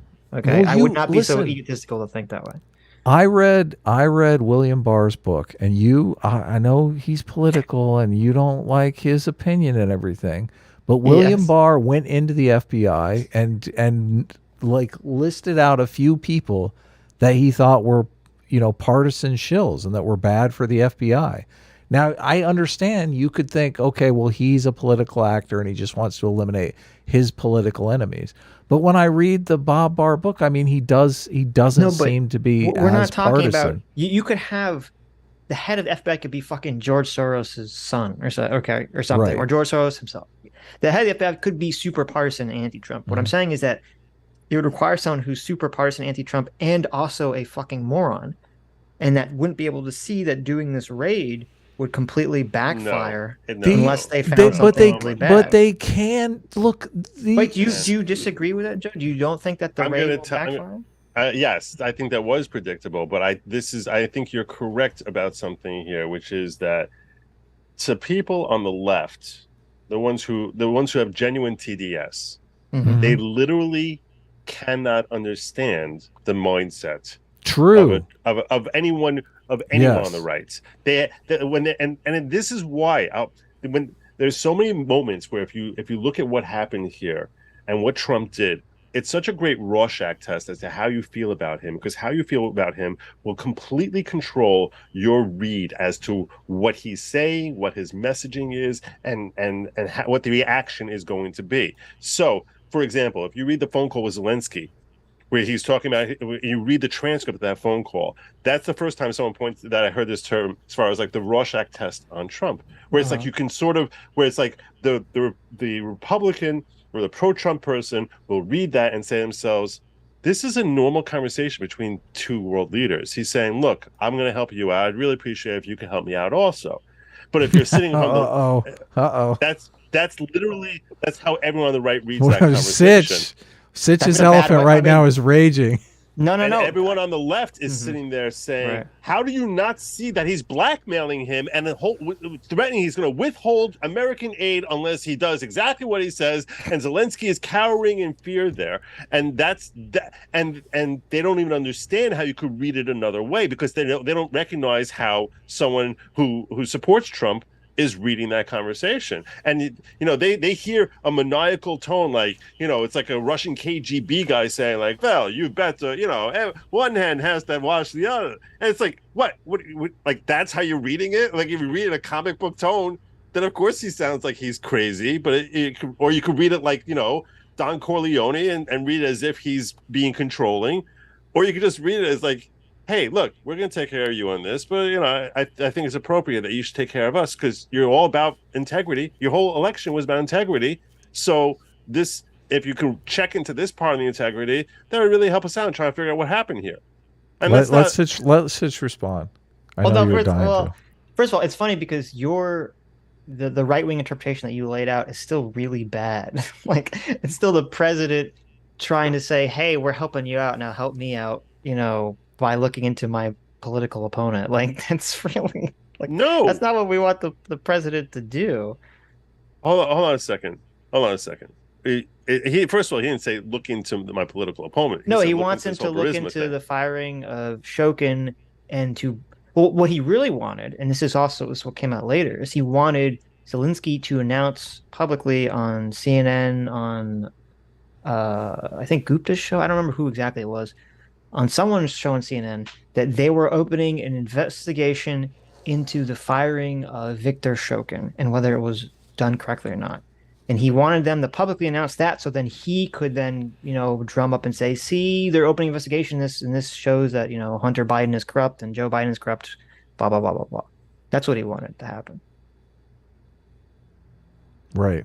And that, Yeah. to me, is how like is that complete... How is that any different than going after, trumped up charges at Mar-a-Lago to get your political adversary? Yeah. No, I understand what you're saying. The reason that's very different is because he's having a conversation there with a world leader and saying, this is what I'd like you to do. If he's threatening to, the whole key is there anything, a threat that you're not going to get the aid unless I get results I want? That's really the key as to what makes it an impeachable offense. Right. Well, first of all, in the phone call itself, I don't think there was, but in subsequent... And that's why it shouldn't have been an impeachable offense. Well, but wait a minute. In subsequent, it's not like they had the phone call and then they released the aid and he said, hey, now that I get your money, scratch my back, which first of all is still be bad. And I still say you should be impeached for that. But they didn't release the money. And they didn't release the money until the story became public that this was going on. And then suddenly they released the money. So I don't buy that this was like, oh, he wasn't actually going to hold them account for this. Right? Like, why didn't they give them the money then? If it wasn't a quid pro quo, why didn't they give them the money? I don't know. No, I'm saying to you is I don't know that every time America promises that they're going to send aid, that it happens 10 minutes later. Like, in other words, that's a question. So in order to understand that, you would have to say that this veered from the normal process.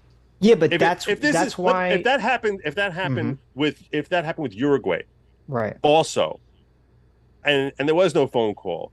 And it happened with like 12 other countries, that this was like a thing that it tended to take a while. Right. The Trump administration's slow with foreign aid for some reason. Sure. Right. For whatever reason, that's the way the process was happening. And maybe that's the way it's been happening for 50 years. I don't know. But I'm saying is if that's the way things normally get, pushed out like that, which I don't know that is true. I don't know that it's not. I don't know. Was this an unusual type of delay in sending the money or not? I don't know. If it was, then I can understand you reaching that conclusion. Right. No, like, okay. You're 100% correct.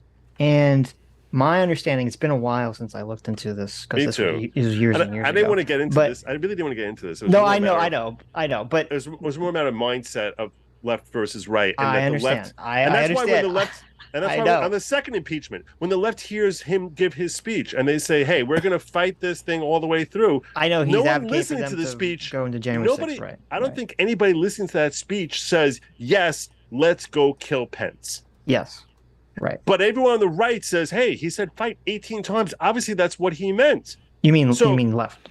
I'm sorry. Everyone on the left is taking is having that takeaway. Right. So and that's what I'm saying is they don't understand that, OK, that might be how you would take it because that's how you would read his words. But that's not how the people who are actually in attendance, any of them are going to take it. Since he knows that, that's not incitement.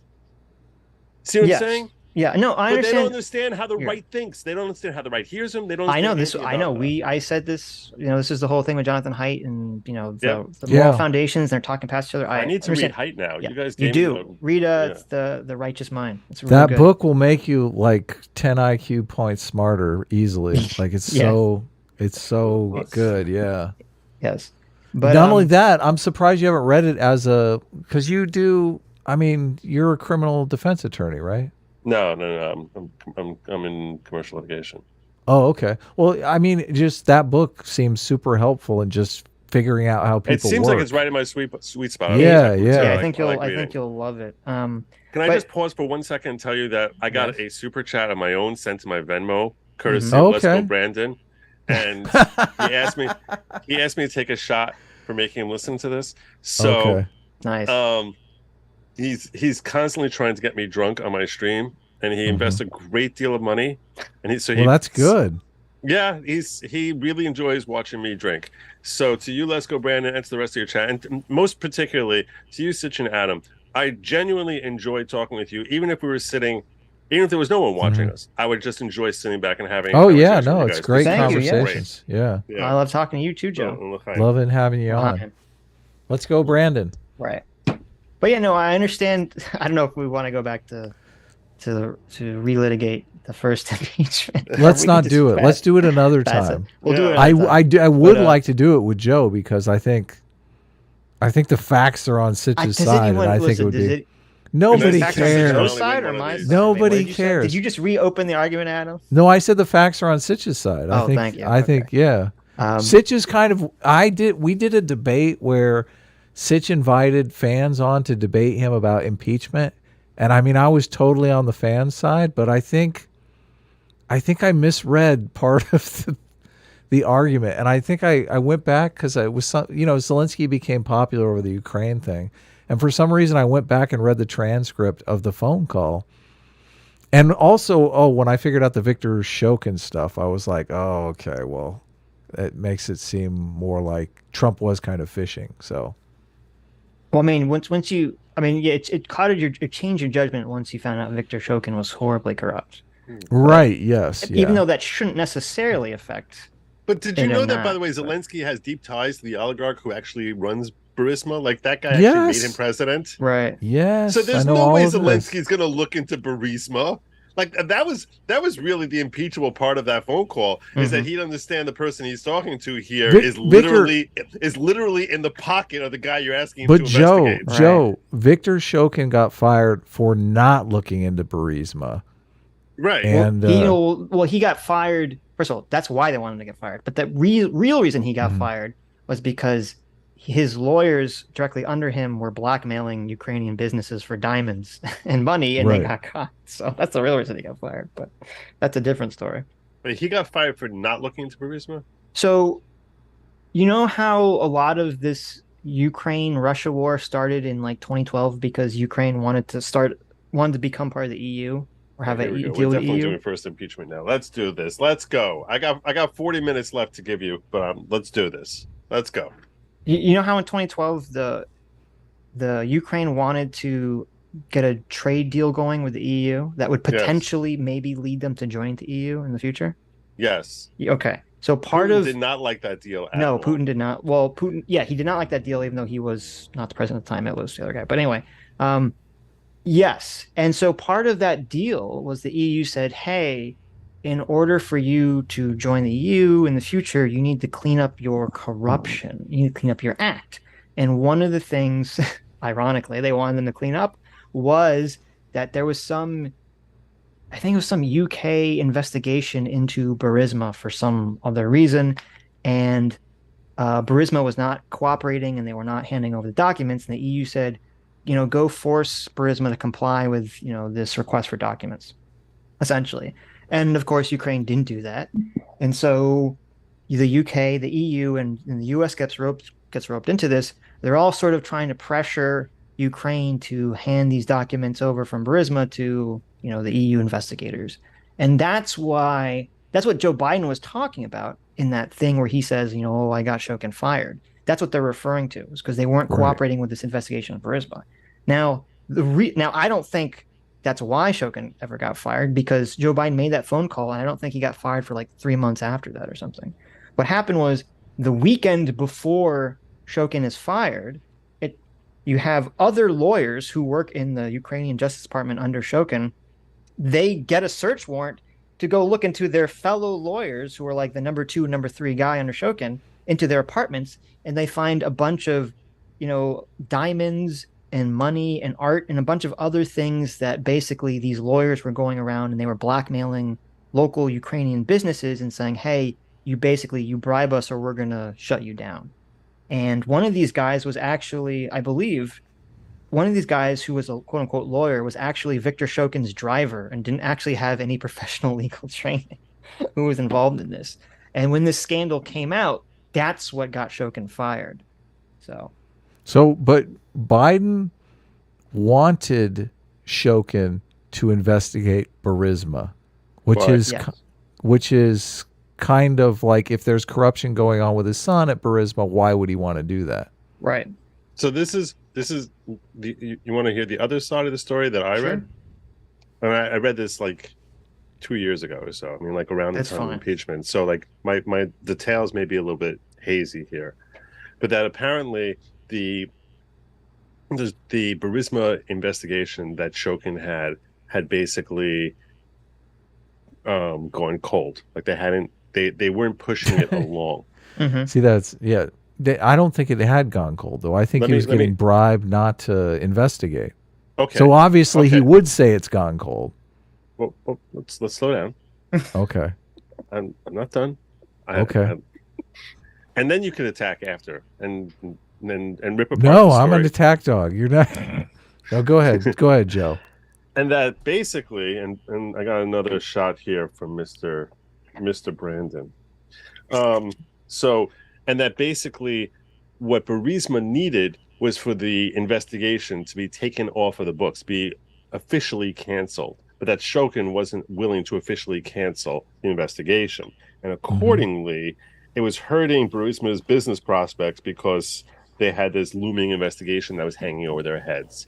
And that Biden's motivation for replacing Shokin was to have him replaced with someone who would drop the investigation formally altogether in order to help clear the way for Burisma. Right. So, and which is totally I mean, this is something we should be able to find out. This doesn't seem as to like which set of these facts is like holds up, but I don't know that we ever will.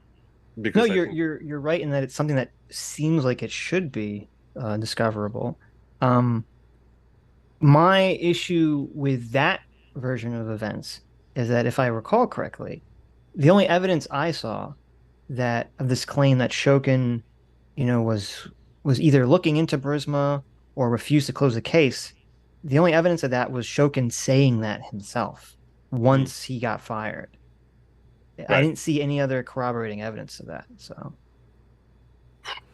okay. And why would he, if he's literally embezzling money from them, why would he close the investigation? Then he'd lose his blackmail. Well, I don't know if it was ever proven he was. I don't know if it was ever proven he was directly embezzling money from Burisma. But they had the driver had all kinds of shit. Like, where do you think he was getting that shit? Yeah, but I don't. Did he have it from Burisma though? I don't know. I know the driver they'd embezzled like a lot of, or they had blackmailed a lot of other companies. I don't know if they'd ever blackmailed Burisma specifically, but right. Anyways. Yeah. So should we finish the clip, or do you want to? Yeah, well, only so you get the last. Everyone gets the last part. I mean, this clip is. I don't see. This is not like the. Oh, these are not the droids you're looking for. I mean, I don't see. I don't see this being like to me the smoking guy. The fact that he let Jake Tapper get away with portraying this as Trump's own guy signed off on his warrant, right? And that we should give the benefit of the doubt because government are entitled to the benefit of the doubt.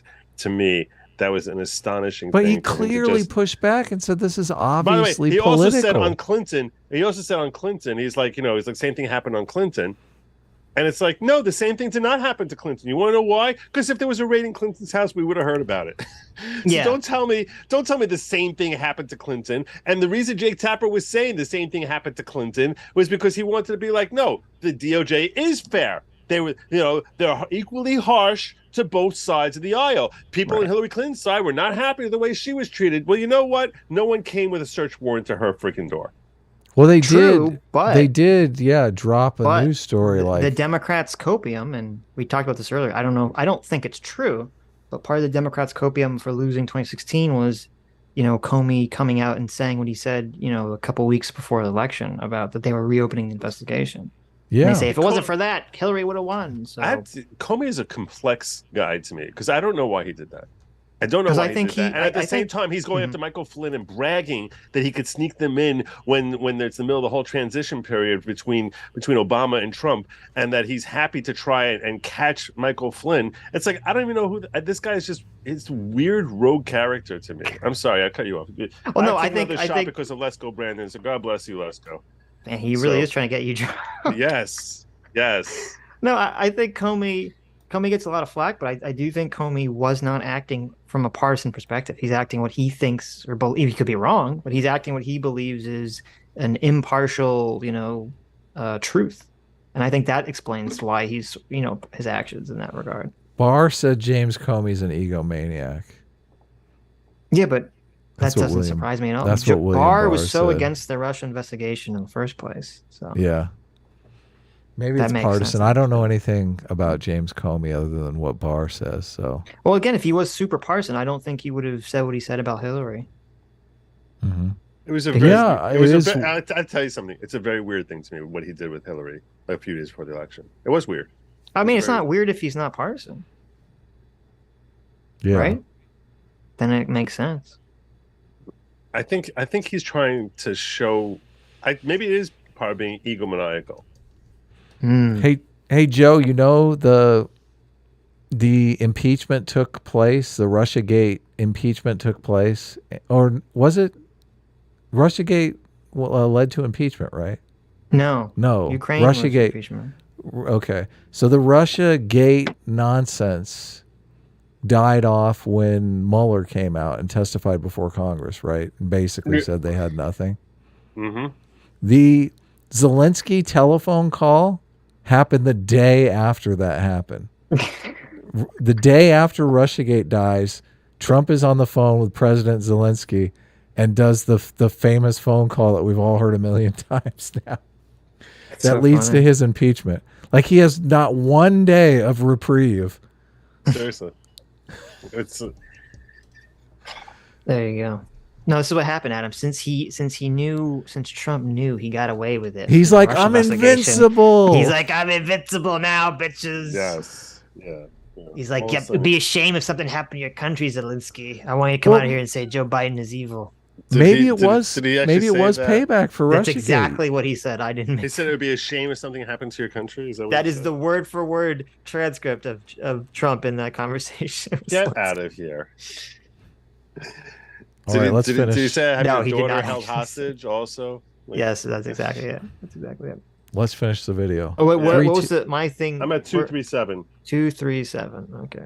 Where do you I'm go? at 239, but who cares? I'm Ready, ready. go. Yeah. go. Over boxes and boxes of material, as far as the Justice Department says. But he's been cooperating, and I think he's on the record saying, whatever you need from us, just ask. It's great to see you guys. I mean, it was a very friendly environment. His lawyer said they There's didn't no have any reason. more classified information, and the Justice Department said, yes, you do. And they went and got it.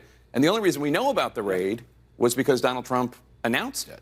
Right. Well, I think we would have figured it out even if he hadn't. So? But look, yes, the lawyers did sign that document. That they have nothing left. Now, that's either a huge mistake on part of the lawyers, but even if it was nefarious, again, why not say, hey, we don't believe you. Now let us come back and let's go through these boxes again. There's tons of boxes here. I mean, do any of us really believe that Donald Trump is like reading his nuclear secrets on his bedside at night? Like, there's an intent question here. And if you're going to use the Espionage Act, and if you're going to pursue this criminal investigation, you have to prove intent. And that doesn't seem likely in this case, right? Especially when this person has been cooperating extensively in a very friendly manner. And so that's why a lot of us jumped to the conclusion that this was highly politicized, because it was so unnecessary to do an armed raid to resolve this particular issue that could have been resolved very easily otherwise. Yeah, what's wrong with this, Joe? Jeez, I mean, I said he finished strong. Okay. Dude, what do you think was do you think Trump's lawyers were just incompetent or something? Like, what was going on there? Oh, in other words, that they said that he didn't? Yeah, they said they turned over everything when they clearly hadn't. I don't know. That's a good question. I don't know. I mean, I would believe his lawyers are incompetent considering I don't know what he happened. doesn't pay him. considering he doesn't pay. It's possible. It's possible that they're Right. incompetent. I'm saying. So It's possible that they're incompetent. I don't Was know. it Sidney Powell? Was she the one that was going through the She's- documents? She was embarrassing. Or She was it so Giuliani? embarrassing. Who were the attorneys that Does were in it- charge? Funny because I was talking about Giuliani earlier today, Mhm. and it's you guys can't appreciate because you weren't living. I assume you were not living in New York in the 90s. But this guy, and in his heyday, he was an exceptional mayor. He was he was easily the best mayor of my lifetime in New York. It's not even close. He was great. Now, I don't love everything he's done over the last 5 years or so. I think sometimes he's been kind of stupid and almost daring. Like he dared the New York Bar Association to suspend him, pretty much by repeatedly. Like he was like, he's brought up on charges and he just keeps making the same claims. That's a guy basically saying "F you." Do you understand? He was a prosecutor who got convictions on John Gotti. Like he was really big before he became mayor. That's how he used his law. That's how he used his admission to practice in the state of New York. Is he was the DA who got John Gotti. I mean, he was great. That's my recollection, at least. I mean, I was in the late '80s, and back then I wasn't nearly as into the law as I became later on. But I mean, you were raised in New York City? Yeah, in Queens, in Flushing, like a few miles from Shea Stadium. So, which now is Citi Field. Do you think Rudy changed over time, or do you think maybe he was just taking credit where he didn't actually deserve it back then? I think. What do you mean he's taking credit where he didn't deserve? Like maybe it was his staff that was really doing all the good stuff, and he was just the face. I'm pretty sure he was the lead litigator in that case. I mean, I remember seeing in the newspaper, because again, this was in the '80s, so I remember seeing like in Newsday, like the sketches of like John Gotti in those cool suits from the '80s, and double-breasted, high peak collar. I was referring more to like him being a good mayor and stuff than. Oh no, he was phenomenal. You have no idea the disarray that New York City was in after Dinkins. There were race riots. I've seen the movies, yeah. Well, I mean, I guess if you saw Joker, maybe you have a general feeling for it. But yeah, it was the whole city was a flaming mess. Yeah, I mean, there were literally race riots going on with Jews being killed for being in the wrong place at the wrong time. It was blacks versus Jews because there was a car accident where there was a funeral procession for a great rabbi, and someone in the funeral procession accidentally ran over a black child and killed him. Jeez. And that led to the stabbing of Yanko Rosenblum, I don't know, something. But it was like basically he was chased by a mob until he was like stabbed to death, and that's what life was like under Dinkins. Crime was through the roof. You couldn't drive 3 blocks without having a squeegee guy come over and take this murky water, throw it on your windshield, and take a dirty rag that it looked like he basically was using for every pleasure he could possibly imagine, and rubbing it all over your thing while you're screaming, no, no, no. But he stopped. I'm telling you, it was so bad, and he literally made New York City do a complete 180. When he ran for president in 2008, I remember being so excited by the idea of him running for president. I was like, he was so great here in New York. He'll be a phenomenal president. He'll be great, and he'll go up against Obama. And if he just explains what he did to turn New York City around, says, I turned around a city that was the hardest city in the world. I turned that around and made it from a nightmare into a thriving success. And I'm going to do the same thing here for our country. And if he ran under that, I think he would have actually had a great deal of success. But like some babbling idiot or someone who has terrible advisors, all he kept saying was 9/11, 9/11, 9/11, 9/11 at an age where the entire country was sick of 9/11. They were sick of the Iraq War. They were sick of everything. And he's like, I'm the hero of 9/11. I'm the hero of 9/11. It's like, no. Terrible messaging, awful. I really think that he may have been the candidate instead of McCain in 2008 if he actually ran his campaign properly. But because he really was phenomenal as a mayor, great as a mayor. Now, so when I see that kind of messaging, I say this is a guy who's not good at messaging. He doesn't understand what messaging is the right thing for the right time. He's the anti-Trump in that perspective, and I think that he's made countless mistakes over the last 13 years since he ran for president. So maybe it's age. I attribute it to age, that he basically didn't know, that he basically lost. maybe it was the trauma. He had his own personal issues with his wife and divorce and having an affair and this other stuff. Maybe that affected him. But he's not the same Giuliani I remember from the 90s who was running the city that I grew up in. Mm-hmm. Yeah, I mean, maybe it was age. Maybe, he was like, I need to recapture my glory days any way that I can. And so he's going to grab onto things that, aren't true. God bless Lesko. I apologize for doing this, but that's what I need. So where did you hang out? Where did you hang out in New York when you were? Because I guess you were living in Queens. Yeah, I was. How far is Queens from Brooklyn? It's pretty close, right? Queens is attached to Brooklyn. Yeah, that's what I thought. Yeah, it's like all 5 boroughs Brooklyn's all attached part of Long together. Island. Basically, on the western part of Long Island, all the way west on Long Island is Brooklyn, and then it sort of fits like a puzzle into Queens. And then after you leave Queens, you go further east to get into Nassau and then Suffolk. So, I grew up in Queens as a Yankee fan. I lived in East Village, and I think we lived there close to the same time, which is kind of crazy. Awesome. Yeah. Awesome.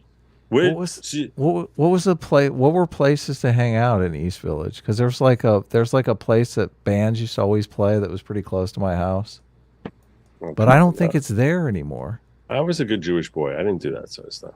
Oh yeah, you couldn't even pick up the phone on Friday. So yeah.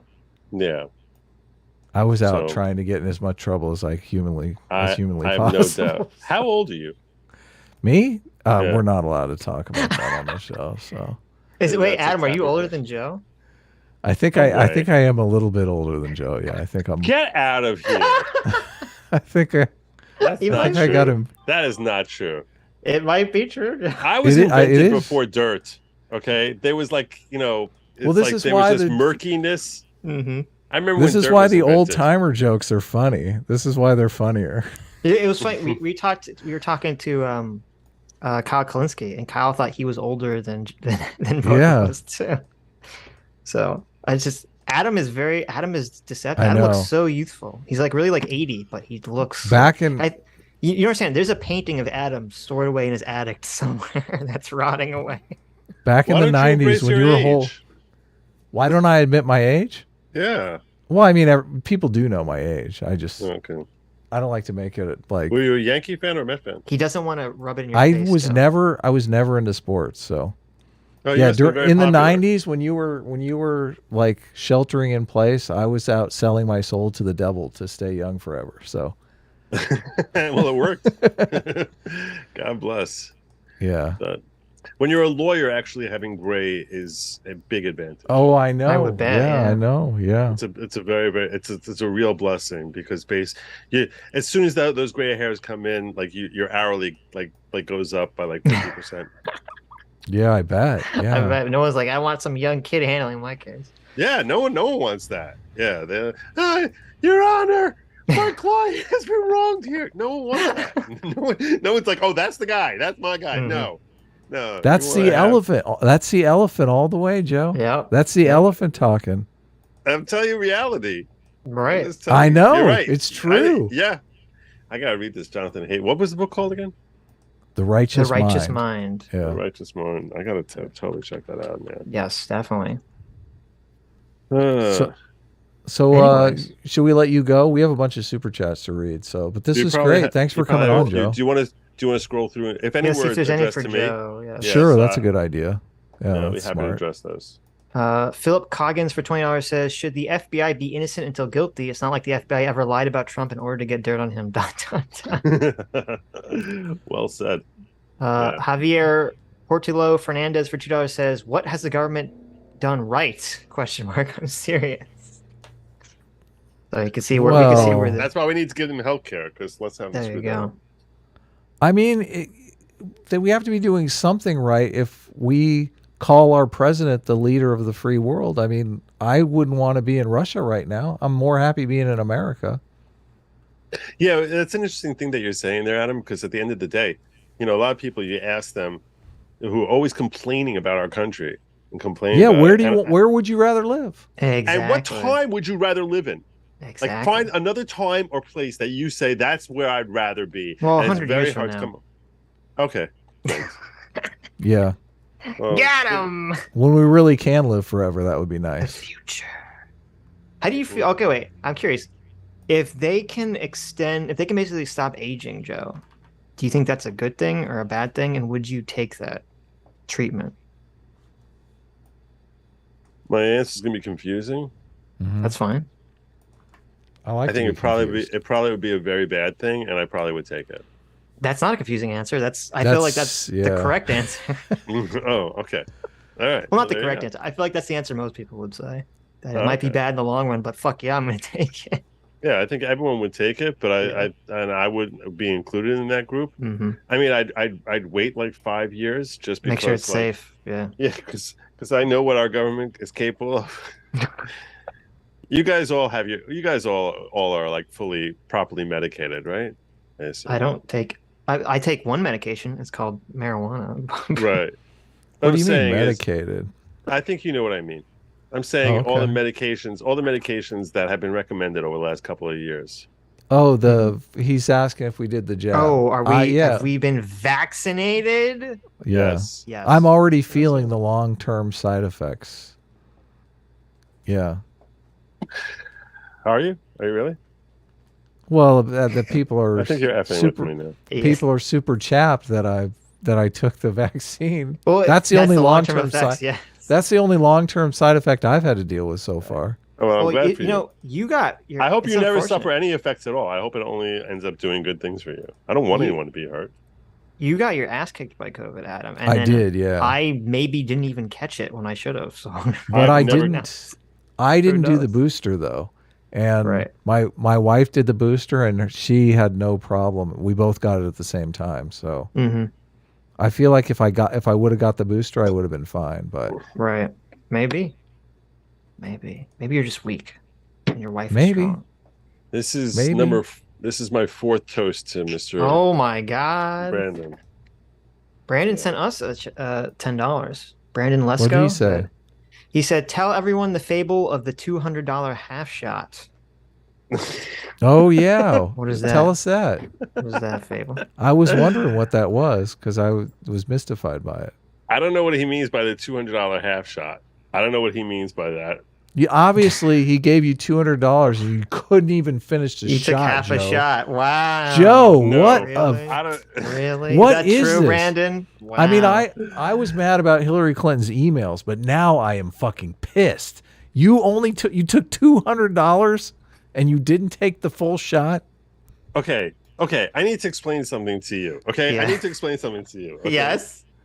For the last week, this fine gentleman here has been doing everything he can to get me thoroughly wasted. I mean, blue genie type wasted, which I'm famous for going on air when I was already drunk, when I was on Purim dressed as a blue genie, and doing a stream that Nick Ricada jumped on. Why were you dressed as a blue genie for Purim? That's not a blue genie. No, we dress up. We dress up. Hold on. We Joe dress up for the as holiday a blue genie. Is there photos out there? Put in good Lawgic blue genie. You'll find a stream. Dressed up as Robin Williams from Aladdin. Yeah. So I was basically for Purim we dress up the same way Christians do for Halloween. So on Purim we dress up in costumes. Okay. So so my family always does like a theme, like a thematic type of thing. Gotcha. The theme that we were doing this past Purim, was mythical creatures. So my wife was, she dressed up like a unicorn, and I had someone else who was like, I don't remember. I'm just trying. It's all a drunken haze. It really is a drunken haze. But yeah, I mean, we were talking about doing a centaur or whatever. So I decided to. One was a leprechaun. My son was a leprechaun. Mm-hmm. So I was a genie. And in order to be an effective genie, in order to actually carry that out, I actually had to be blue. I had to be blue. Yeah. Wow. So I didn't go topless the way the actual, but right. What is this? So, I found a picture of the post Perma live stream. What? You couldn't find a picture of me as a genie? I'm sure I did find one. Yeah. I'm sure you did. I was drunk out of my mind when I started that stream because I got wasted at a point. Anyway, so this very fine individual. You can share it. I don't care. Oh, I already did. Amazing. Yeah. That's Beautiful. amazing. Thank you. Thank you. Nice. Yeah, You should so, have gone topless. Okay, I would have been happy. okay, that's kind of creepy there. So, anyway, yeah. So let's go, Brandon. It's Lesco is his first Oh, name. And his last wow. name. Okay, that makes sense. Yeah, it's a good pun. Yeah. So he has been trying to get me drunk, and I basically say you have to pay $200 a shot on Venmo. So, because Venmo, I keep like 99% of it, as opposed to you guys know YouTube, you keep 70%, right? Which sucks. Yeah. So, he would literally do between 10 and 12 shots per stream. Oh my God. No. For $200 a pop? Or Yes. What the fuck? Wow. Wow. Well, he's paying your been paying mortgage. me Jeez. here. This is my fourth shot I'm about to take. Holy shit, Brand. Look, listen, first of all, I think this is actually Joe Biden, and he wants to shut you up, and he's trying to get you to die. He's trying to kill you. Okay. So that's what I'm. So now, and that's because I was like, look, if it's a drinking stream, I'll do it for $100.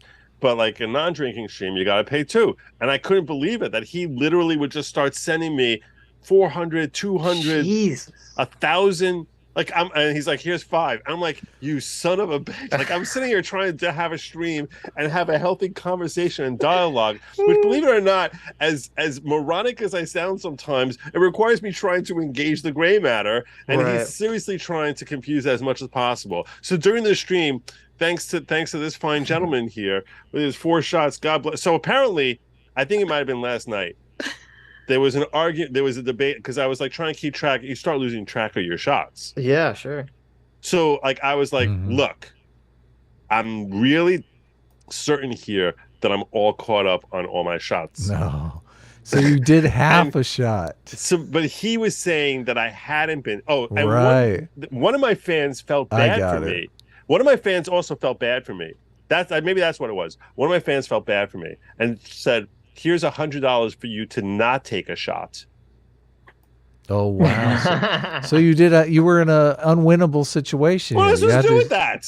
You had to compromise. So I compromised. I said, okay, I'm learning 10 shots. I took an extra half shot to sort of balance that out. Right. Gotcha. I think that's fair. I mean, that's what am I supposed to do? I'm certainly going to honor, like, I don't. This is my 4th shot. So Lou, God bless you. Watch out, Tommy. Watch out, comes. Watch out, liver. Here she comes. Brandon, Brandon Lesko, who I'm pretty sure is actually Hunter Biden in disguise, who was trying to get Joe to die of alcohol poisoning for $5. Says, boys, call him out on that half shot. Am I wrong? Yeah, Joe, that looked like a half shot to me. Wow. Oh, that's what he's saying. This is a 2-shot. This is a double shot glass. This is a double shot glass. I don't know. You're still doing half shots, Joe? Oh, no. I thought you learned your lesson. No, these are double shot glasses. Really? Is there a line on that glass? Have you measured the glass? Are you sure? This sounds like fitness to me. I'm gonna have to go through a whole thing where I'm gonna like pour in ounces in here and actually prove it. I want the FBI to raid Joe's house to take that shot glass. Don't even joke about that. You know about the swatting that's been going around, right? Yes. Nobody's not from our audience. Maybe, not your audience, but like people I associate with have been swatted. Sure. It's scary. Nick Rekieta got swatted once. Yeah, he's been swatted. He's been swatted. Tim Pool's been swatted. It's freaky. It's really that's a freaky thing. I don't think we're big enough to get swatted. A lot of people, they want the attention. So if they can swat you while you're on a big stream, it kind of makes them feel good. So I think look, it's not your size, Adam. It's what you do with it. Well, yeah. This is what happens when I drink. That's what every girl says to every guy. I mean, it is a little bit about. It is a little bit about the size. Let's not kid ourselves. Well, in the swatting situation, definitely. Adam knows from firsthand experience that it's about the size. Well, I mean, that could be good or bad. This sounds like far too intimate a conversation here. So. Anyway, Adam has experience with sized men and unsized men. Okay, that's all I'm saying. Let's go. For another $10, says, "Is Joe acting up?" ? And then he says, "And your liver gets a break from me." Well, apparently it didn't. So. Well, I like that he's actually developing my liver abilities. So I'm good. Maybe question mark. He also for another $5 says, "Fuck my life, Venmo punishment for Joe. What are they talking about?" That was a while ago, so I don't know. That was an hour ago, so I don't know what we were talking about an hour ago. Oh, I don't know either. I think that's when we were watching the Dan Crenshaw thing, and maybe maybe. wanted to watch that again. Stug for $2 says, "How much to get Adam to take a bong rip?" And then Sitch, yeah, how much, Adam? How much should you take a bong rip on the stream? Are we even allowed to take a bong? Isn't when we get? Are you allowed to do that? I don't think we would risk our channel, but I don't. Yeah. I would risk it for like $1,000. In California, marijuana is legal, right? Right. I mean, I'm hesitant to even throw that out there because someone will do it, and I really do not want to be. Don't high on the stream, don't give us $1,000. Oh yeah. If by the way, just that guy fair, paid me $1,000 to tell a joke once. Yeah. Fair warning. If you do it, I'm gonna do the bong rip like right before we end the stream. So we're not gonna do it at the beginning. Well, and you would do it off screen too, so it wouldn't be worth the money. Yeah. Because it is against TOS to show anyone doing anything but drink for some reason, even if it's legal in your state. Doesn't make it really. Yes. You think it's against the law for me to like vape on stream? No, it's not against the law. It's against YouTube's TOS, I think. Yeah. To show. I've never once been use. hit for that. Really? For vaping. I vape well, all the time on vaping stream. you might get away with because vaping isn't necessarily marijuana. It can also just be tobacco. So if you had marijuana off screen and we're just inhaling and exhaling on screen, and people can see you exhaling, you probably get away with that. Maybe. No one knows. Yeah. No one. If you whipped out a big bong on stream and you're like, yeah, I'm pretty sure you can get flagged for something. What about corn when cobs? I'm drunk, Or I have to. Can corn cobs? Can corn cobs take bong rips, or is that not allowed? That's a good question. There are entire streams of people smoking. Really? Well, maybe you only get in trouble if someone actually flags you. Reports you, yeah. Because maybe the algorithm can't, pick that up. Of course they can. So. Yes. GSB 1005 for $20 says, on Joe's elephant horse dog, I like the idea, but I think it's more like some people just have better trained elephants. They generally have more control, but will sometimes lose it. Cough, Adam, cough. You want me to cough? No, I think he's referencing you, saying some people. Adam. I know. Yeah. I'm famous for losing my temper on stream, so. That's true. Joe, have you lost your temper on stream, Joe? Never. I mean, I'm famous for my ranting on my streams. But ranting isn't losing your temper. Yeah. Right. I agree with you on that. I don't think ranting is losing. I very rarely lose my temper. That's good. Yeah. My wife has actually said that she counts on one. This Sunday will be my 26th. Why, Joe? I don't lose my temper with my wife. I lose my temper with these meanies in the chat. I lose my temper. I lose my temper with people who come on the show and just dodge questions for 2 hours. I lose my temper with other people. I love my wife. I get along great with my wife. Yeah. But what I'm saying is, Sitch, when he won't stick to the clip, I lose my temper. I saw. Let me explain something to you, Adam. I want to explain to you why you were wrong before with the whole thing about bringing Joe on before you finish up the whole thing there. Okay, because I was totally on S team for that one.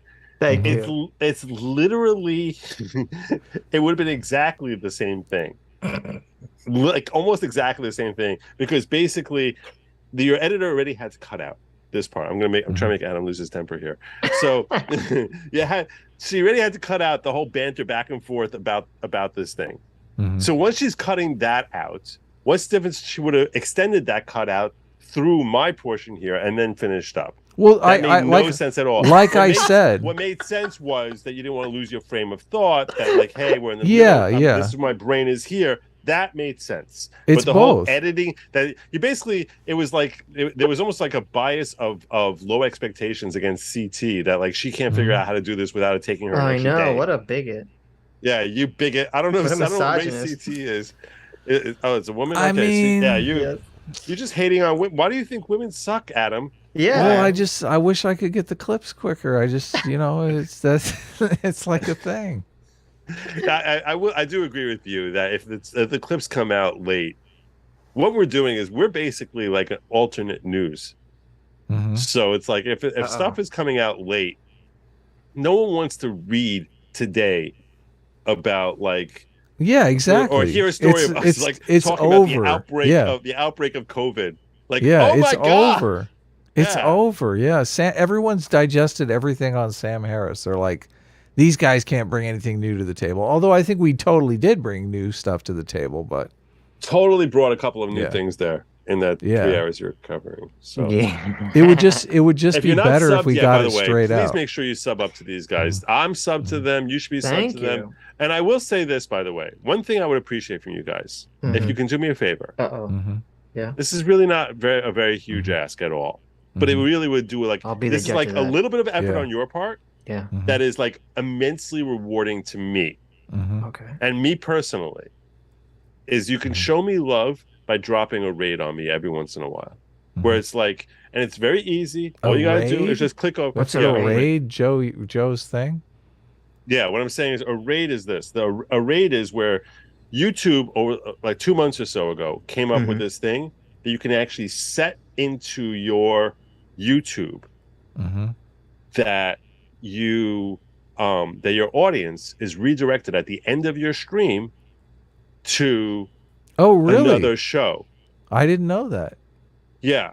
So if you go so if you go into the controls, you know where you press like subscriber we can mode, do that. whatever We mode? can totally do that. Yeah. So if you go in there and you basically say, hey, we're done with our show now, we're gonna kick you guys over to Joe.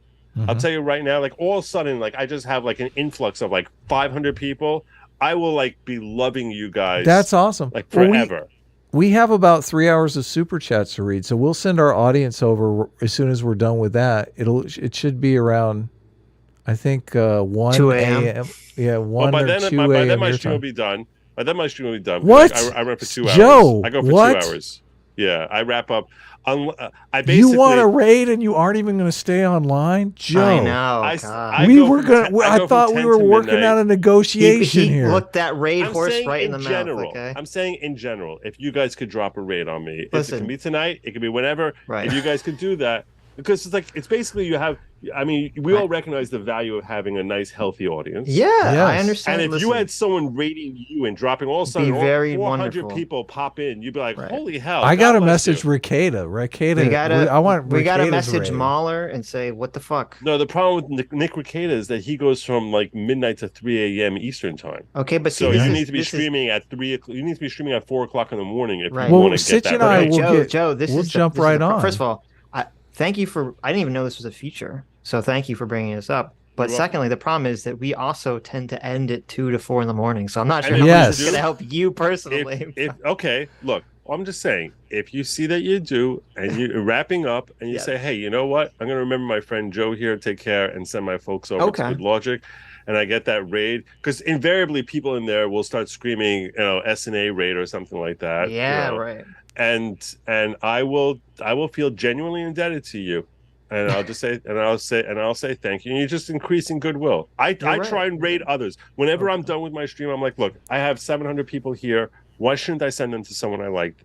And I'm helping the person I like, and I'm helping my audience by giving them someone who I like and respect. So it's like just win-win for everyone. Why let them just drift off into the atmosphere? True. No, I agree. I agree. So I don't. We were talking about doing short streams for breaking news, so then we can raid after that. Yeah, maybe we can do that. It won't be like 2 in the morning. So beautiful, awesome. All right. Well, I had a phenomenal time with you guys. I really. You have some biblical questions. I don't know if you want to answer them or not, but. Oh, are you saying in the super chats? Yes. All right, let's do it. Let's. I'll give you 10 minutes. So what do you got? Let's do fast. Texas SP12 for $5 says, Joe, what do you think of Numbers 522? I keep seeing that make abortion okay in God's eyes. Okay. So I assume that what that's talking about is this. There's a section in the Torah which talks about that if a woman is suspected of having infidelity to her husband, that under Torah law, that her husband has the right to go to the court and request that she take these to drink certain waters. Wow. And that these waters, there was some sort of mystical involvement in this. involving like the name of God and things of that nature, and that was dissolved into the water, and that she would drink it, and that if she would, and it would be a test that if she had engaged in extramarital affairs, that she would die as a result. And if not, she would receive a blessing. And the manner of death is that her belly would bloat until it exploded. Jesus. And that if she had not engaged in infidelity, this is only for married women, that if she not engaged in this infidelity, that she would have a blessing of having children.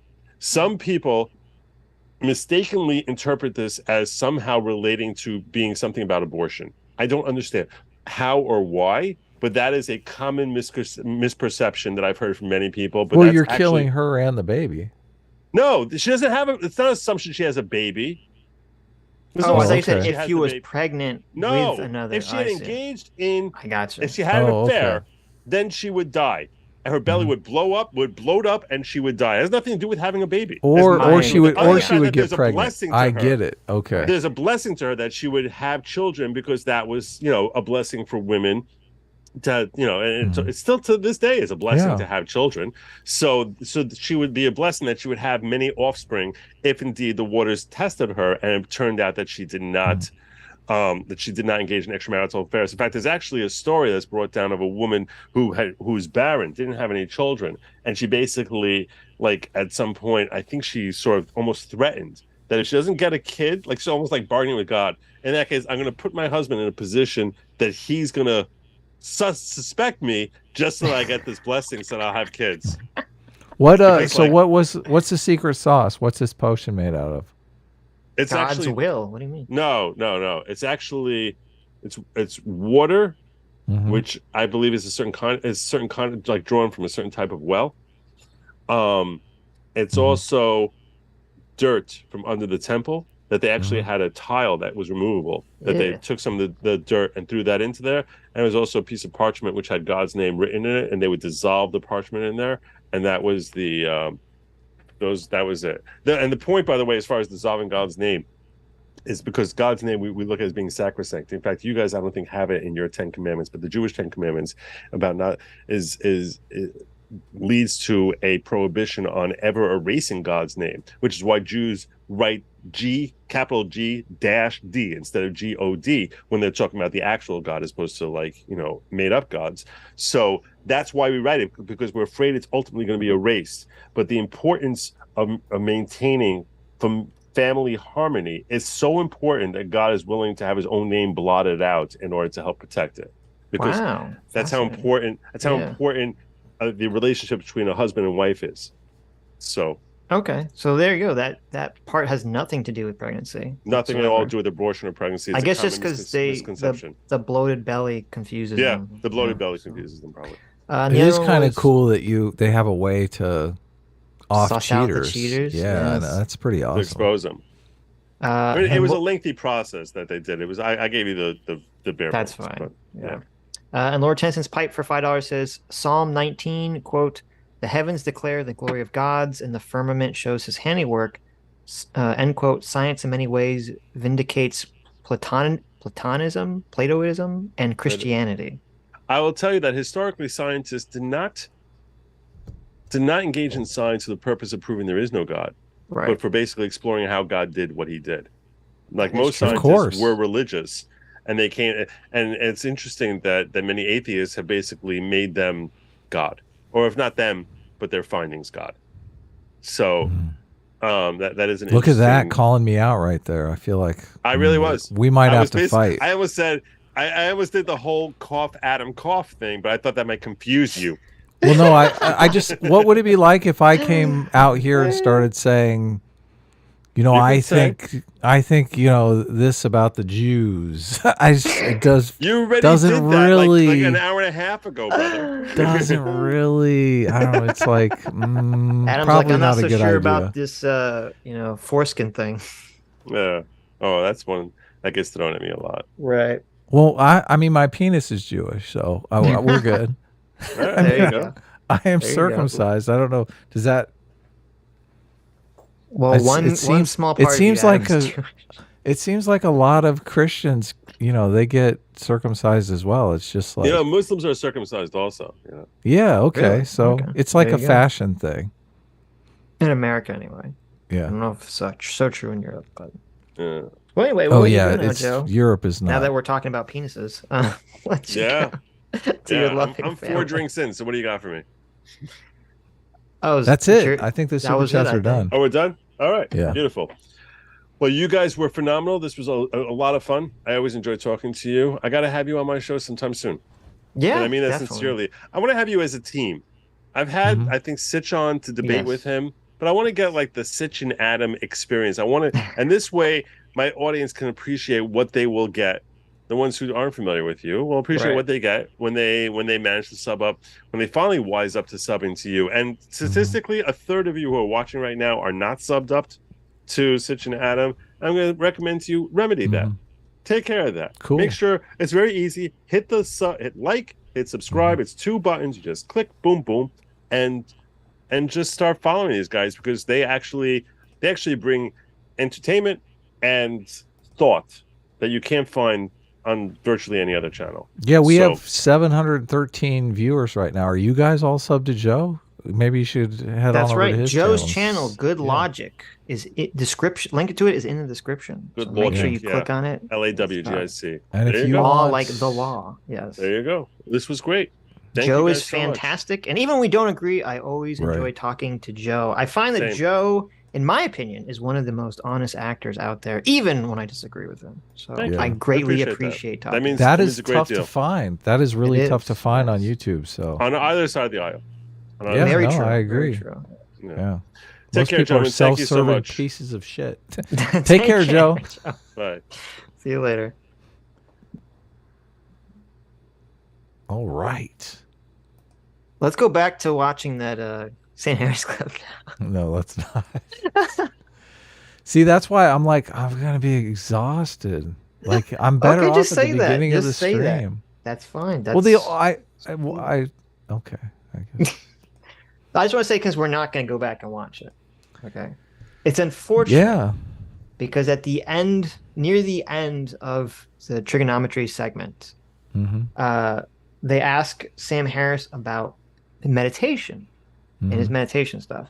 Oh, And that's Sam why Harris- you were so adamant about it, Right, because and you Sam wanted Harris- to go all the way through that stuff. Yeah. Well, I wanted to skip to it because it's unfortunate because what Sam Harris says about it is so good and would change a lot of people's lives. And I'll boil it down.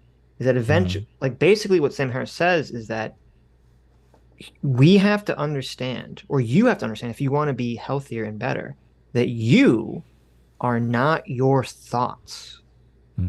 That too often people think that they are their thoughts. My thoughts are who I am. And he's like, no. Your thoughts can be affected by your elephant, by your emotions. Your fleeting thoughts that crop into your head could be because you just stubbed your toe and now you're angry. And so your thoughts become angry. And if you think that your thoughts are you, it's very easy to let your emotions, to let these temporary fleeting things control you. It's very easy if you're anxious. You know, a lot of people who get anxiety, they go into, I forget the term for it. They basically keep looping their thoughts, and they kind of have these repetitive thoughts of anxiety. And that's what he's saying. You are not your thoughts. You have to understand that sometimes your thoughts are kind of foisted upon you by your emotions or foisted upon you by some internal environment. And if you can learn to sort of disassociate and look at your thoughts like almost objectively, you can, kind of get them out of your mind. You can push yourself away from them. And to me, that's just such an important message for people to understand, that it's kind of sad that it's lost in this clip that no one will ever see because they only watched the first part of it. Well, I timestamped. Well, I wrote down the timestamp 5 hours and 6 minutes. So if CT is No, she has doesn't need to include that. I don't pity care. on us, she can come and clip it out. It's fine. I don't care. Well, I I'm mean, just it is including kind this of for beautiful. the It's people who beautiful. are live. Okay. It's beautiful. It It's is beautiful, beautiful. Sitch. Well, no, it's important health awareness to understand that. This is because this is something I always say. And this is part of the problem is that people. I don't understand why this is. we're not taught that our emotions are basically altered states of consciousness, and that when you're angry, when you're happy, when you have these chemicals swishing around your brain, it's like being drunk. It changes the way you think completely. And if you're not aware of that, then you're going to let it control you. Yeah, no, it's you gotta get your elephant under control. You gotta get your intuitions under control. This is why military and law enforcement training is what it is, because every situation where you really need to be clear-headed is usually so fucking tense that it's impossible to be clear-headed. Right. So, well, at least ideally. I don't know if training is actually that good or accomplishes that. No, battle being, having battle training, being tested in real military situations, I'm sure is much more effective. Mm-hmm. Yeah. I like how, and I feel like for 90% of this chat, 90% of the time that we've been streaming, the chat has just been shitting on Doomer. Yeah, And I I don't know noticed why, but I appreciate it, chat. Like every time I glance at the chat, it's someone insulting Doomer. I don't even know if Doomer's in the chat, but They said he ran. I asked him. I was like, "What's going on with Doomer?" And they're like, "He ran." Okay. I wonder why he ran. I mean, you guys are just, if you're going to be mean over and over again. Oh, sorry, I course missed he's gonna Panzer leave. Dude's super chat to Joe. It says, for Joe, do you listen to your elders? Even Adam. That's hilarious. There you go. That's hilarious. That's good. I know exactly what he means. No one takes me exactly seriously. Because you don't have gray in your beard. Yeah, exactly. Mm. Exactly. They're like, who is this young whippersnapper up here? This is a problem in the military. My uncle is in the military, and I talk to him about military stuff a lot. And when they were in Afghanistan, the culture there is really whoever looks oldest is in charge. Well, that's not how the military works. Mm-hmm. So they would always go to whoever looked oldest, and chances are he wasn't the oldest. So right. But they got really bent out of shape because they're like, no, we want to deal with this guy. This guy's obviously in charge. And they're like, no, he's actually not in charge. I'm in charge. Right? That's very funny. Yeah, totally. Yeah. He was the older guy though. So I mean, he was the guy. A lot of times he would actually just end up, oh fuck it, I'll do it. Like, mm-hmm. He's like, okay, whatever. Yeah. So are we done? We gotta do super chats, and you gotta bring up art. Oh yeah, I do. We're gonna have to go find the art. I need a pee break, so I'll be right back. You go pee. I'll read some super chats. Majin drew a horrible picture of a tiny chibi Sitch laying on Doomer's chest, which I don't appreciate. I don't appreciate this, Majin. I don't know why you drew this, but I don't like it. I don't like it. Well, I like you drawing Adam as a femboy, but I don't like this other thing. It's bad. You should be ashamed of yourself, Majin. Ashamed of yourself. John Sykes for $2 says in the Beavis voice, all right, cool. Thank you, John. That was in relation to not reading super chats. I'll read that one out. It comes back.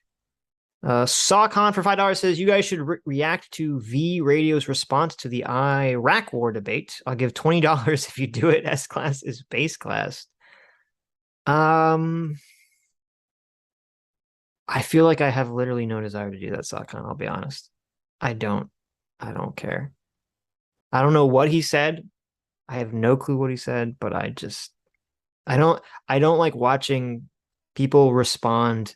This might be very hypocritical considering what me and Adam do, but I don't like people responding to my debates, especially people who were in the debate themselves. Call me a dirty, dirty hypocrite. Part of it is I don't like to hear my own voice, so. Cyborg for $2 says, Sitch, why don't I have a special classification? You do have a special classification, Cyborg. It's just not a good one. Johnny B for $20 says, y'all are making an argument for NFTs, LMFAO. We're making an argument for NFTs? And what? How are we? When was that, John? Are you in the chat, Johnny? I don't know. What part of the conversation was that? I don't remember. That's lost on me. Not Gay Ben. Oh, look at this. Not Gay Ben. Even though you said you had to re-up your thing, you didn't lose your place. Says Not Gay Ben for 6 months. Thanks so much for being a free will seeker. Says I'm gonna wait till Adam gets here to read this. Cyborg for $20 says, it's funny that Trump views himself as a super special person, and Sam Harris agrees. Trump is so incredibly unique. Sam Harris feeds into Trump's ego in that way. He's so spectacularly, uniquely special that he needs banning. That's a good point. Yeah. I mean, obviously, Sam isn't motivated by not making Trump feel that way, but he is definitely playing into that. Oh, about your digital property claim?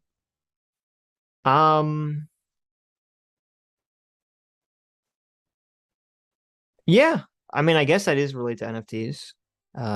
Adam was on board with NFTs from the beginning, though. He always liked the idea of like digital art and all that stuff. So there you go. Your social media should be an NFT. There you go. It's a little different, but the Butter Anvil for $2 says, congrats to Crappy Robot for getting married. Oh, did you get married, Crappy Robot? Congratulations. That's awesome. Congratulations. Congratulations.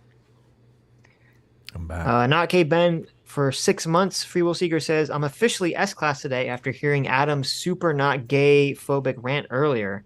I'm shaking and crying right now. Hashtag not means snot.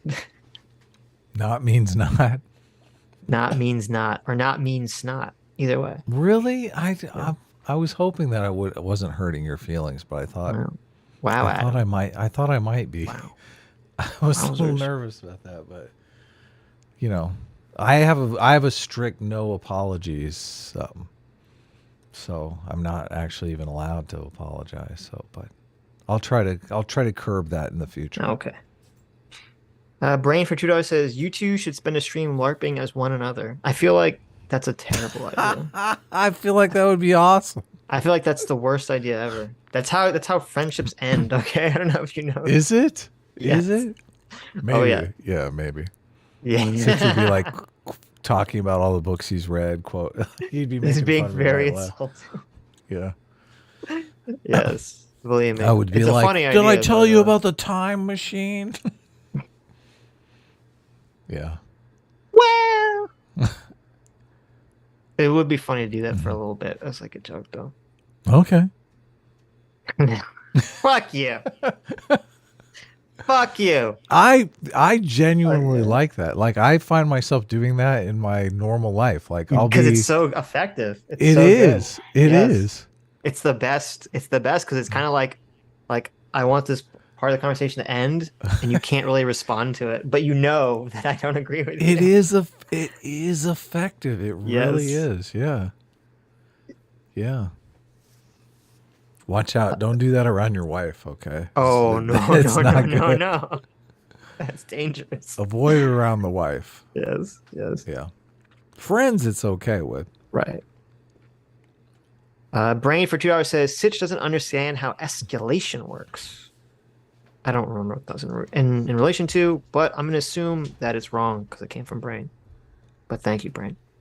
Brain was trying to accuse me of like loving the CIA or something, or condoning everything the CIA does. Or listen, any agency that's just 3 letters, I just automatically love anything with 3 letters. Yeah. FBI, CIA, AOC, MTG, DOJ, DOJ, MMT, MMT, TMNT. I almost love, but they're 1 letter off. Yeah. BBBL or BBL. What's BBL? Big Booty Latina. Oh, there you go. There's one I don't like, though, that I think Adam loves, but I don't like. Mm-hmm.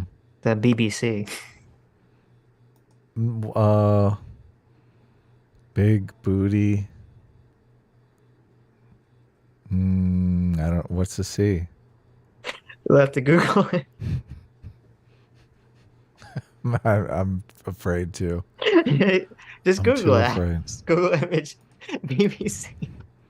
BBC, huh? Yeah, just Google. I mean, you'll just get like the British. Oh yeah, broadcasting. BBC, Right. British Broadcasting Right. Company. You have to Google BBC and then sex after it, because that's the only way you'll get. Oh, I'm not gonna do that. Just do it. Just see what it is. Nah, Just look it up. someday. You'll like it. Just describe it. It's better You if you need- see it. Okay. You need to get better at your descriptive. describing Big battle things. combat, big battleship combat. Don't you want to see like big battleship Why? combat? Okay. It's like, it's like Robot Girls. Don't you want to see Robot Girls? Who is doing? Is this really art? I mean, it feels like it's just. Adam's ignoring. I'm not What? sure. What are you looking I'm not at? sure What are you looking at? I mean, you sent me a bunch of stuff. I'm not sure you. I didn't can send you anything. qualify it as art, but Oh, CT sent you some stuff. CT says big black cock. That's not what it means. CT's just fucking with you. CT says don't. Thank you, CT. What the fuck, CT? Thank you CT, for. what are you doing here? What? Stop. Thank you. Stop sucking up. Okay. Stop sucking up. Thank you. Look, I knew going after Sitch for making so much work for CT was going to help me sometime. Yeah, but you were also like disparaging her abilities. So Did and I? you're disparaging that you're getting the videos on time, which is the first piece of art that's in the DMs. Is her attacking you. Oh yeah, you're right. I got to bring that up. That's a great. Are you saying Let's that see negging here. works? Is that what you're saying? Yeah, it does. There you go. Maybe it does. I don't know. that's We'll right. see. We'll see if the I should- videos are out. There's this another week. 3-letter institute that we have to disavow. What's that? The KKK. Oh yeah, yeah. No Why are there so many KKK guys. fucking 3-letter institutes? I never thought about this. What the fuck's No up with that? KKK guys. Okay. Why is that like why are there so many? That's really weird. This art is amazing. Who did this art? Was this CT? Yeah. We've got Adam here.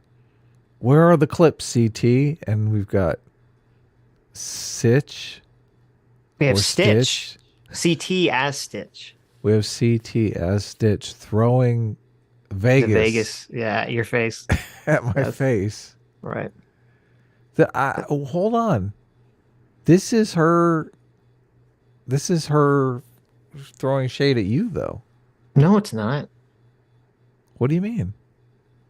What do you What are you talking about? how is it throwing shade at me? She's obviously, look, Vegas, she's like, I'm editing. This is taking forever because I have all this editing Yeah. to do. Oh, okay. That's what's implied by this No. action here. Oh my god, no. Look, CT, where are the clips? I'm asking. Where are the clips, CT? Yeah, she's editing, so she's throwing at your face, yeah. Right. She's taking forever to edit because Because of me, I say. Look at this. because of you, yeah. Listen to this. Adam's twisting it around. This is some kind of psychopathic How is it behavior. look, guys, you can see the artwork. Cope. What Yes, else is could this pure mean? Cope. This is pure cope. What else could this mean? What aboutism? Yes, what else could this mean? It's a good question. Tell me, what does it mean? It means you're Explain this. it means you're not appreciating the work she's doing. That's what it means. I'm trying to make less work for her. What are you talking about? Uh-huh. How is that not appreciating Okay. the work? Okay. Josh, Hold on here. That doesn't make any sense. you're right. It doesn't make any sense. Everyone else understands it but you. It's fine. This is basically her saying, "You'll get the clips when you get the clips, motherfucker." That is what she's saying. Yes, exactly. Yes, I get Exactly. that. Right. I understand it's a joke, CT. I understand it's a joke.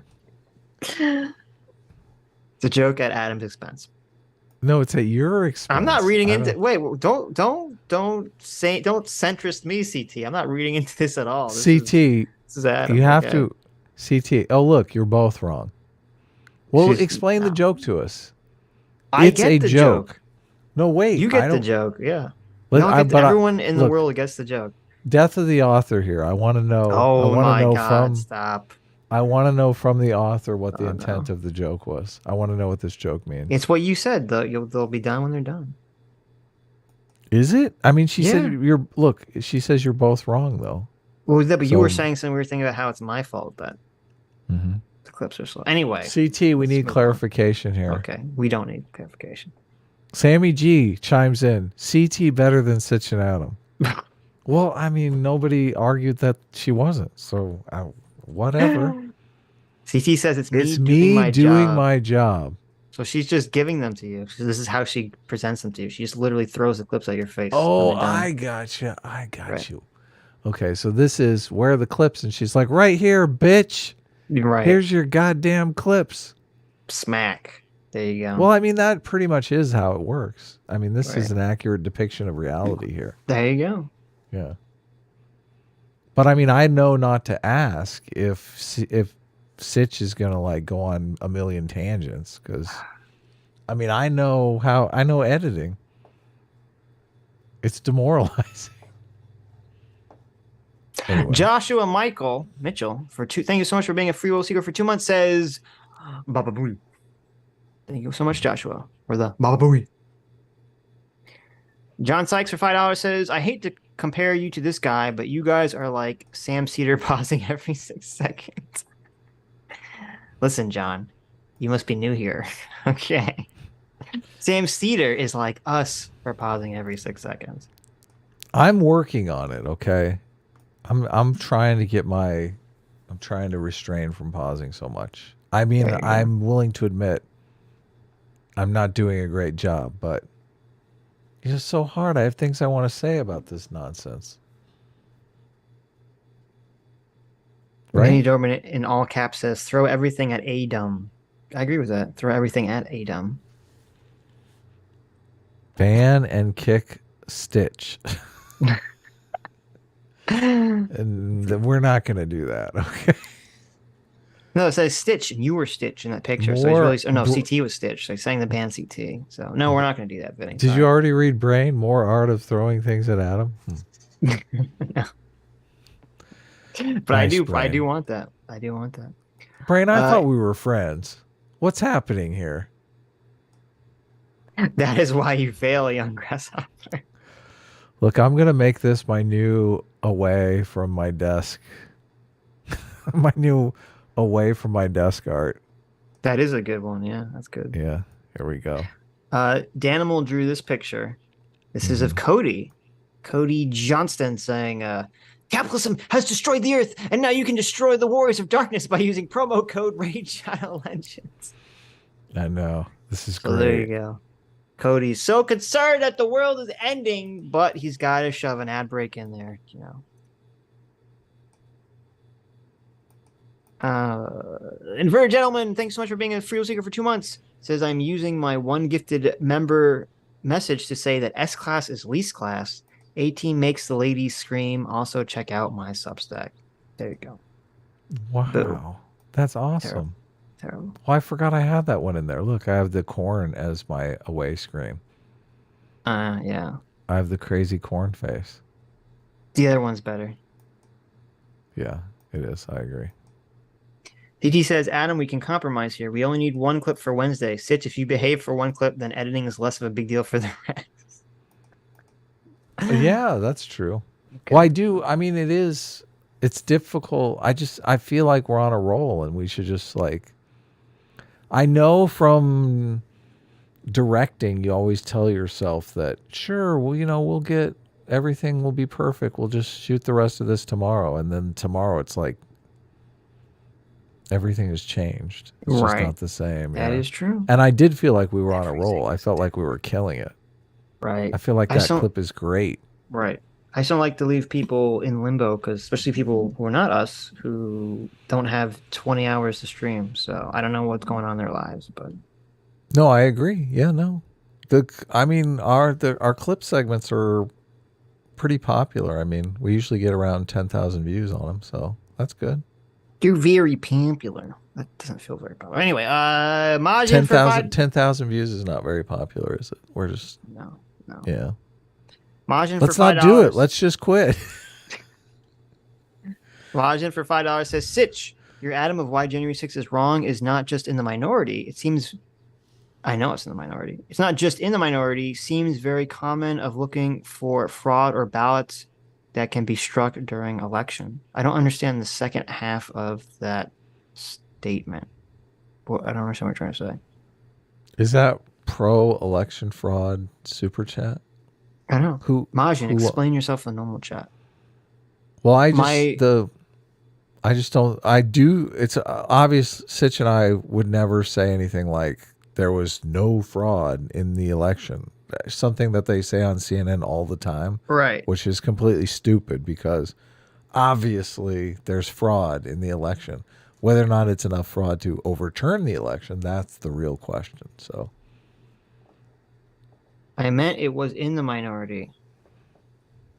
Your idea of why January 6th is wrong is in the minority. Yeah, I understand that part. I said I don't understand the second part. It's not, wait. Your idea of why January 6th is wrong is in the minority seems very common of looking for fraud or ballots that can be struck during election. I don't understand that part. I've never criticized Trump or anyone for looking into claims. They should obviously, if there's some claim of shenanigans, they should look into it. I've never criticized that. So I don't know what you mean by that. RBGH fam for $10 says 2 impeachments and a hidden story. Anti-free speech that could have affected the election, plus crazy COVID policies that ignore private property rights, but Trump is the threat to democracy. Well, I mean, when you have the president who tries to basically overturn a legal election based on fucking nothing, I would say that is a threat to democracy. Unfortunately, we live in a society where Mike Pence and the Republicans party overall did not acquiesce to this. So, yeah, you can say that. Here's the problem. You can say that Democrats did bad stuff, and that's fine. And maybe you can even whataboutism and equivocate. But if you're going to pretend that trying to overturn a legal, lawful election based on smoke is not a threat to democracy, if you're going to pretend like Trump, like if Pence did what Trump wanted, that wouldn't potentially lead to a civil war or some kind of crazy scenario that we've never experienced in our country before, then you're not looking at the reality objectively at that point. Then you're stuck in elephant land if that's your position. But civil war, I mean, Trump would have just been president for another 4 years. It wouldn't have been a big deal. Well, no, because if Pence had thrown out, Pence would be dead, and well, no, because I don't think that's what would happen. If Pence did what Trump wanted, Pence threw out the votes. Oh, I guess he'd still be alive then. Well, what the fuck happens at that point? What happens when Pence throws out the votes and then Congress is like, you can't actually do that, and Pence is like, fuck you, I did it. And now we're in this weird state where, like, what happens, on January or February, whenever the inauguration is, like, are they going to inaugurate Biden and he's going to, like, try to walk into the White House and Trump's going to be like, no, I'm not leaving this room. And he, like, locks the door of the Oval Office. Like, what the fuck happens at that point? How does the situation get settled? They have the ceremony to, what is that ceremony called when they make Biden president? The inauguration. Inauguration. That's it. They have the inauguration ceremony. Biden has his hand on the Bible. And Sidney Powell comes out and goes, smack! Knocks the Bible out of his hands. Fuck you, Biden! It doesn't count. He didn't say it. He didn't finish the inauguration. Yeah, exactly. It doesn't count. No, actually, she slaps this way and the Bible flies up and hits Biden in the face. Right. Yeah. I don't think that's what happened. It would have been either a no, a recount, or just a do-over. Well, they recounted a bunch of places. I don't think legally in most of these states you could do a do-over. Anyway, so I'm not even sure that was ever an option to just do a do-over. So Nobody wanted to throw those dice because everyone's like, dude, I'm going to be president someday. Fuck you, Trump. Go away. Yeah. The only people who are willing to roll those dice are people who are like, fuck, I'm going to be in prison in 2 years. I got nothing to lose. Yeah. Which is like Sidney Powell and Giuliani. All the people that had destroyed their reputation up until then, they were forced into the same boat as Trump, obviously. So NL always says NL always attacks me for my position, but NL is too much of a bitch to actually state his opinion in any sort of actual way. He just says Sitch is wrong. I'm like, well, how am I wrong? Just ban him from the chat. I don't care. How am I wrong, NL? Look, just get rid of him. You don't have to suffer fools. Come on. No, I like NL. Here, I'm going to make him a moderator. Uh-huh. No, I'm just kidding. Obviously. How am I wrong? No idea. How am I wrong? Look, he said it already. Look, Sitch has no idea. Yeah. What more do you need to know? There you go. Sitch Look, you're incompetent. I mean, he's not wrong. You got me there. I mean, you do kind of have. Oh, look, names the places that did do recounts. I don't know. Just fucking Google it. Why you? Why you asking me? A bunch of fucking places did recounts. A bunch of places did do recounts. So, what does that have to do with anything? Yeah. What? Was that it? Was that the big thing you were saying? Oh, who's saying? No places did recounts in 2020. Is that really the claim you're making? Joshua Mitchell is saying Adam being pro censorship. What did I do that's pro censorship? I'm not allowed to banning the guy. I'm not allowed to threaten to ban NL. I mean, I'm tempted to ban him just to it's not a censorship thing. Arizona's Maricopa County confirmed a hand recount and multiple post-election tests for accuracy. They did a recount in Wisconsin. They did a recount in Texas. They did a recount in Georgia. They did a recount in Pennsylvania. They did a recount in. This isn't a total list. Well, there you go. NL. You know you have like 200 characters. You have 200 characters. You don't have to just say walk it back. Walk what back? Oh, unless NL's walking back his own stupid statement. That's very possible. Panzer Dude says, Adam mod me, I'll ban him. See, that's exactly how selectorate theory works, right there. There you go. Yeah. There you go. I see. I'm tempted, but I see NL a lot. So who was the Look at NL. Look at him change it. This is it's like arguing with someone on Twitter. They're like, you. I like NL. NL's welcome in the chat. No, this is exactly arguing with someone on Twitter. Someone on Twitter makes a claim. They say, Sitch, you said this. And I'm like, I say either A, I didn't say that, or B, I did say that and I'm correct. And then when it turns out I'm true, then they say, oh, well, I'm moving the goalpost now. Now I'm saying something else. It's like, oh, okay. See, because now that there actually were places that did recount, he's like, well, what about the signature verifications? It's like, well, what the fuck are you talking about? I mean, the signature verification is a problem. It's definitely a problem that should be dealt with. But I actually read that they do, well, I guess once they separate it from the... Yeah, but that's doesn't even matter, right? Because if they separate the signature from the ballot, what does that even tell you?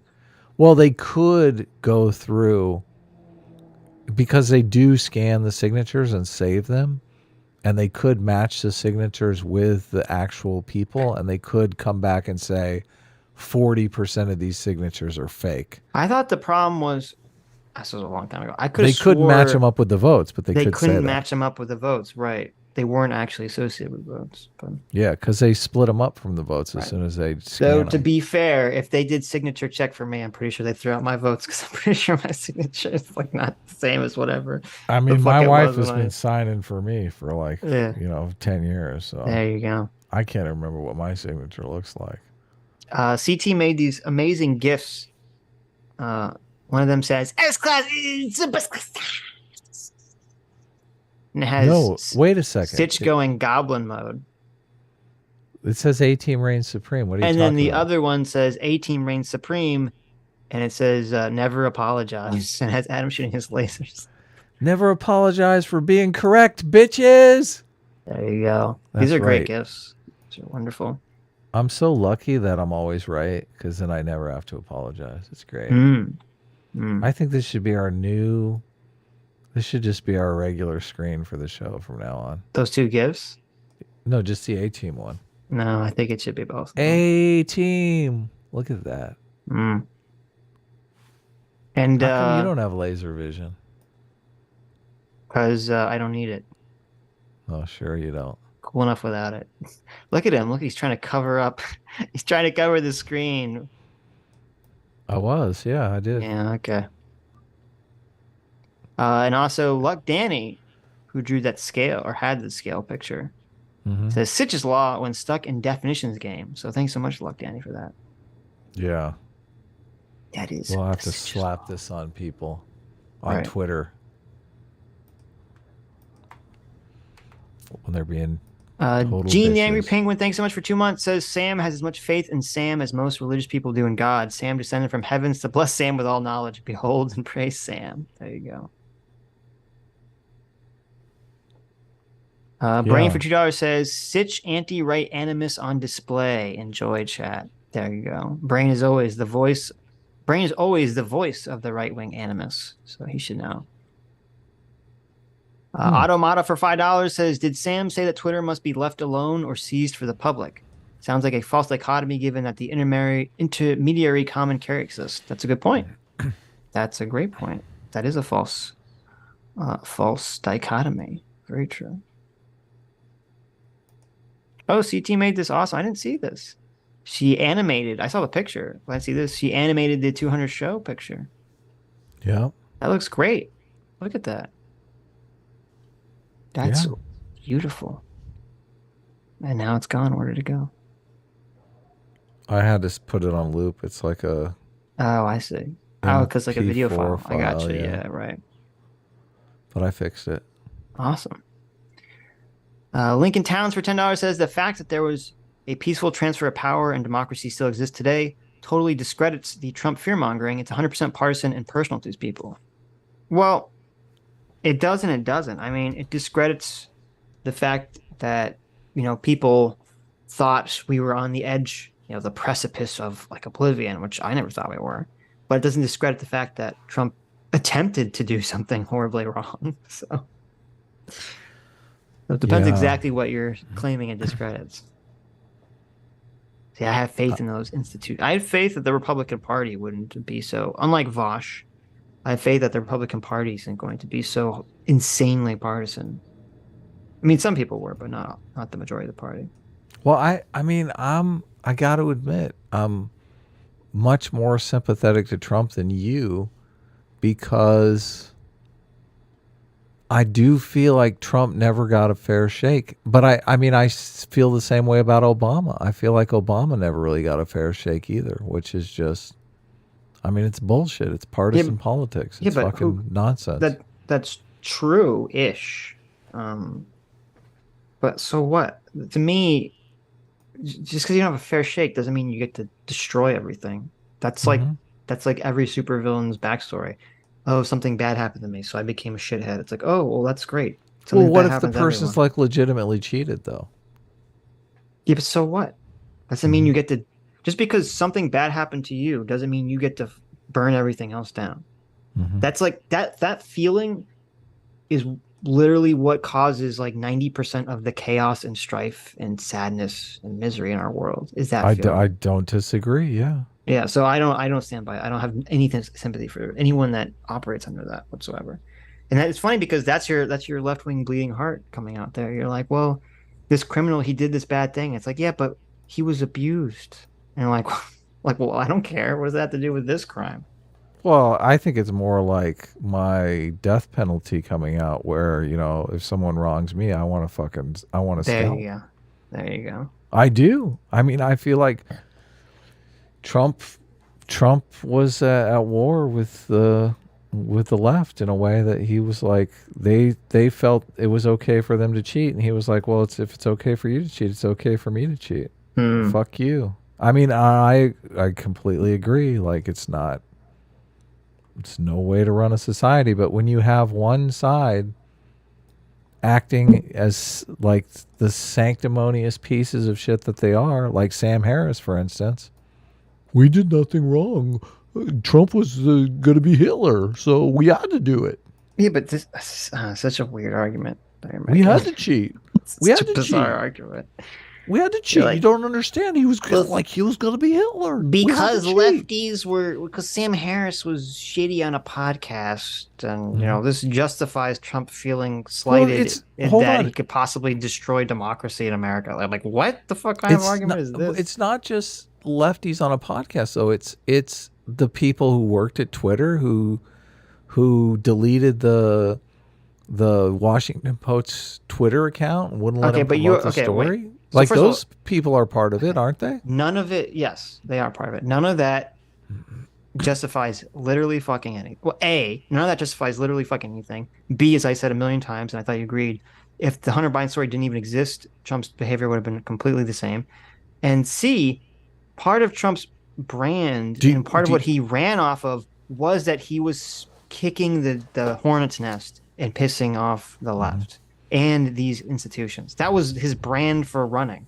So he doesn't get to do that and then cry about it afterwards like a baby, like, oh, they're so mean to me. It's like, well, that's what you're fucking ran on. What are you talking about?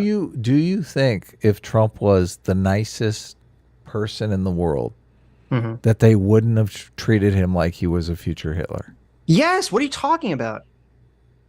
Do you really believe that? Yes. What Sam said is exactly, Sam honed in on basically how so many people in the left feel, even if they don't realize it, where he said, I don't even necessarily disagree with his fucking policies. It was the way he acted. It was 100% the way he acted. If Trump didn't act, wasn't anywhere near as incendiary as he was. First of all, he probably wouldn't have gotten elected. But assuming he could have gotten elected, or if he because if you remember when Trump was running, a lot of people thought when Trump becomes president, all of the incendiary showmanship of the election was going to stop, and that was just to get into office, and then he was going to become normal. I remember. Yeah, so many what people happened? thought that didn't happen. Okay, so I completely disagree with you. If Trump had a completely different temperament that was, as you said, the nicest in the world, then no, the media would not have been attacking him and jumping down his throat and doing any of the things that they were doing, because it wasn't his policies. It was all his temperament.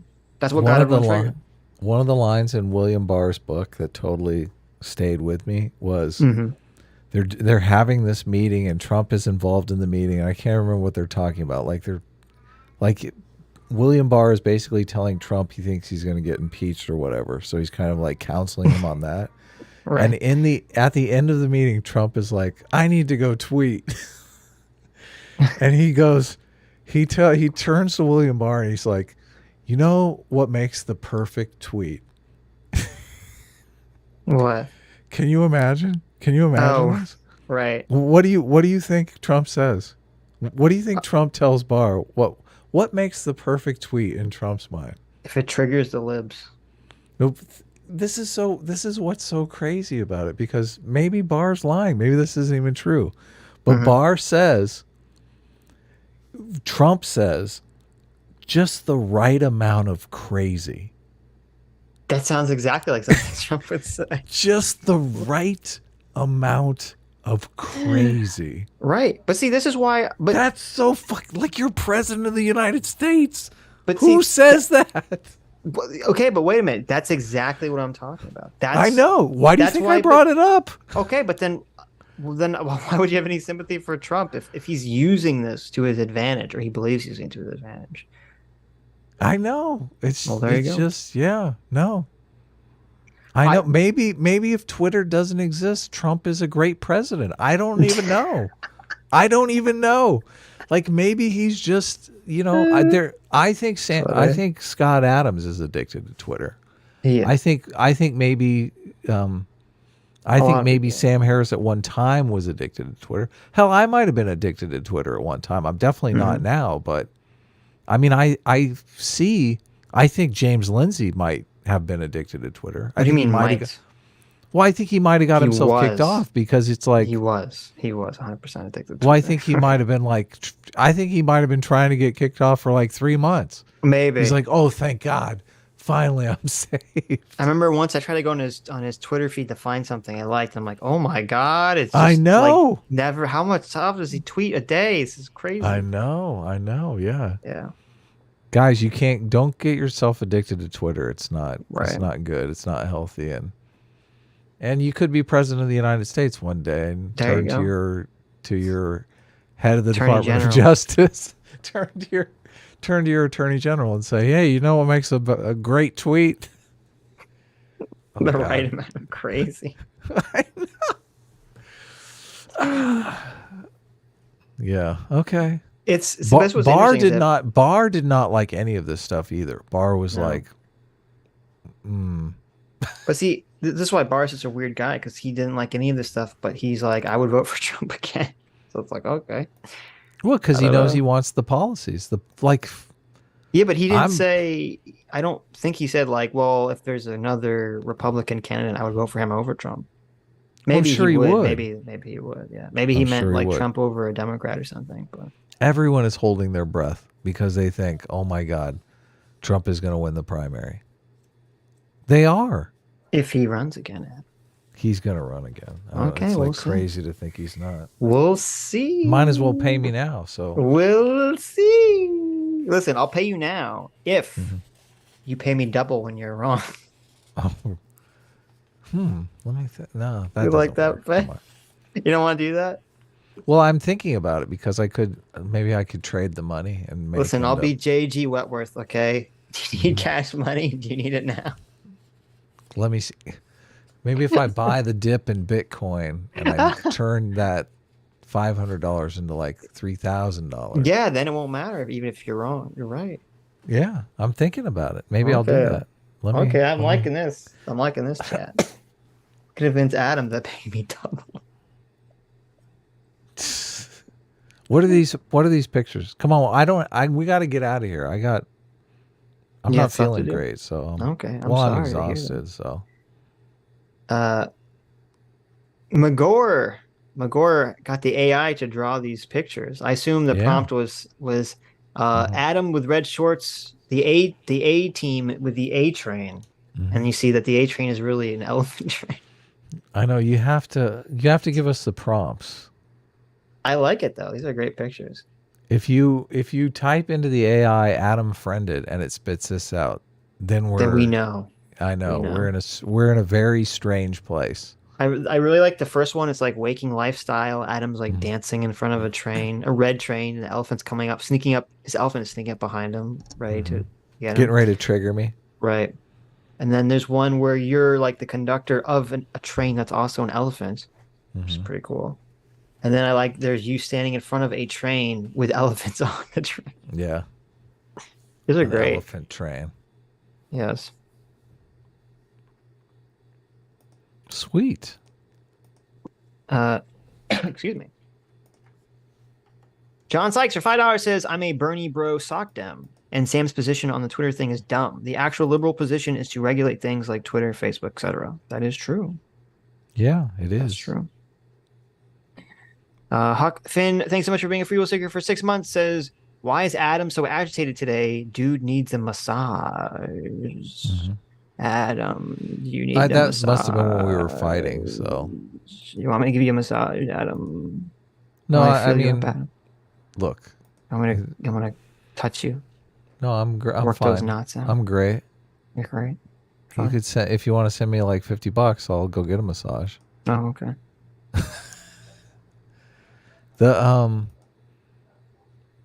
I mean, yeah, I was a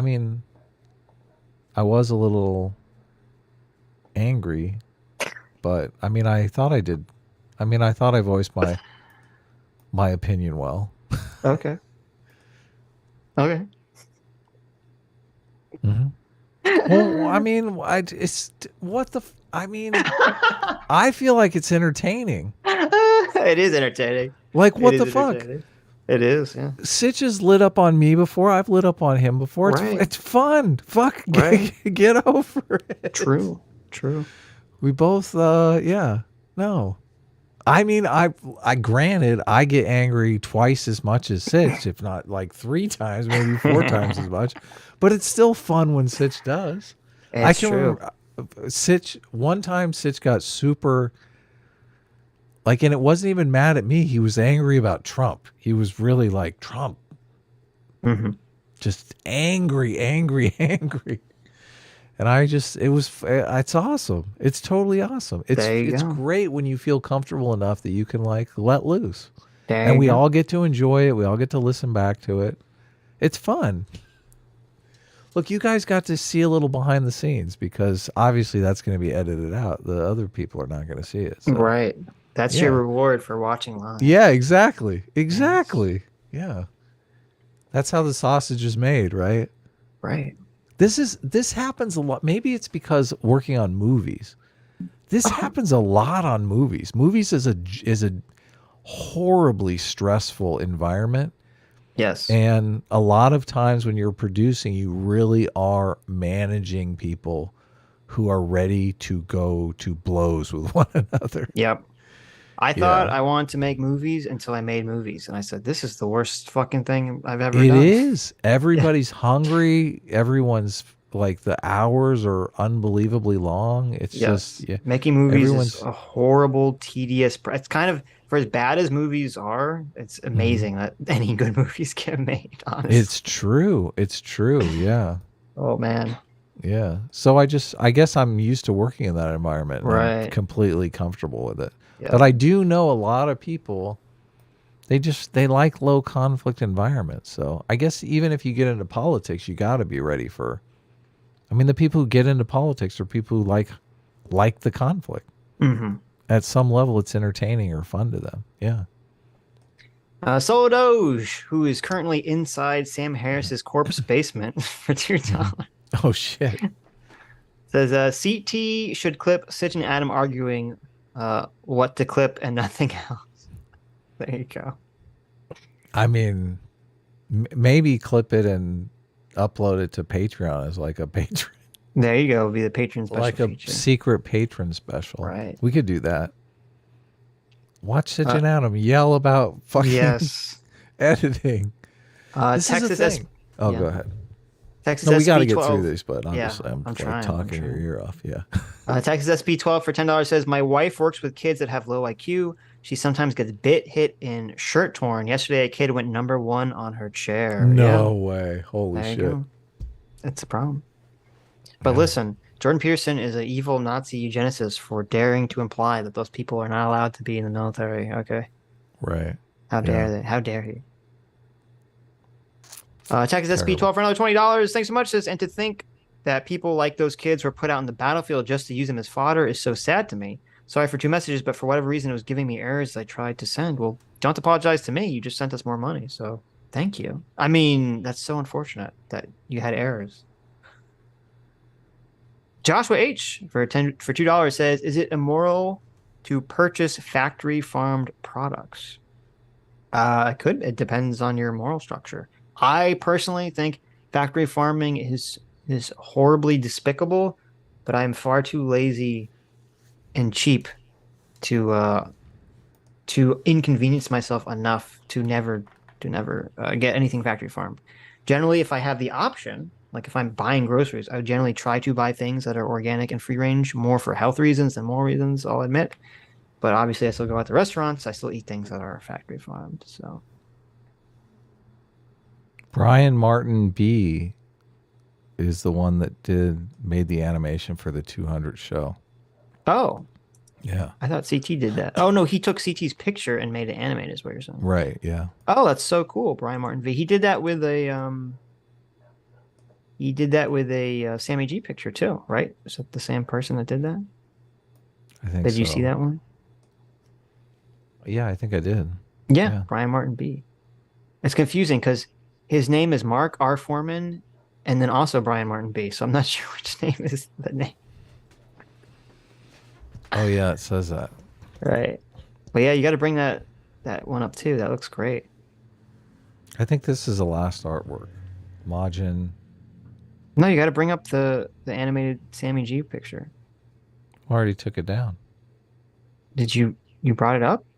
Yeah. Oh, okay. We talked about it. You don't remember? No, we talked about the animated 200th one, which is the cake. That's it. No, cake there's one. another one.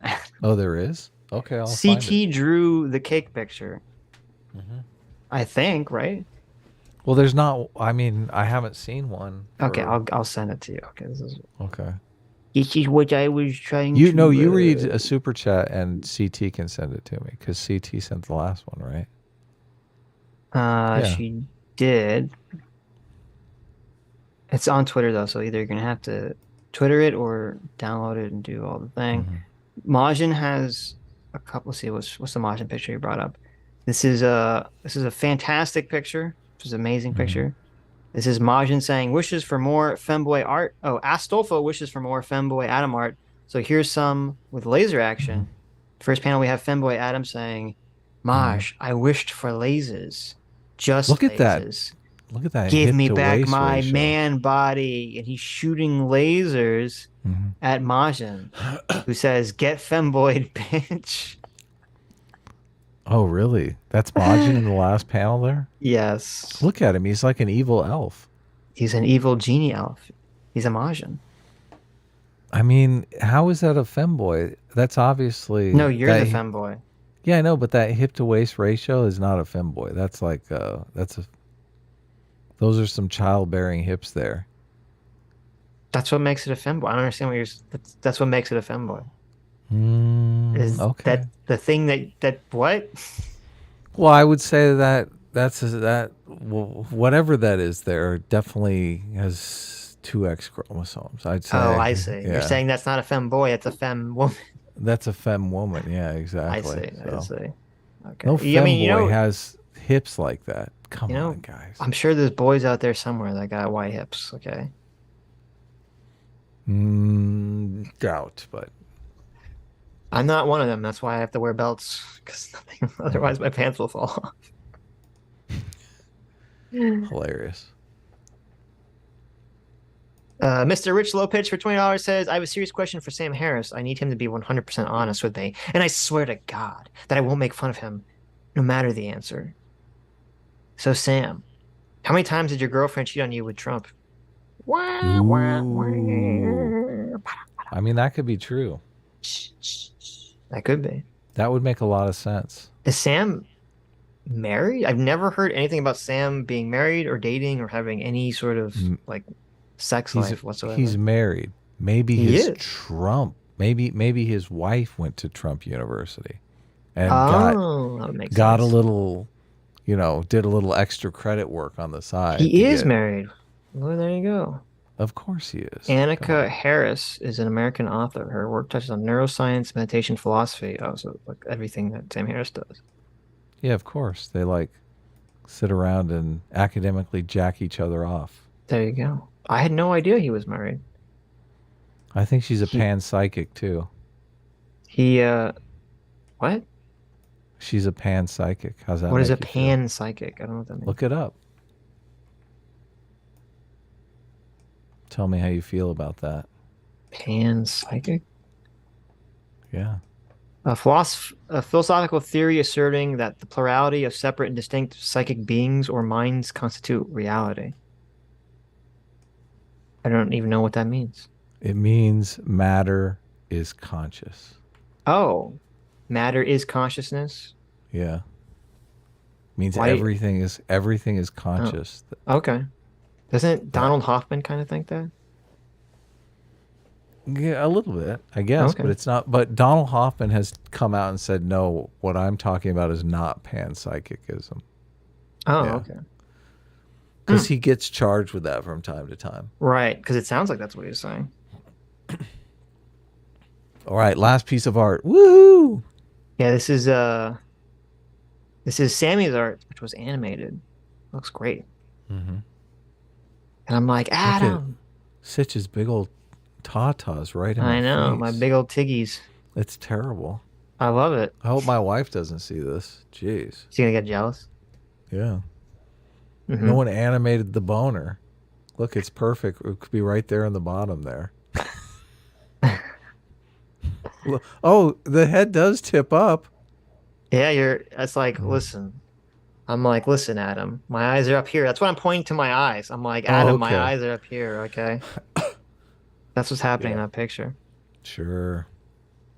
You showed what? Yeah, you pointed to the mouth like, here's where the words come from. Words are coming from up here, Adam. They're not coming from down there. Yes. You showed the Danimal meme with the pipe, right? On Sunday. Whatever, I'll put in the DM if you had some good memes against Danimal was Cody. laughing my ass off. Yeah. Yes. There was some other picture I thought, but no, I brought up Danimal's picture. He did a drawing. No, I meant the other meme. He did a drawing. I'll find it. Read I sent super it in the chats. DMs. Come on. Wow. Get busy. Get work. No. Don't tell me what to do. Look, bitch. CT needs to get to bed, okay? Well, then she should be better at sending you these pictures, so I don't have to do it. Oh, okay. That's a good idea. Wow. Anyways, I think I sent you all the pictures. Some weird thing is happening on what? On Twitter. Every time I click on a picture and download it and then go back to the page, it goes to like way off. Super far back in the DMs. Yeah. Yeah, I don't know why Twitter's been doing that fucking recently. bullshit. It sucks. Yeah. It total sucks. Fuck that Twitter. What the fuck? Todd Sullivan, thanks so much for being a free will seeker for 4 months. Says to Adam, I got you beat, because Todd has been a free will seeker for 4 months, and Adam has only been a free will seeker for 2 months. So there you go. I know I responded. I said I'm jealous, and I am. You should be. You should be. Well, I got cheated. It's not my fault. F-Bomb for $5 says, Adam, are you still stealing tips from waiters' tables via Corvids? Nah, it never worked out for me. Yep. Damn it. Life of crime just isn't for me, I guess. That crow crime never worked out. It didn't, yeah. Some weird guy for $2 says, boys, thoughts on Senator Armstrong's politics? Listen, I'm all for nanobots, okay? I'm a big fan of nanobots, and I think Adam is too, because Adam likes robots. So we're big Senator Armstrong fans here. Yeah, I'm down. Brain for $2 says, noticing Sitch's animus to the right makes me right. Yes, Brain. That's what I said. Sitch's. Oh, okay. That's funny. That bad. Thanks so much for being a free will seeker for 2 months. Says Napoleon syndrome comes from people mistaking his height in meters, 1.7 meters for feet. Oh, wait, that can't be real. No one thought he was 1.7 feet tall. That's like impossible. I don't believe. Wait a minute. I don't believe that a rational, sane human being thought that Napoleon was 1.7 feet tall. Come on, that's ridiculous. That's crazy. Check Wizardry Live, Usaloo for a centrist pro-Trump view of the news. There you go. These pictures, these are another Motion pictures. The first one is Corn Blast. And I'm like, wait, Adam! And Adam as Corn is shooting a laser. I like that. I hate the picture. It's super creepy. No, it's great. You're like half Corn, you have a beard at the bottom. I don't like it. It's creepy. It's a creepy picture. And then the second one's even fucking creepier. Mm-hmm. It's the worst thing I've ever seen in my life. It's Doomer. Look at you, nuzzled up to Doomer's breast. He's got a chibi Sitch nuzzling up to Doomer. Yeah. That's horrible, Majin. I love you. I love you, Doomer. That's the worst thing I've ever seen in my life. That's the most worst. I thought the Adam Corn was the worst thing I ever saw in my life, and then you immediately top yourself, making something even worse.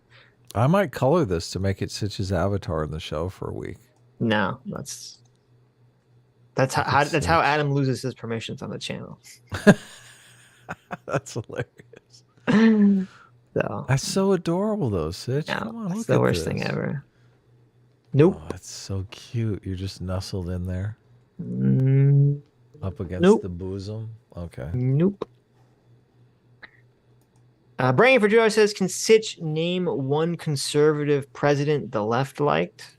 Reagan. No. What they literally call them Reagan Democrats. That's the I easiest guess that thing in is the true. world. Yeah, I what guess the that's fuck? true. Yeah. I don't know what that has to do with anything I said. But okay. Reagan won 49 states. You don't win 49 states without winning some people on the left. True. Yeah. Get fucked, brain. There you go. There's your answer. Even though it wasn't related to what I said, but okay. Drew the Diamond for $2 says, Adam, check your Twitter DMs. I can't speak freely here.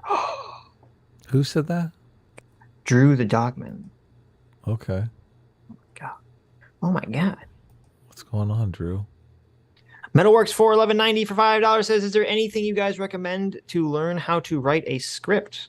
I'm sure Adam has something to recommend for that.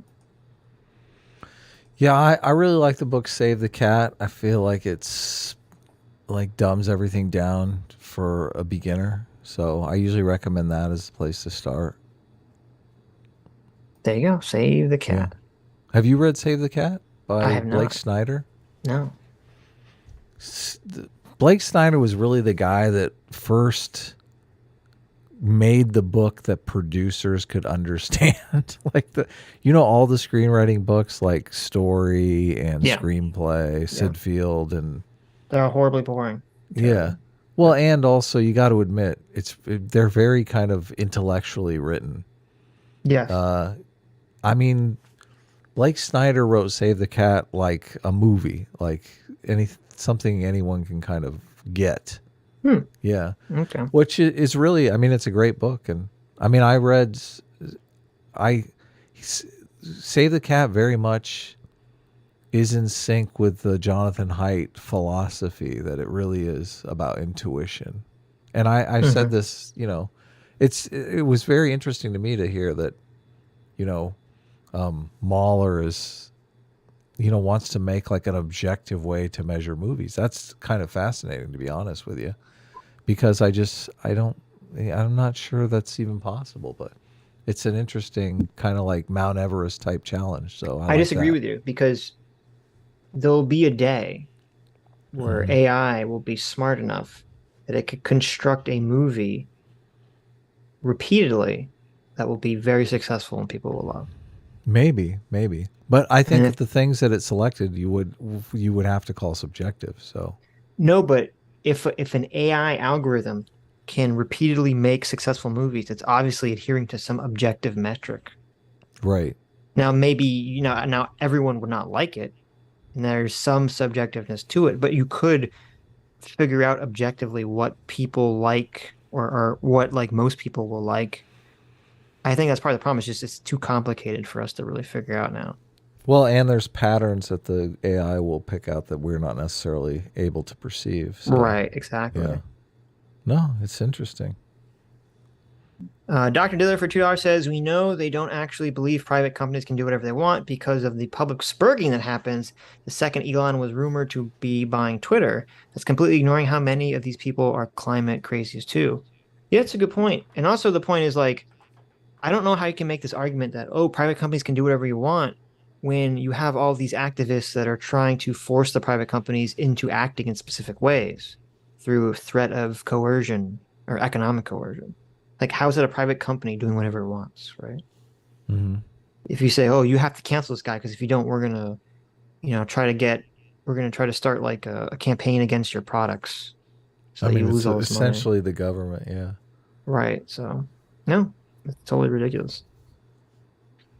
Dill's elephant proposal for $1 says, hello, Scrubs. I got an idea. Since we are talking about Trump, dislikes that button. What if we were to spice up the $500 bet?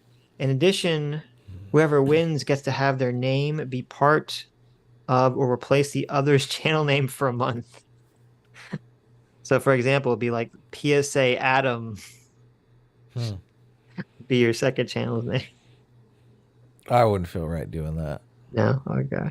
I mean, it's bad enough I'm going to take his money. I don't want to take his dignity as well. There you go. That's a nice way of saying you're a coward. But okay. Fair enough. Fair enough. Oh, I like it. Sodoge for $1 says, the issue with your digital property idea is that I don't think you can implement it without doing away with anonymity, nor could you do it without using a blockchain to verify you are who you say you are, and those are things people are reluctant to go with. Well, Yeah, well, if you're not willing to give up your anonymity, you don't get any property rights. It's pretty simple. Yeah, you could be right about that. I don't see why you need a blockchain. I mean, you don't need a blockchain to verify that you have a deed to your house, right? I don't understand why you have to have a blockchain. And you can't like, buy a fucking house without giving up your identity. So I don't. What the fuck? Yeah, so someone could, hack in your account and try to fuck with it or whatever. But we have ways of verifying who people are, not digitally. So I don't think you if need you a blockchain want, for that. But. yeah, if you want anonymity, that's fine. Like you can have an account that's anonymous, right? But you can't own that account. So it's just okay. That'd be a good compromise, I think. You can trade but here's the thing too. How about this? You can still be anonymous on your account. You're just not anonymous to Twitter. You're not anonymous to Twitter anyway. Well, that's the thing. Like you're not anonymous to your bank either, but you can operate under a DBA or right. Like Google knows what my name is because they send me a fucking check. Yeah, of course. Right. Twitter has my phone number, right? So they know they could look up and figure out who I am. So you could still be anonymous to the broader public. That's totally fine. I don't think you're really anonymous to most of these companies anyway, as it is. No, not at all. I don't think much would have to change. Oh my God. Former president Donald Trump. Really? $1. Nice. The Donald Trump. Says, Trump, they did you dirty. I got to tell you. Go ahead. There you go. If the Hunter Biden laptop information wasn't suppressed, then we would have had the best election. Really a beautiful election. That's what people tell me. I would have of course conceded in that case. I mean that very sincerely. There you go. Oh my, it's true. I believe him, Sitch. You don't believe him? I believe it now that Donald Trump has told this to me personally and given me $1. I believe it. That is exactly what Donald Trump would say too. I mean, you nailed it. Really a beautiful election. That's what people tell me. Some people say I would have won. Some people say, yeah. No, that's a lot of people say I would have won. Dr. Diddler for $1 says, I'm going to go out on a limb here and say I don't agree that undermining useful information that could be imperative for elections is irrelevant just because you don't like the candidate. Sorry, Sam. Yeah, 100% agree. Yes. Dr. Diddler for $1 says, I don't make this claim often, but Sam Harris has the dictionary definition of TDS. He might be the case in point. Yeah. I think with Sam, it's just so apparent because he's like able to be, or at least was, maybe not anymore. He was able to be so rational, like in other avenues, that it becomes so visibly apparent when he has TDS. Where a lot of the other TDS people, they're just like screaming banshees, and it's like, oh, okay, like, Yeah, they weren't reasonable to begin with. Right. So there's not that contrast. Yep. Soul Doge for $1 says, Sitch, I found the video of Jordan Peterson that Cody watched, and I must say, it's a pretty damning confession. You definitely need to show it to Adam so that Adam will stop his blind support of Jordan Peterson. I DM'd it to you. Oh, really? Wait, let me check. Everyone's giving me a hard time because I don't blindly support Jordan Peterson. I mean, we just talked off air about how. I mean, I don't watch Jordan Peterson's new stuff because it's so demoralizing to me. So. Okay, here's the video I'll send you, Adam. You're gonna have to do some magic because it's on Twitter. But I'll keep reading super chats while you set that up. Okay, I'll do that. And it's true. I saw this video. I have to admit, I saw this video. It completely changed how I feel about Jordan Peterson. I don't know if I can defend Jordan Peterson anymore after watching this video. It's just so damning. Death by Sloth thanks so much for the $2 says, after finishing Sam's interview, it seems to me that in the galaxy of his brain, the laws of physics that are his principles are consistent. It's just that Trump is a super dense spatial anomaly hovering at a galactic center, warping everything around it. That's a great metaphor. It's a great metaphor. I like that. Green Auntie, thanks so much for the $10 says, I don't know about being born in the wrong body, but I'm in your mom's now. Good night, boys. There you go. Nice. Solo Doge for $1 says, this week's book recommendation is Blunder by Zachary Shore, a complement to selectorate theory. This book covers 7 of the most common cognitive traps that world leaders fall in and lead to failure. For example, the very first trap is exposure anxiety, which goes into detail about how the need to appear strong leads to strategic errors, or cure-allism, where people think one solution that worked in the past can now fit all problems. Even today, we can see the same blunders being made by politicians. That sounds like an awesome book. I'm going to check that out. I'm going to check that out for once. Have you read that book? And you've heard about that book, Adam? Let me add that to my Audible. What book is it? Blunder. No, I haven't read it. Blunder by Zachary Shore. That sounds really good. That sounds really good. Let me see what's on the Audibles. I need to, like, if you quit Audible, you don't lose everything. You lose everything? I think you do. It's kind of weak sauce, isn't If it? that's the case, I feel like I'm being scammed. I have recorded like the books that I want to read again for that reason, but I just, after a while, I just quit because I read so many books now that it's just like it's because too much work. I don't use Audible enough. I have like 7 credits because I just don't. You're kidding me. I'm not kidding you. Jeez, I could give you some recommendations, bro. You need to read some books. I can do this. Blunder. Why smart people make bad decisions. Boom. Buy with 1 credit. Yeah, buy it up. I'm reading Boren Lomborg's book now, False Alarm, How Climate Change Panic Costs Us Trillions, Hurts the Poor, and Fails to Fix the Planet. And it's now I know exactly where Jordan Peterson got everything he was saying in that podcast and in his most recent climate change video. Really? He just straight out of that book. Yeah. Okay. I mean, he based it, that subtitle says it all, right? That was the 3 things that I pointed out on Sunday. Mm-hmm. You're saying he pulled a U? Well, I mean, I would, oh my God, I'm sorry. I would actually, well, no, apologize. listen, no.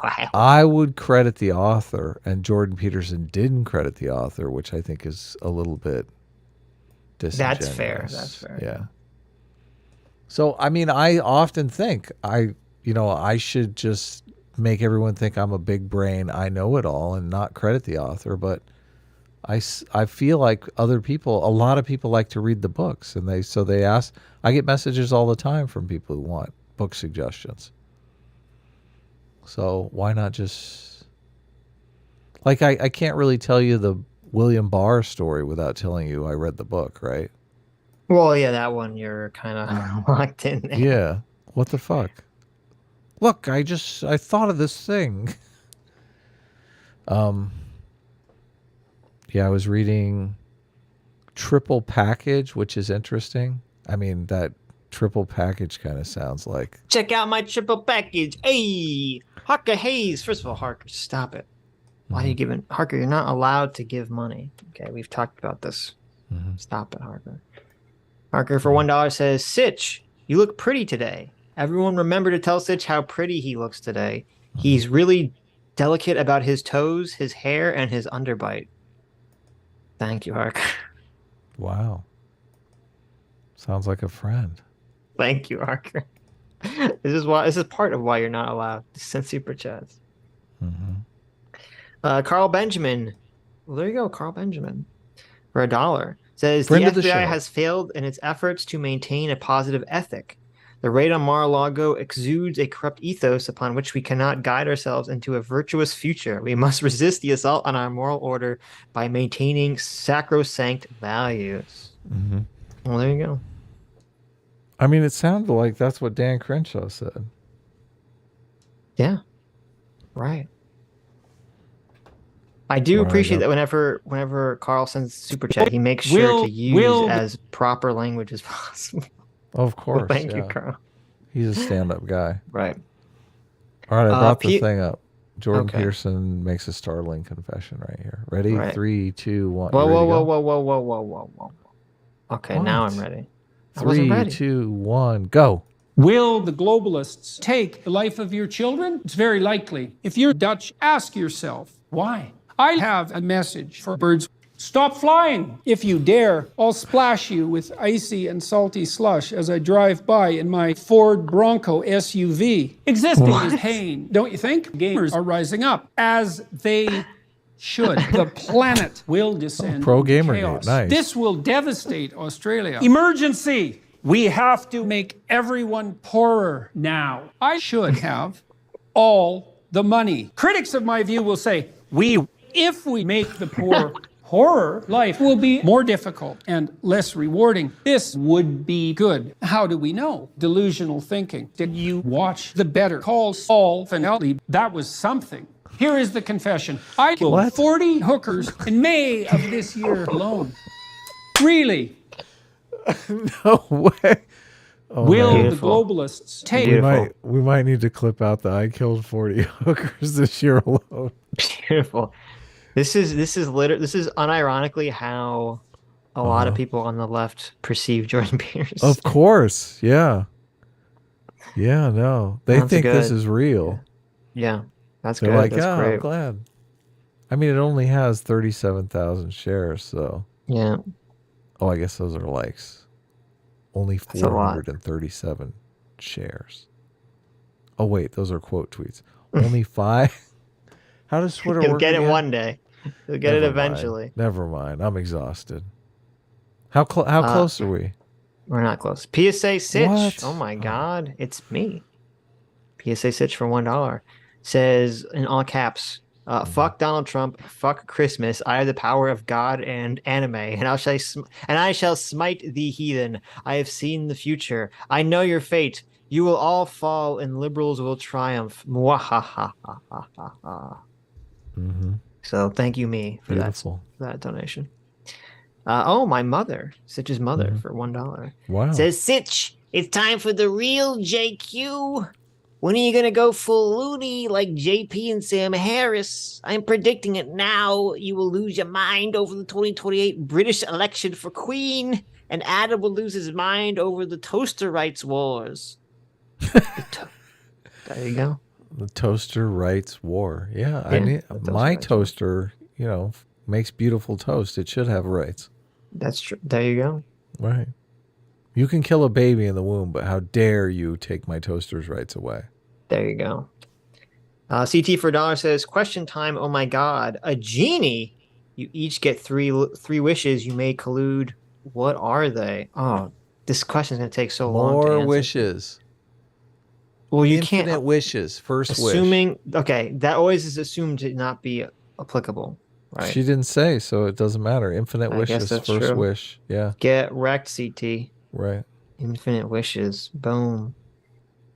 There you go. Yes. Next, laser vision. I could have called that one. Flying. Yeah. Dragon Ball Z powers. Impervious to any kind of explosion or fire. Why don't you just say like bullets or make anything? me say? Ask, why don't you just ask to have Superman powers? All Superman powers. Because they might make me a fictional character. These genies, you got to read the fine print. Yeah, exactly. Right. Yeah. Why not? I feel the problem is a lot of the there's a guy who did a channel on this, I've heard the channel name, who talked about how like every superpower, if you had it in real life, would be awful because it would like fuck up everything or your body. So. Oh, okay. You gotta be careful. You're like, I'm Superman. You like fly super fast and you like rip all the flesh off your body, or you just kill everyone. Well, that's why you're a Man of Steel. Come on. Okay. Come on now. Okay.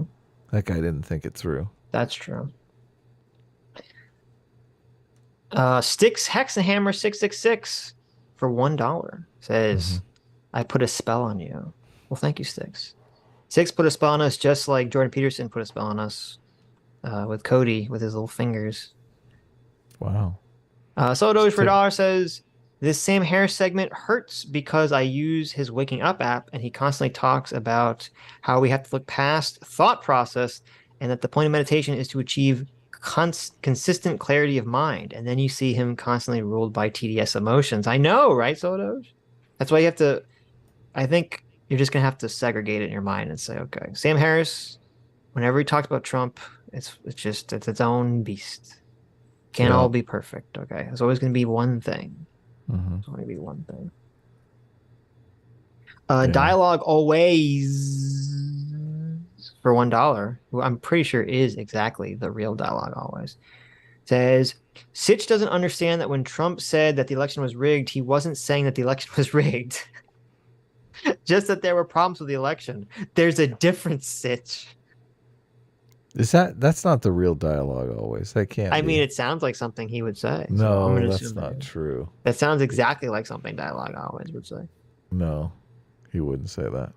He was giving me shit because there was a tweet from H3H3 from Ethan Klein who was like, I'm seeing all these enlightened centrists defending Andrew Tate. And I was like, yeah, who the fuck's defending Andrew Tate? I've seen like 2 people do it, and neither of them were enlightened centrists. They're like, you know, so I don't know who the fuck he's talking about. And then Dialogue always is all like, shit, you're pretending like you don't know the enlightened centrists are defending these people. And I'm like, who the fuck are you talking about?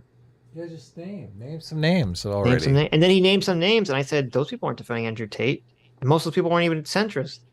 And he's like, well, I was just talking about generally. I'm like, okay, I don't know why you fucking responded then to this tweet, but okay, whatever. Whatever. Generally? That's so fucking pretty lame. Pretty lame Dialogue, always pretty fucking lame. Dr. Diddler for $2 says private companies can do whatever they want unless a gay couple needs a cake, in which case they're bigots and should be punished. True. There you go. There you go. Oh, is that bad? Should I not Actually, say no, that? they don't. That's not true. They don't have to bake them the cake. So I don't think they should be forced to bake the cake. I think that whole thing was a sham, and it bugs me that it was a sham. Well, it was an intentional. It was a total sham. Yeah, exactly. It was an intentional test case. It was a sham. It's like we're not talking about whether or not you can get married or whether or not you can like hold hands in public. Okay, we're talking. Well, that's not why it was a sham. It was a sham because no, I know why it was a sham. They went there with the intention of generating the lawsuit. Right. They're like, here, bake us a cake. We want a big fucking cock. I want my wedding cake to have my big fat cock in his mouth. I don't think they said that, but I want you to bake it. I'm pretty sure they didn't say. No, that's basically what it was. You don't know that? I'm pretty sure they didn't say, I want you to take a picture of my penis and put it on the cake. We want we want the top layer to be my head facing down and the bottom layer to be his cock facing up. And that's the wedding. That's the wedding cake we want you to bake for us. Yeah. That was not part of the lawsuit. Now let me tell you about the icing, how we want the icing. Okay. Yeah, there you go. We want like a mountain of icing coming out of the mouth. Can it be spooge flavored? Is that an option? Yeah, see? Okay. That wasn't the cake? It was something similar to that. No.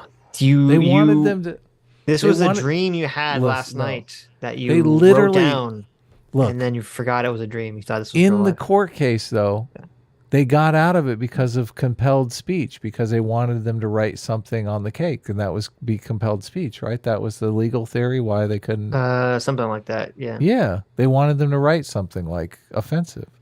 No, it wasn't. It was just something like, congratulations, you're married, or it wasn't something crazy. No, it was something crazy. It wasn't something crazy. You're wrong. Okay. This is the dream. Did you remember your dream? Did you try the strategy? Has it been helping you? Like writing your dreams down? I'm not going to use... I don't care about Sam Harris's app. I'm not going to use it, okay? I didn't say to use Sam Harris's app. I told you to tell yourself you're going to remember your dream as you're falling asleep, and that you're going to write it down. And then when you wake up, you make sure you write it down or dictate it into your phone. Look, the chat totally agrees with me. Isaac says, I want a sodomy cake, bigot. And Broen says, Adam's right. Look at this. That was literally the cake, Cody says. That wasn't... Well, first of all, look, you trust Isaac says Cody extra Johnson creamy with a hint of pineapple. There you go. I'm telling you. I studied this case. I studied this case very extensively, okay? Masterpiece... I have to actually look this up now. Because what you've turned into a meme, you've turned into reality, okay? Now you want to see the cake? Yeah. Just Google BBC cake. Google BBC wedding cake. Okay. That's the name of the couple, right? Craig and Mullins visited Masterpiece Cake Shop in Lakewood, Colorado in July of 2020, ordering a wedding cake for the return celebration. Masterpiece owner Jack Phillips, who is a Christian, declined their cake request, informing the couple he did not create wedding cakes for marriages of gay couples owing to his Christian beliefs, but that they could purchase other baked goods in the store. Right. Craig and Mullins promptly left Masterpiece without discussing with Phillips any of the details of their wedding cake. Thank you. Damn, why you gotta ruin everything, Thank Sitch? you. We're having fun, okay? Thank you. This I'm is the a fun police, motherfucker. I'm here to shut that shit down. This is a comedy show. Jeez, I'm not allowed to be hyperbolic. Team Truth, motherfucker. Fuck you. I think we should do a meme of the cake and spread it around and see if we can get it on Breitbart. I bet we can. I bet you could. I bet we can. I bet you could. We could just say the couple pulled out a picture of the cake that they wanted. Here's the cake. Come on, they'll eat that up. We could go viral. Let's do it. Let's do it. Academic agent, the real academic agent, definitely not a troll account for $1. Says, stop talking about me, PSA Sitch, you rogue, you miscreant. Keep my name out of your mouth. That said, I was browsing your stream for material to get angry on when I overheard the femboy word. Do you mind sharing? For research, obviously. All above board. Oh, wow.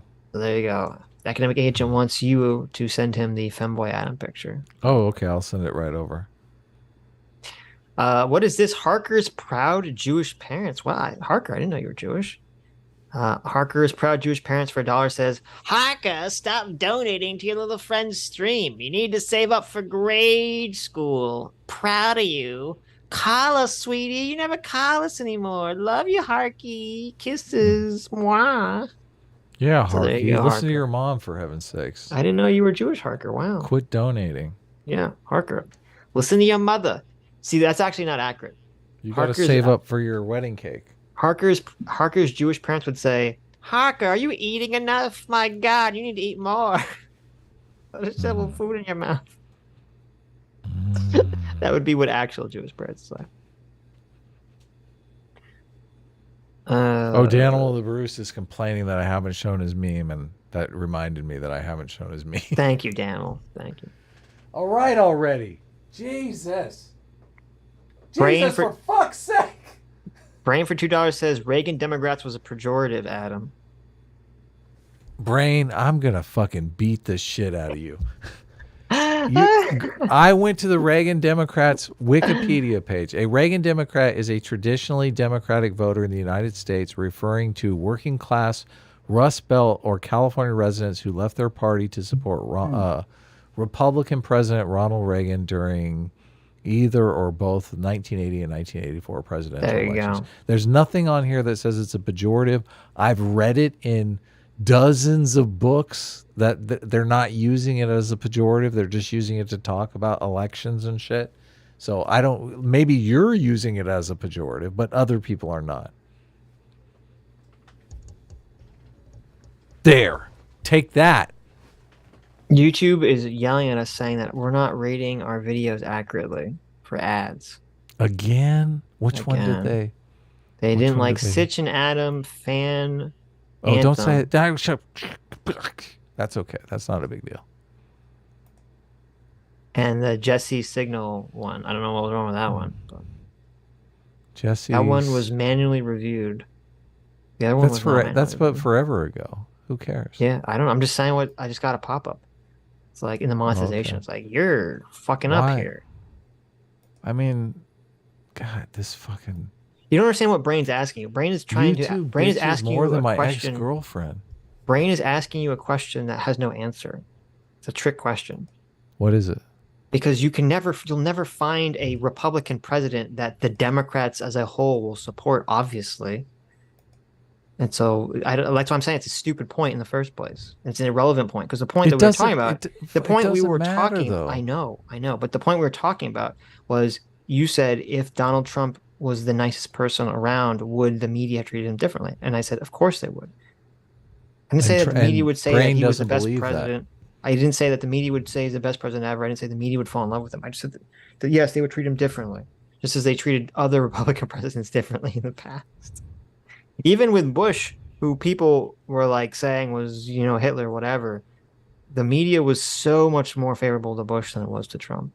Well, I've said before about the press corps dinner that if he was not so mean to the press and, fucking rubbed shoulders with them 4 times in his presidency, it might turn things around. But you didn't agree with that argument. I'm skeptical of that having any effect on whatever.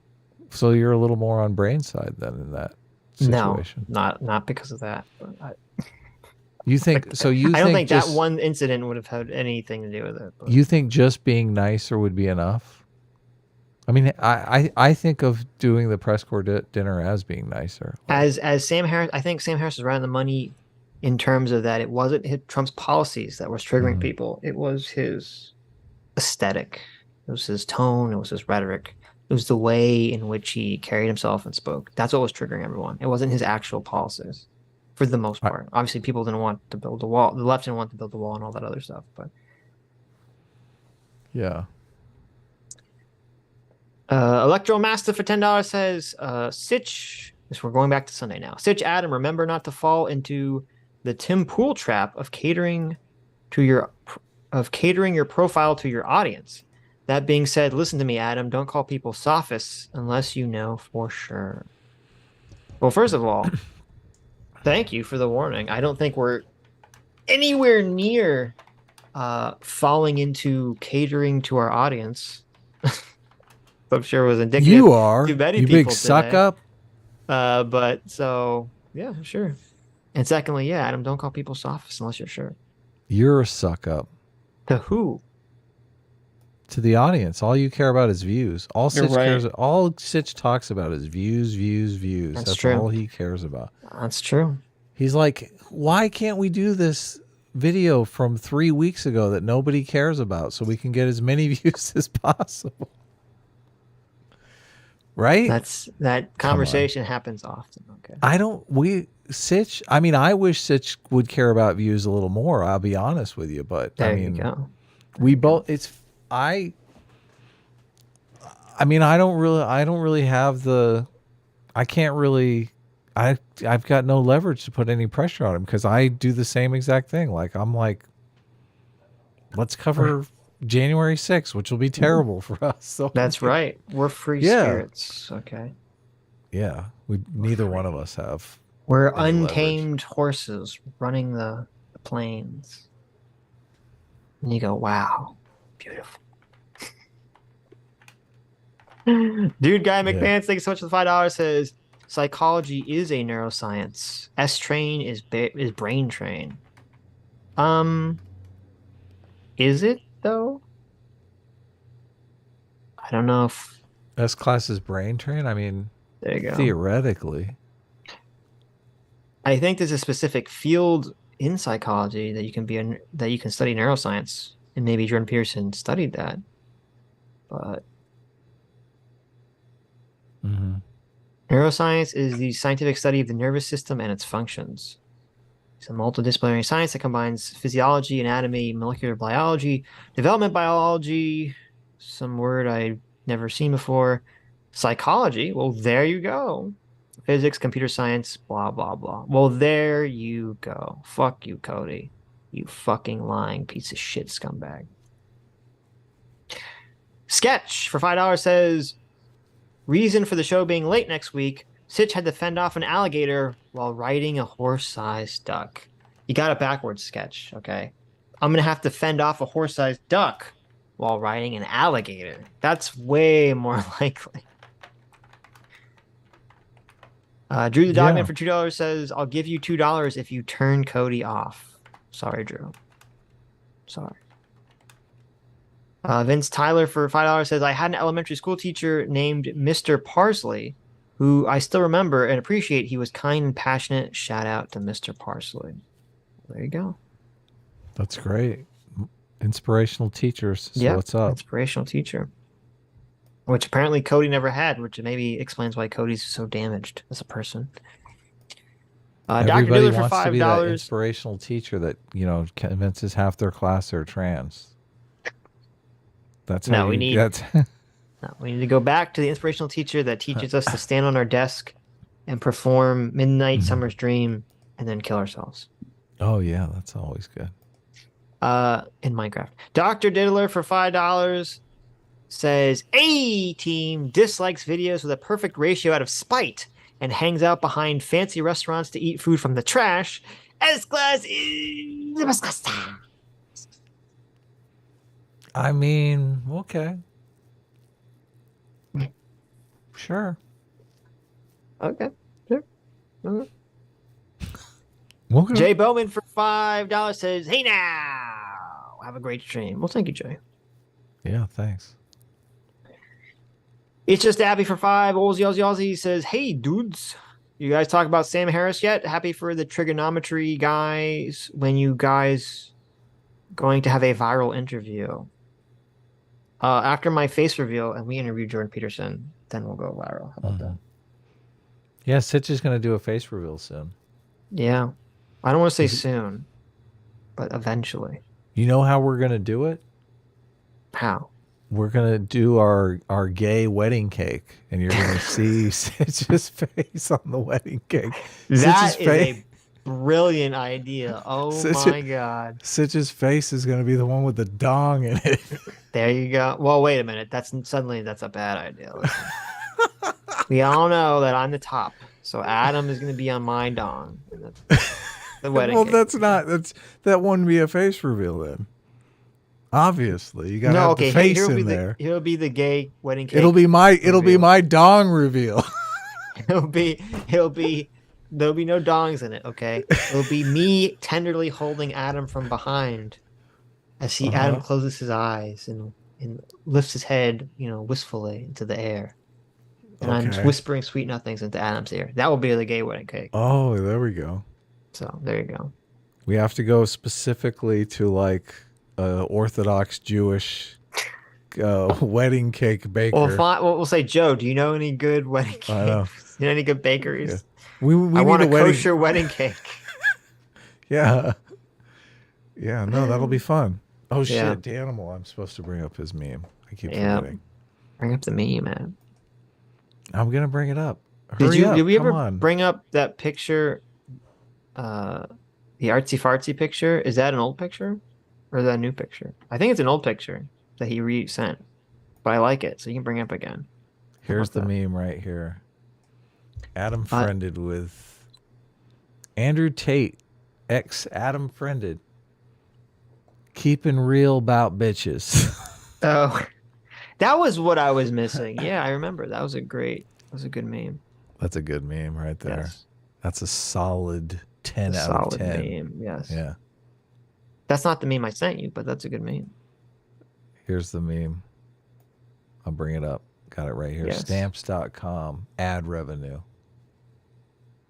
You got that. There's the pipe with all the water going to the fat guy, and the fat guy's Cody, and it says Stamps.com ad revenue. And it's going into the bourgeoisie political YouTubers, and then you have the oppressed Minecraft streamer proletariat, which is barely getting any drops. Yeah, starving to death. There you go. Sad. Cody's like, I have so much money, I can pay $400 just to be nominated for a streamy. Look at that. Basically. Yeah. Where was I? Texas SB12 for $5 says Timothy Dexter didn't even finish 5th grade and he became a millionaire in the 1600s. Good for him. Yeah, awesome. Sounds awesome. Good job, Timothy. I wish I was a millionaire. Be so cool. I wonder how much a millionaire in the 1600s translates to today. Oh my, that's like a trillionaire. Yeah. Brain for $2 says Slither is James Gunn's best work. Ooh. Slither? Hard disagree. I mean, Hard disagree. there's a lot of good bathtub shots in that movie. Oh my God, of course. Ethan for $10 says, do you have a citation for the claim/study that people mishear things when they listen to people they hate? Or did I mishear that? I think you did. I don't remember saying there's a study for that, unless I said it like as a joke. What? Did you say that there was a study for that? Like the two movies thing? Not really. Yeah. I mean, the closest would be Jonathan Haidt did a study where they asked liberals to fill out a questionnaire as if they were a conservative, and conservatives to fill out a questionnaire as if they were liberals. And obviously, there seems to be some mishearing going on because the liberals don't know how the conservatives fill out the survey. So it was like a real one-sided bias. I'm sure that study exists somewhere. I mean, I remember reading things about that. I don't remember the name of it. I remember reading studies where they'd do things where they'd set people up like, oh, they'd set people up to think that someone was bad that they didn't like, and they'd set people up to think someone was good that they should like, and then they would either have them listen to them saying something, or they would like give them a written story about a behavior. And I mean, the results are always like, if you're primed to dislike someone, you're going to twist and view everything that they're doing in like a negative way. And if you like them, you're going to twist it in a positive way. So, I mean, I know this is very common and it's being tested. There's this Thalia Wheatley study with Jonathan Haidt where they hypnotize people and implant disgust in them when they read a certain word in a story, and some of the stories have the word and some of the stories don't have the word, and then they measure like how morally they condemn the people in the story. Do you remember that study? Yeah, doesn't Haidt talk about that in Rice Mind? Yeah. Yeah. So he, yeah. There's that study.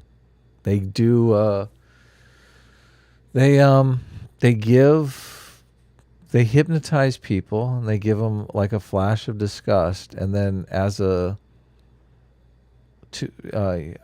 like a control group, they give a bunch of people stories that don't have any moral infractions in them, but they still put the word in, the disgust word. Right. And then I think like 30% of the people, even though it's a story that's obviously, their people are not doing anything wrong, they still they still condemn them. They're like, this guy just seems fucking evil to me. Yep. There you go. There's your elephant. Yeah. There's your NPC. So that is literally mishearing the story, because the story's like, this guy just seems like he's up to something. He seems like a kiss ass to me. Right. You're like, what? Yeah. Okay. Yeah. You're like, okay. Okay. That was Joe like Sullivan. 30% of the people, which is kind of weird. Yeah, that 30% of people are affected that way. That's not weird. That's ouch. That makes sense. That's your 30% authoritarians right there. They can't fight past the disgust. Right. I guess. Right. Yeah. And they think they're right all the time. Yep. Yeah. Joe Sullivan for $5 says, where do you see liberalism and conservatism philosophies opposing each other? Seems like two sides of the same coin to me. A team makes S class stream. Well, I mean, are you talking about like liberalism, like Democrats in America? Or are you talking about like liberalism, like the Enlightenment philosophy that our country exists by? Yeah, it's tough. Need more information. Right. Like, if you mean like the left in America and the right in America, we talked about this a million times. The left is cultural offense and the right is cultural defense. And you kind of need this change versus keeping things that worked, forces that kind of, this push and pull. And hopefully we can figure out the balance in between. So, Investigator One Quim for $10 says, hey, Sitch, I've been getting to Jungian psychology, and I want to know your opinion on Carl Jung and his work. I'll be honest, I literally don't remember anything from my psychological college classes about Carl Jung. I don't think any of my teachers talked about him at all. Or they think if they did, very briefly. So I don't really have any strong opinions about Carl Jung. I actually don't know very much about him. So as much as I should. I've lost almost all of my college information that I don't use. It's just gone. Just a big waste of time. Unfortunately. Sad. I know. But I think that's probably true for most people's education. Of course, yeah. You just lose all this shit you don't use. So Yep. it's sad if I knew, if I had a crystal ball when I was in college, I would have taken all the class, like I would try to find like all the classes about like woke, like all the woke sociology classes. Like this would have been like before woke really was a thing, but I'm assuming those classes still existed. I would have taken all the feminist gender theory stuff, critical race theory classes I could have found. That would have been a useful thing to do if I had a time machine.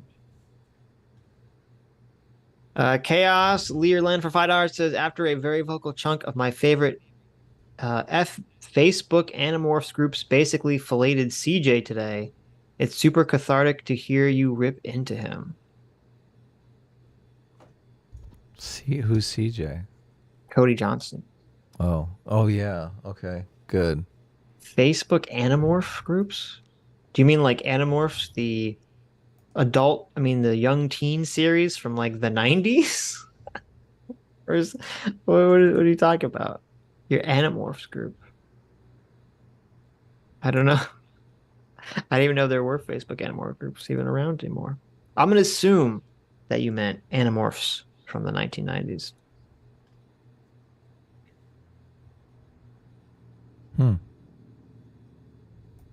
Joey Not Nice, thanks so much for being a free will seeker for 6 months. Says, sup, boys. He didn't say sup, he said sup, boys. Thanks. Sup. Sup.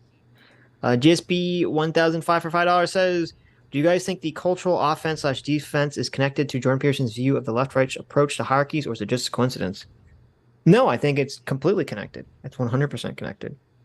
Because the right is saying, we have these hierarchies that we've established, and they've created stability and order, right, in our society, and we have to defend them. And the left is saying, yes, but those hierarchies tend towards corruption and resources all getting sucked up at the top and tyranny. So we need you to have change everything. We need to change fix things everything. to some degree, right? Now, it's not exactly the same thing that we're saying, but it's definitely in the same genre. It definitely leads you to the same path. And I don't think Jordan Peterson would disagree with us at all if we gave him our left-right cultural offense defense. He probably steal it from us. He might steal it from us and not credit us. But he's just talking about left-right from an economic standpoint, or from his hierarchy standpoint, which I agree with that completely. So it's definitely related. Is that it? Oh my goodness, we're there. Dr. Diller for $1 says, also in the news you haven't mentioned Keffel's declared war on kiwi farms and it's not going well. Yeah, I haven't been following that. Keffel's the ratio loser person on Twitter who got swatted. What did they say? They said they're going to shut down kiwi farms or something. I haven't been following any of this stuff, so to have to tell me, chat, what's going on with Keffels and kiwi farms. I did see one tweet. She was trying to get her fan base to coerce whoever owns the servers that kiwi farms use to get the website shut down. Yeah, Cloudflare, I think. Cloudflare, yeah. Which, not surprisingly, isn't going to go well. Keffels, no one cares about Keffels enough for her to make us think about this. So she's too incendiary. She doesn't understand how to play the game. Like, ContraPoints, when she had New York Times articles written about her, could have got something like that done. But not Keffels. Yeah. How lame is it that your claim to fame is that you tweet under people and say ratio, and then maybe they ratio them? I don't even know, to be honest with you. That's just, it's so pathetic. Like, maybe people think that's so fucking cool or something, and we're just boomer out of it. I know, I feel the same way. It's so pathetic. They don't like Keffels too because Keffels she has like every stereotypical horrible woke dumb fuck opinion basically that the left could have. Like, I've seen tweets with her saying, there's no, like, her big thing was trans women shouldn't have to tell men that they're dating that they're trans women. Yeah. That was her big thing. And I think she even claimed that she had sex or had some kind of sexual activities with men who didn't know that she was trans and thought that was totally acceptable. Yeah. So, yeah. Yeah. Not making any fans with Keffel's the sexual assaulter, but No. it's so funny when they try to argue it's not sexual assault. Yeah. I just think, like, if you ask one of these people that says it's not sexual assault, you're like, okay, what if a guy wanted to go out with a lesbian, and so he pretended, and she's like, no, I don't want to go out with you, I'm a lesbian.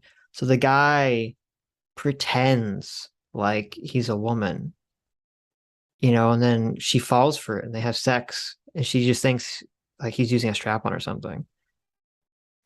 Isn't that sexual assault? Isn't that some kind of rape? Because it feels like it is to me. So I don't see how the trans situation is any different. But I'm sure they'd make up some bullshit. So you gotta disclose. You gotta disclose. Adam has no opinion. Adam is gone. Adam snuck out. He didn't want to hear about the femme penis. Artsy Fartsy had this picture. I think this is a repost. I'm not sure, but I like it. It's Jordan Peterson with the lobster, and here's me and Adam as the defense squad, the JBP defense squad. So thank you, Artsy. He's petting a little lobster. Yes. Look at that. Yeah, great. Dig it. Did you figure out that I snuck off? I think I did. I did. Yeah. One always does. Look who's back. The cat here. It's Little Meow Meow. That's his nickname. Little Meow Meow. Little Meow Meow. Little Meow Meow. That's pretty cute. Little Meow Meow. It's a pretty cute nickname. What's up, Little Meow Meow? Is this Ragamuffin? No, this is Wormy. Oh, okay. Come on, you can't tell. Wormy doesn't make sounds though, I thought. He does. Okay. Look, he's gonna get it. He's gonna sit down. Someone on the stream said, "You make him sleep in an Amazon box." They're very dismissive. And you said he wants to sleep in it. Well, I made the box. I've covered it with gold foil now. It's like his special box. Right. Look I don't think you can make a cat sleep anywhere. I think the cat decides where it wants to sleep. He loves his box. Yeah. Cats love boxes. It's a perfect size for him. He loves his gold box. Dr. Diddler for $1 says, do you think a Vosh academic agent debate would be the funniest thing on earth? If not, oh my God. It has to be up there, I think. That would be incredible. That would be great. But I think Vosh is too much of like he's grown big and lazy, fat and lazy now. And he's like, I want to platform, smaller channels that are evil. So he would probably say no. An academic agent would 1,000% run away from that conversation. Yeah, academic agent would go full soy. Yeah, I mean, it would be hilarious. But Dr. Lillard for $2 says, it's not that Cody doesn't believe in dominance hierarchies. He just doesn't like ones that don't benefit him. He'd inflict one on the bourgeoisie and anyone with talent in a heartbeat. Socialism is just tyranny of the majority on competence. There you go. That's true. Dr. Diller for $1 says, Sitch, what's your take on those 8 genders in the Torah? You're our resident expert on being Jewish. Oh, shit. I wish I would have seen this when Joe was here. Joe is literally like, I know nothing about fucking Judaism. Joe knows all this shit about Judaism. And he sent me this Twitter link. Someone says, and I can almost guarantee you this is probably fake. Fun fact, Judaism recognized trans people thousands of years ago. And there's a bunch of different names for things. So I'll send it to Joe, see what he says. I'll say, Joe, explain this. Just Jew-splain this. How did Joe not know that I was Jewish? I talk about like every time he's on. That was so weird. Did Adam sneak off again? What's he doing? No, I'm here. Oh, okay, he's just not listening. Someday I'm not going to be here, and that's going to be fucking awesome. What does that mean? I'm just I'm like super exhausted, obviously. Oh, okay. So Okay. yeah. No. I mean, I'm anxious to come back. It always amazes me. Like I'm always super like these streams wear me the fuck out. I mean, it's got to wear you out, right? It does, yeah, of course. But then, you know, I sit down and I eat, and it seems like 40 minutes later, I'm like, let's stream again. It's like completely I don't know. I feel like I could do a 24-hour stream if I just got a 40-minute break. Maybe. It's the food. You need the food and you need a break. Well, I mean, I am trying to eat, so. Right. I mean, I have snacks and. Yeah. Snacks. Anyway. Soul for $1 says, Sitch, I have to fix you on this one. The ASVAB is pronounced the ASVAB. 2 syllables.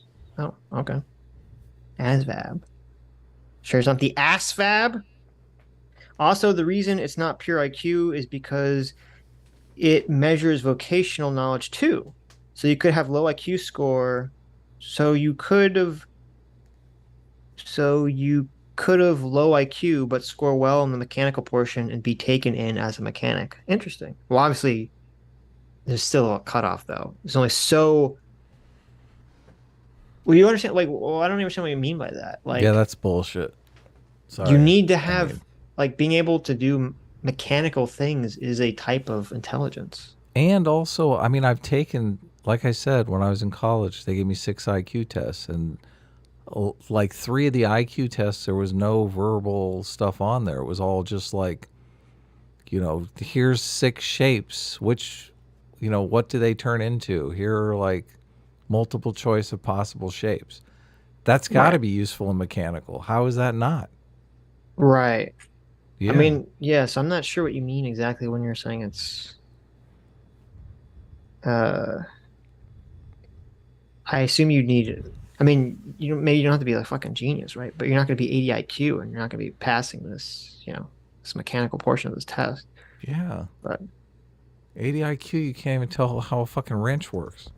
You can't even tell to lob a grenade. If you cannot tell that you have to lob a grenade, Yeah, you're not going to be a good mechanic, I'm telling you. Yeah. Quick, we're being shot at. We need to fix the tank. Like the guy didn't even, I mean, they couldn't even bend over to shoot another target. Right.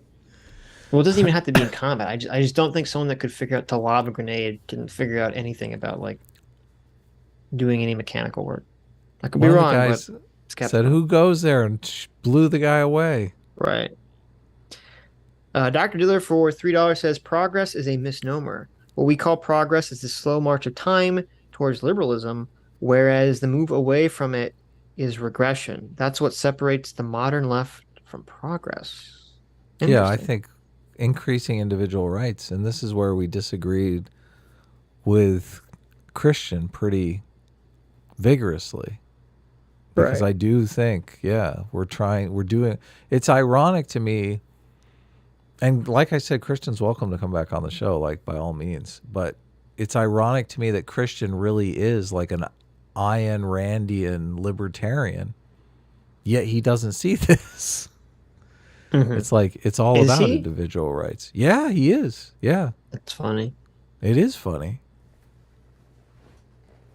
Dr. Diller for $2 says, funny you bring up those prophetic dreams, Sitch. I run into the same thing sometimes.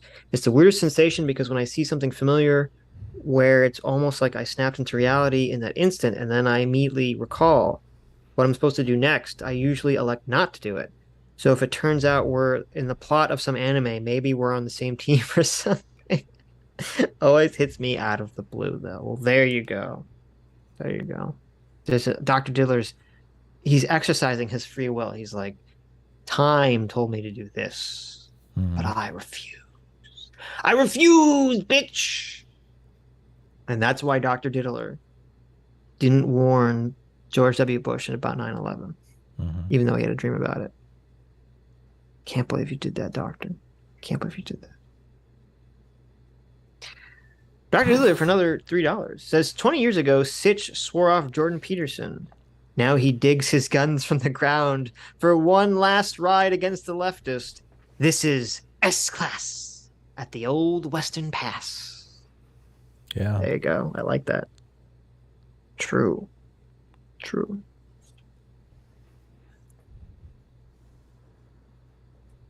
Have you ever seen The Good, the Bad, and the Ugly? Of course. Oh, I haven't seen it. Oh, really? You gotta see it. It's good. Okay. It's good. Jay, it's bad, and it's ugly. Jay and Rich were talking about how awesome of a movie it was. It is awesome. Yeah. So, I've never liked westerns, so I never even thought to go see it. Yeah. It's real psychological. That's what I like about it. Okay. The official S-Class, who I'm pretty sure is actually not the official S-Class, and I actually know who it is, for $1 says A-Team takes the ASVAB and gets a perfect score except for the reading comprehension. S-Class fails the name writing portion of the exam, and the D writers all die because they don't know how to throw grenades. A-Team Supreme, yell at Sitch, or you're a bitch. Well, there you go. Yell it, Sitch. I guess Sitch has finally admitted he's a bitch. You think I'm going to do what some fucking bitch-ass duck tells me to do? I'm just glad you finally admitted it. I don't listen to no one, especially no fucking ducks. Okay? So no disgusting ducks. Regardless of their medical degrees or science degrees.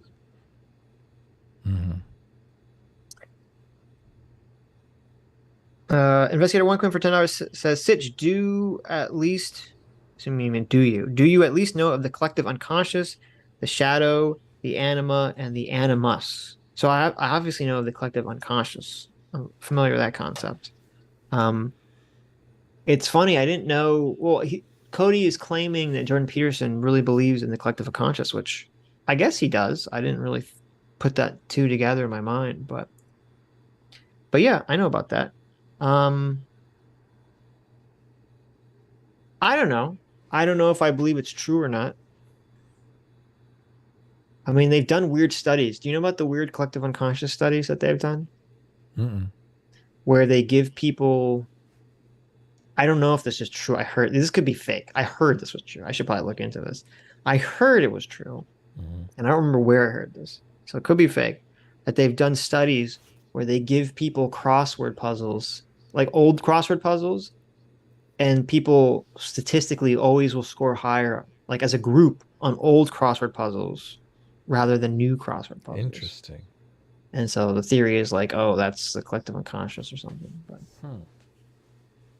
I mean, it's probably just cultural evolution. I don't know how that tracks, but well, because the old people, like in the old crossword puzzles are like the memes of their generation. No, they're not that old. They're like a week old or something. Who's old? No, they give someone. They give like puzzles. No, okay, listen. They would give like a group of 100 people a week old crossword puzzle that they haven't done or seen, and then they give the same group like a new crossword puzzle that comes out that day, and people always score higher, statistically higher, on the old crossword puzzle. So maybe you could say, well, they're lying, and some people in the group have done it already, or the people say, no, it's proof of collective unconscious. Or I think I'm leaning a lot more on the skeptical side of the collective unconsciousness. Look, here's what than I am on the side of believing it. Lay it out. This is exactly what happens. Okay, the crossword puzzle comes out. A bunch of people do it. They start talking and using the words in the crossword puzzle because it's on their mind. Other people hear those words on the crossword puzzle. And then they take the study, And then they take it a week later and they have those words top of mind, so they do better. That's very possible. That's not collective unconscious. That's cultural evolution. You're right. Yeah, that's why I said it. There you go. Yeah. Just cultural, plain old cultural evolution. Right. That makes more sense to me than clickable consciousness. So, and the animus is the thing they strap you in so that you can relive the memories of your assassin ancestors, so you can learn to fight the Templar. So that is actually based on a true story. So I do believe that, and I'm kind of impressed that Carl Jung was able to put that knowledge out there without being assassinated himself by Templar agents. So, I mean, I think he eventually was. I'm pretty sure that's how Carl Jung died, that he was stabbed in the back by a Templar agent. But I'm impressed that he got that information out there before he died. So, that's impressive. Fat Brown Buffalo for $10 says, did you guys see that Tim Pool is releasing a single? I burst out laughing when I saw the teaser. And seeing Anna get called a right-winger for her recent take on crime and bail is hilarious. That is good. We should have covered that, but yeah. So I did see Tim Pool's teaser. You know, it's okay, I guess. I'm not a huge fan of that style of music, so I mean it looks very professional, so you know, give him credit for that. But not my cup of tea. Yeah. And yeah, it's funny.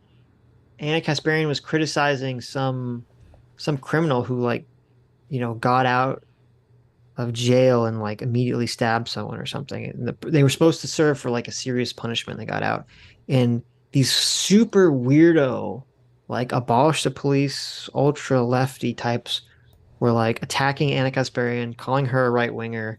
And it's funny because they didn't know who she was. So they just look so like out of touch. These like disgusting piece of shit people who are these like, there should be no cash bail. There should be no prison. I mean, is this like, I mean, are they fucking Chinese? Do they work for the Chinese government? I mean, who are these people? They seem fucking insane to me. They're super lefties. That's who they are. Now, maybe they're getting subsidized by the Chinese government. They don't realize it. I feel like they are. I feel like, could be. Where do these people come from? Like, who in their right mind watches that video of the old woman getting punched in the face and be like, I empathize with the guy who punched her, unless you're on the fucking, unless you're working for the Chinese secret police. Like, who the fuck does that? No, what they say like, oh, I'm not saying that. I just think that our prisons are so bad that you shouldn't put them there. It's like, no, you're right. I agree. They shouldn't put them in the prison. They should put them in an electric chair and fucking flip the switch. Okay. There you go. They should put them in a guillotine and you know, soccer ball their head down the street. That's what they should do. Like it's so ridiculous. It's so ridiculous. Yeah. I agree. Yeah. So the situation is they've literally made it so on the theory that poor people can't afford bail, they can't hold people in jail until their hearing. So that guy reoffended like 41 times or something because they bring him in and, you know, book them and then release them. So they're like, what? I did that and I'm not in jail? Oh, I'm going to do it again. Yep. Yeah, they do it like, yes, they do it every fucking day. Yep. What are these people? I mean, I really do feel like, I mean, they should take these people that are, you know, crazy homeless people or whatever.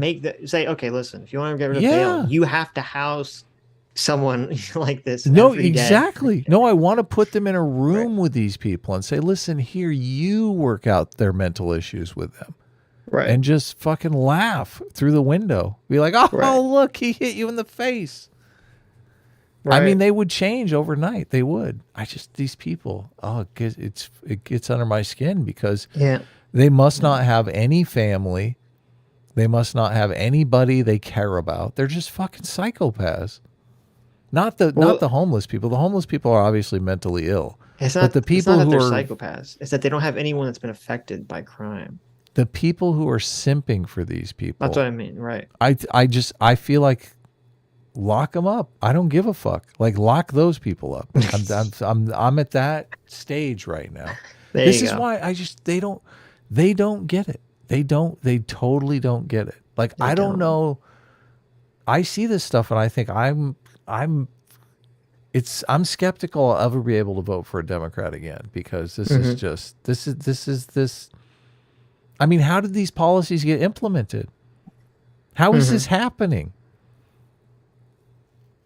Stupid idiots. What do you mean? That's awesome. Stupid fucking idiots. Yep. Did you see Scott Adams' theory about George Soros? No. Is that he's basically like old and out of it, and people are just I totally agree with that. Taking his money and putting it into this like whatever cause that they will. He actually had a good point. He said, if George Soros is too old and out of it to properly donate his money, then obviously, a lot of the causes he donates to are going to be scam causes, because those are the causes which will basically like give money back to the people who are in charge of George Soros's money. And I'm like, that's a good point. So I wonder if that's a lot of this too. Maybe. Because it's disgusting. It's foul. All these abolish cash bail people, all these abolish prison people should all be forced to house criminals or accuse criminals, and then they can talk. Because these people don't know what the fuck they're talking about. And it's really disgusting. 41 fucking times that guy reoffended. Right. How, as soon as you let him out again, of course they're going to reoffend. What are you, insane? How do you even keep the people off the streets with this situation? Like, you're going to wait for his court date in 6 months? It's ridiculous. Yes. It's insane. They're doing that shit in Los Angeles too. It didn't last long though.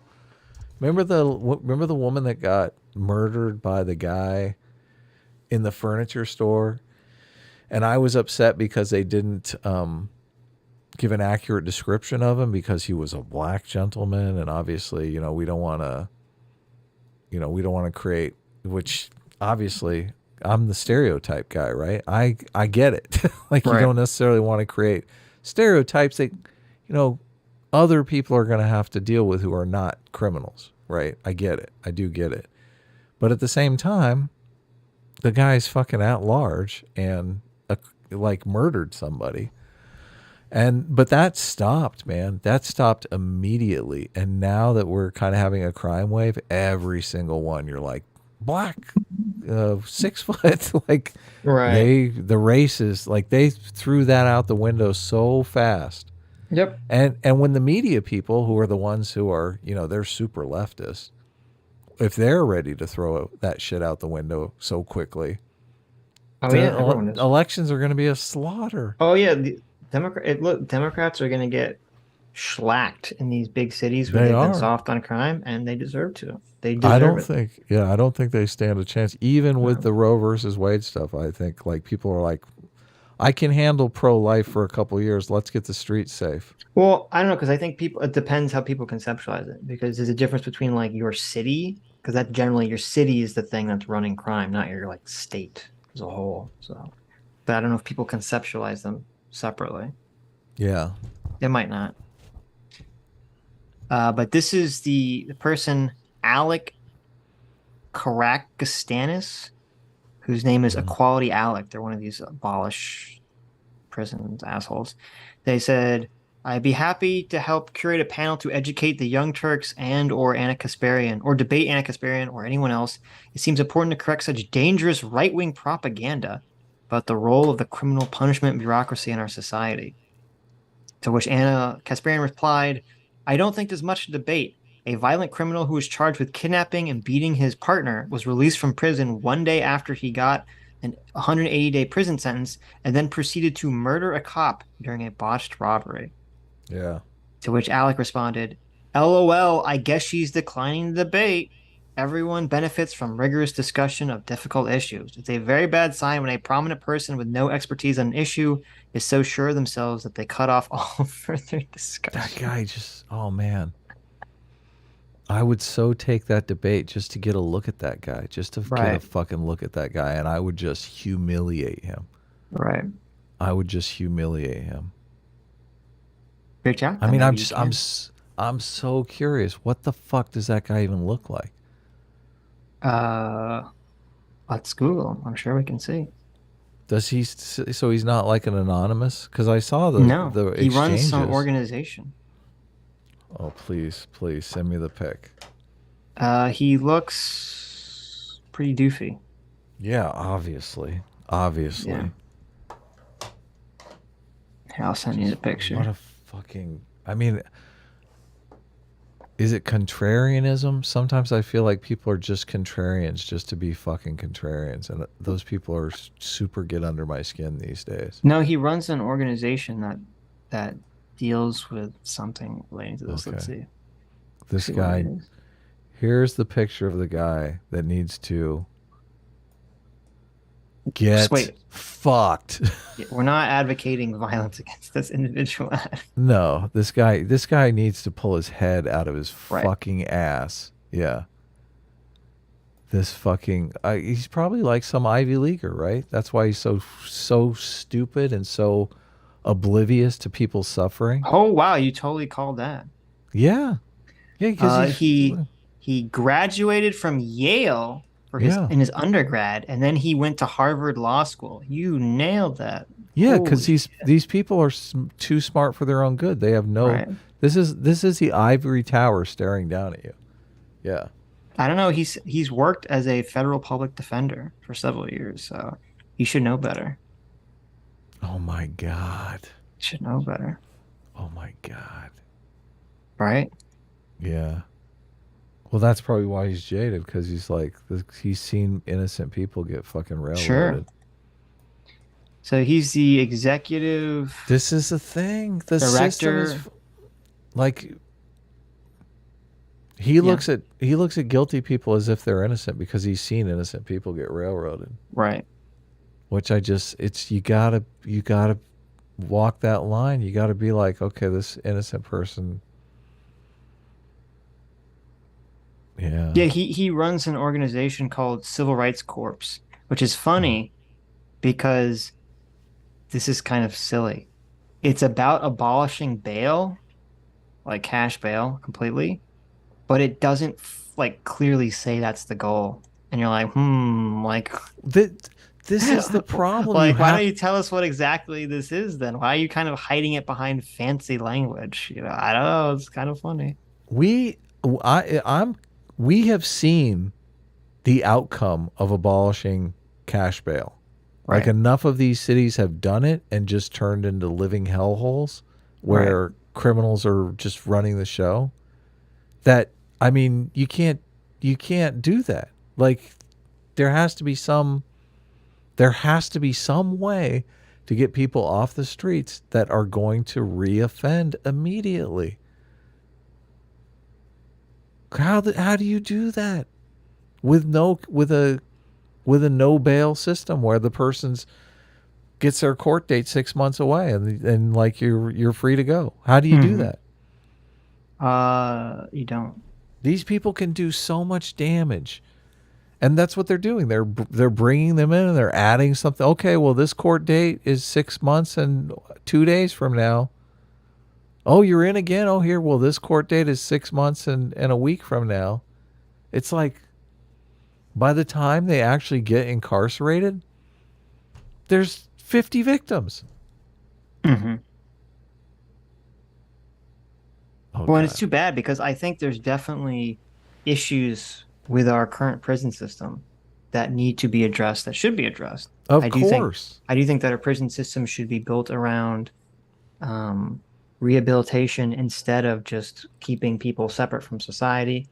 I do think it's horrible that our prisons we basically allow our prisons to be breeding ground for more crimes. You know, that's why people talk about having to get into gangs, racial gangs when they're in prison and all this other shit. I think none of that shit should be allowed. Prisons should be one of the most strictly controlled environments for a human being, because it's literally a fucking prison.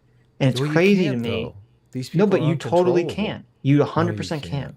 And you can. And the problem is this is why we don't do it. People say, what you're suggesting is expensive, and why are we spending money on like shitheads? And that's why it doesn't get done. And that's why prison just becomes a place to throw people, which I don't think that's the way it should be. I think you just have to spend the money and make it actually useful. Yeah, I don't think you can. Okay. Well, I don't know why you say that. You literally can take people's rights away in prison. Of course, you can make it the strictest way to possibly live. I don't know what you mean by that, but well, what are you talking about then? everything has to be carefully monitored. Should not be fighting. Should not be allowed. People getting fucking beat up, killed. People fighting for, whose bunk is what. Like none of this shit. None of this should be allowed. No one should be able to do shit in prison without just the fear that they're immediately going to get shit canned the second they start stuff. That's what prison should be. It should be fear that the second you start anything, you're going to get in big fuck trouble, whatever that relates to. Whether it means more time, whether it means, as I've suggested, the death penalty if you cause too much problems. They don't things of that care, nature. Though. They don't give a fuck. Then then fucking kill them. If they don't care, then kill them, and we'll be better off for it. I'm down with that. Sure. That's why I said the way the death penalty I think should be for people who cause too much trouble in prison. That's when you start giving the death penalty, because you say, listen, if you keep fucking around, we're going to literally kill you because there's no other alternative. You're already in jail. And they say, fuck you. You say, okay, fuck you. No, fuck us. No. Fuck you. Yeah. I think they should kill him for resisting arrest. So, well, that's a little too much for me. But capital punishment. It's a little too much for me. Well, I mean, don't kill him as they're resisting arrest, but the charge for resisting arrest should be death. Should be death penalty. I don't agree with this. Do you want resisting arrest to I don't stop? think resisting arrest should mean that you get to kill someone. This is a little too much for me. Got too far here. Okay. Sitch is soft on crime. You're right. I'm soft on crime because I don't think resisting arrest should mean that you die. Because it's very easy for officers to say you're resisting arrest and then fucking shoot you. So I don't want to give that. No, they power. can't. They can't do that. They can't shoot you. But as soon as you just said they could kill arrest, you. No. What do you mean? Look, when they charge you with resisting arrest, I see. It's a capital offense. No, this is so if crazy. if the jury finds you guilty of resisting arrest, you're on death row. No, this is crazy. Why? This is crazy. Because people will stop resisting arrest, and that will be good. Okay. Look, and nothing good comes out of resisting arrest. I agree, but so what's the problem? Nothing good comes out of stealing. Okay, that doesn't mean that there should be the death penalty for stealing. Resisting arrest is more important than stealing. Okay, I don't agree. Yeah. Anyway, yeah, so this organization, they have a bunch of planks.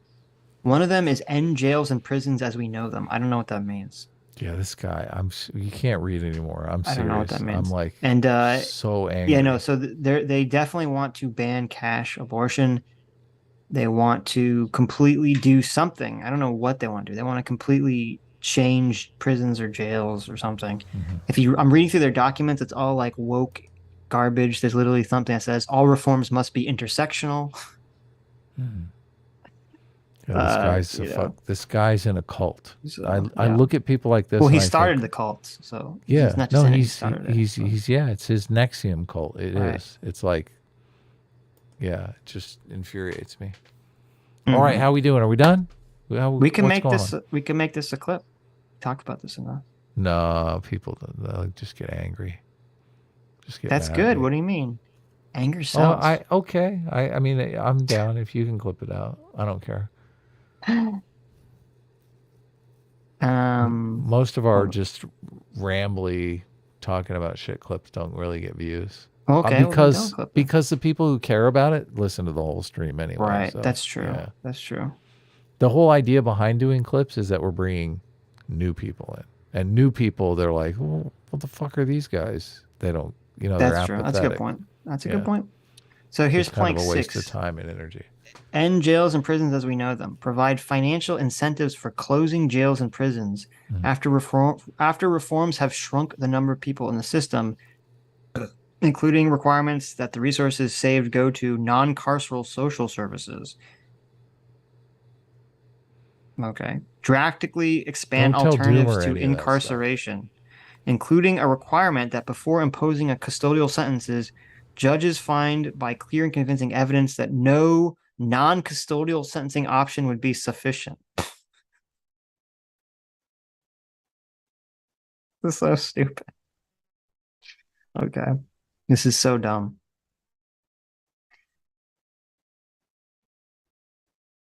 Anyway, there you go.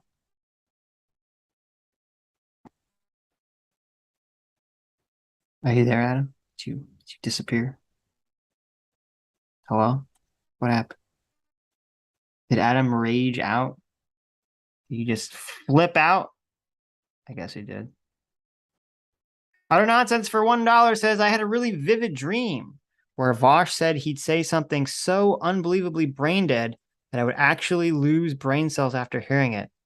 Then he had his aqua debate the next week. I guess I'm a psychic too. There you go. Utter Nonsense had a prophetic dream. There it is. Very true. Dr. Diller for $3. Are you there, Adam? Did you come back? What? Well, I didn't go anywhere. What do you mean? Dr. Diller says, you actually bring up a good point for once, Adam.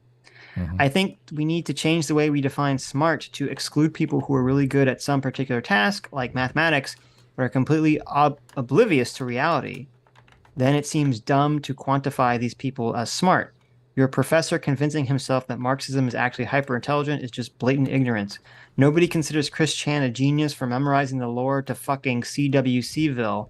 LMAO. Delusions are intelligence dampeners. True. Yeah, it's a lot. We're swimming in a lot of delusion these days, guys. That's what we're trying to fight here. Unfortunately, I think we're fucking losing. Dr. Diller for $1 says, Sitch in the past 5 minutes says plank instead of plaque, says cash abortion instead of bail, and says corpse instead of corpse. First of all, I'm hungry and tired, and I haven't had any water, so excuse me. Secondly, I'm drinking a lot of water. That's why I keep sneaking out. So, wait a minute. What do you mean you don't pronounce it plaque? What the fuck are you talking about? It's plank. What? I've literally, not only is that how it's spelled, I've always heard someone say this is the core planks of our of whatever they're advocating for. I've never heard anyone pronounce plank as plaque. What the fuck are you talking about, Dr. Diller? Is that a thing, Adam? Am I wrong about this? Do people pronounce the word plank as plaque? No, plank. Okay, I don't know what you're talking about then. Plank is like the foundation of a stage. Yeah, right. I don't know what you mean. Planks add up to a platform in the conceptual universe. Right. Yeah. Okay. Plaques I don't know what you mean on that. Add up to wall decorations. If I said cast abortion instead of bail, listen, I'm tired. Okay. Corpse instead of core. Oh, I see. Okay. That one I probably did. Yeah. That one I always say wrong. So there you go. Listen, if they want it to be core, it should be spelled core, not corpse. Okay. So fuck off. Fuck off. I speak English. If you want to be pronounced core, you write the fucking word core. You don't write the word corpse. Okay? Fuck off. Fuck you. It's not like placard. No, that's not true. No, you're incorrect, sir. It's plank. It's 100% plank. Mr. CPU, thanks so much for the $50. Oh yeah. Says, ever see any fast/slow multi-type reasoning models? Ever seen morality as cooperation? Oliver Scott Murray critiqued the MFT model on behavioral scientists in 2019. Their Mac writing at University of Chicago incorporated anthropology and the 4 types of altruism. Yeah, I mean, I read... What? Who was the guy that critiqued Oliver MFT? Scott Murray? Yeah, I was supposed to do... He agreed to do a talk with me, but we just never coordinated on the time, yeah. Okay. But the whole thing is, people always bring up Oliver. And Oliver doesn't disagree with MFT. He just thinks that Haidt has the wrong moral foundations. But he believes in all the intuitions come first, strategic reasoning. He believes all that stuff. He just thinks Haidt's foundations are off. Oh, okay. Which I like. That's why I don't. I don't know. And obviously, thank you for the $50 super chat. That's very generous of you. But is the super chat saying that he is like debunking? Because that's most people that come at me with Oliver are saying that he's debunking. We're just asking if you've seen it, I guess. Yeah. No, I have seen it. Yeah. Right. Yeah. I mean, I've read Thinking Fast, Thinking Slow. I don't remember if you said you read that. Yeah, of course. Yeah, it definitely. Daniel Kahneman. Right. That definitely lines up with Height completely. Yeah. I mean, we morality could is probably get him cooperation on is and kind talk of to him. you agree with morality as cooperation. So That's does he. Yeah, that's your definition of morality. Yeah. So yeah, there you go. Investigator One Quinn for $10 says the collective unconscious refers to the common archetypes that appear in mythology and stories and innate instincts that people are born with. Yeah, I understand that. That's like part of it. There's also the more woo-woo part of it. So the woo-woo part is more interesting to me than the archetypes part. But anyways. Anyways, is it time? We finally made it? Made it. I lived. Oh my God. You survived. You made it, yeah. Oh, I'm going to sleep good tonight. Definitely. I know. Anyways, thank you all for coming. Thank you all for your incredibly generous donations. Thank you for your amazing artwork and your not so amazing artwork. You know who you are. Thank you, Joe, for coming on. Always love talking to Joe. Make sure you subscribe to his channel. Link is in the description. Good Lawgic. Lawgic. And you few men, you band of brothers that have made it to the end of the stream. You are the true heroes. And we hope to see you all on Sunday. They'll also probably both be on EFAP at some point on this Saturday because I think it's their 200th special. So. Oh, yeah. Anyways. Bye. Always keep them guessing, man. Always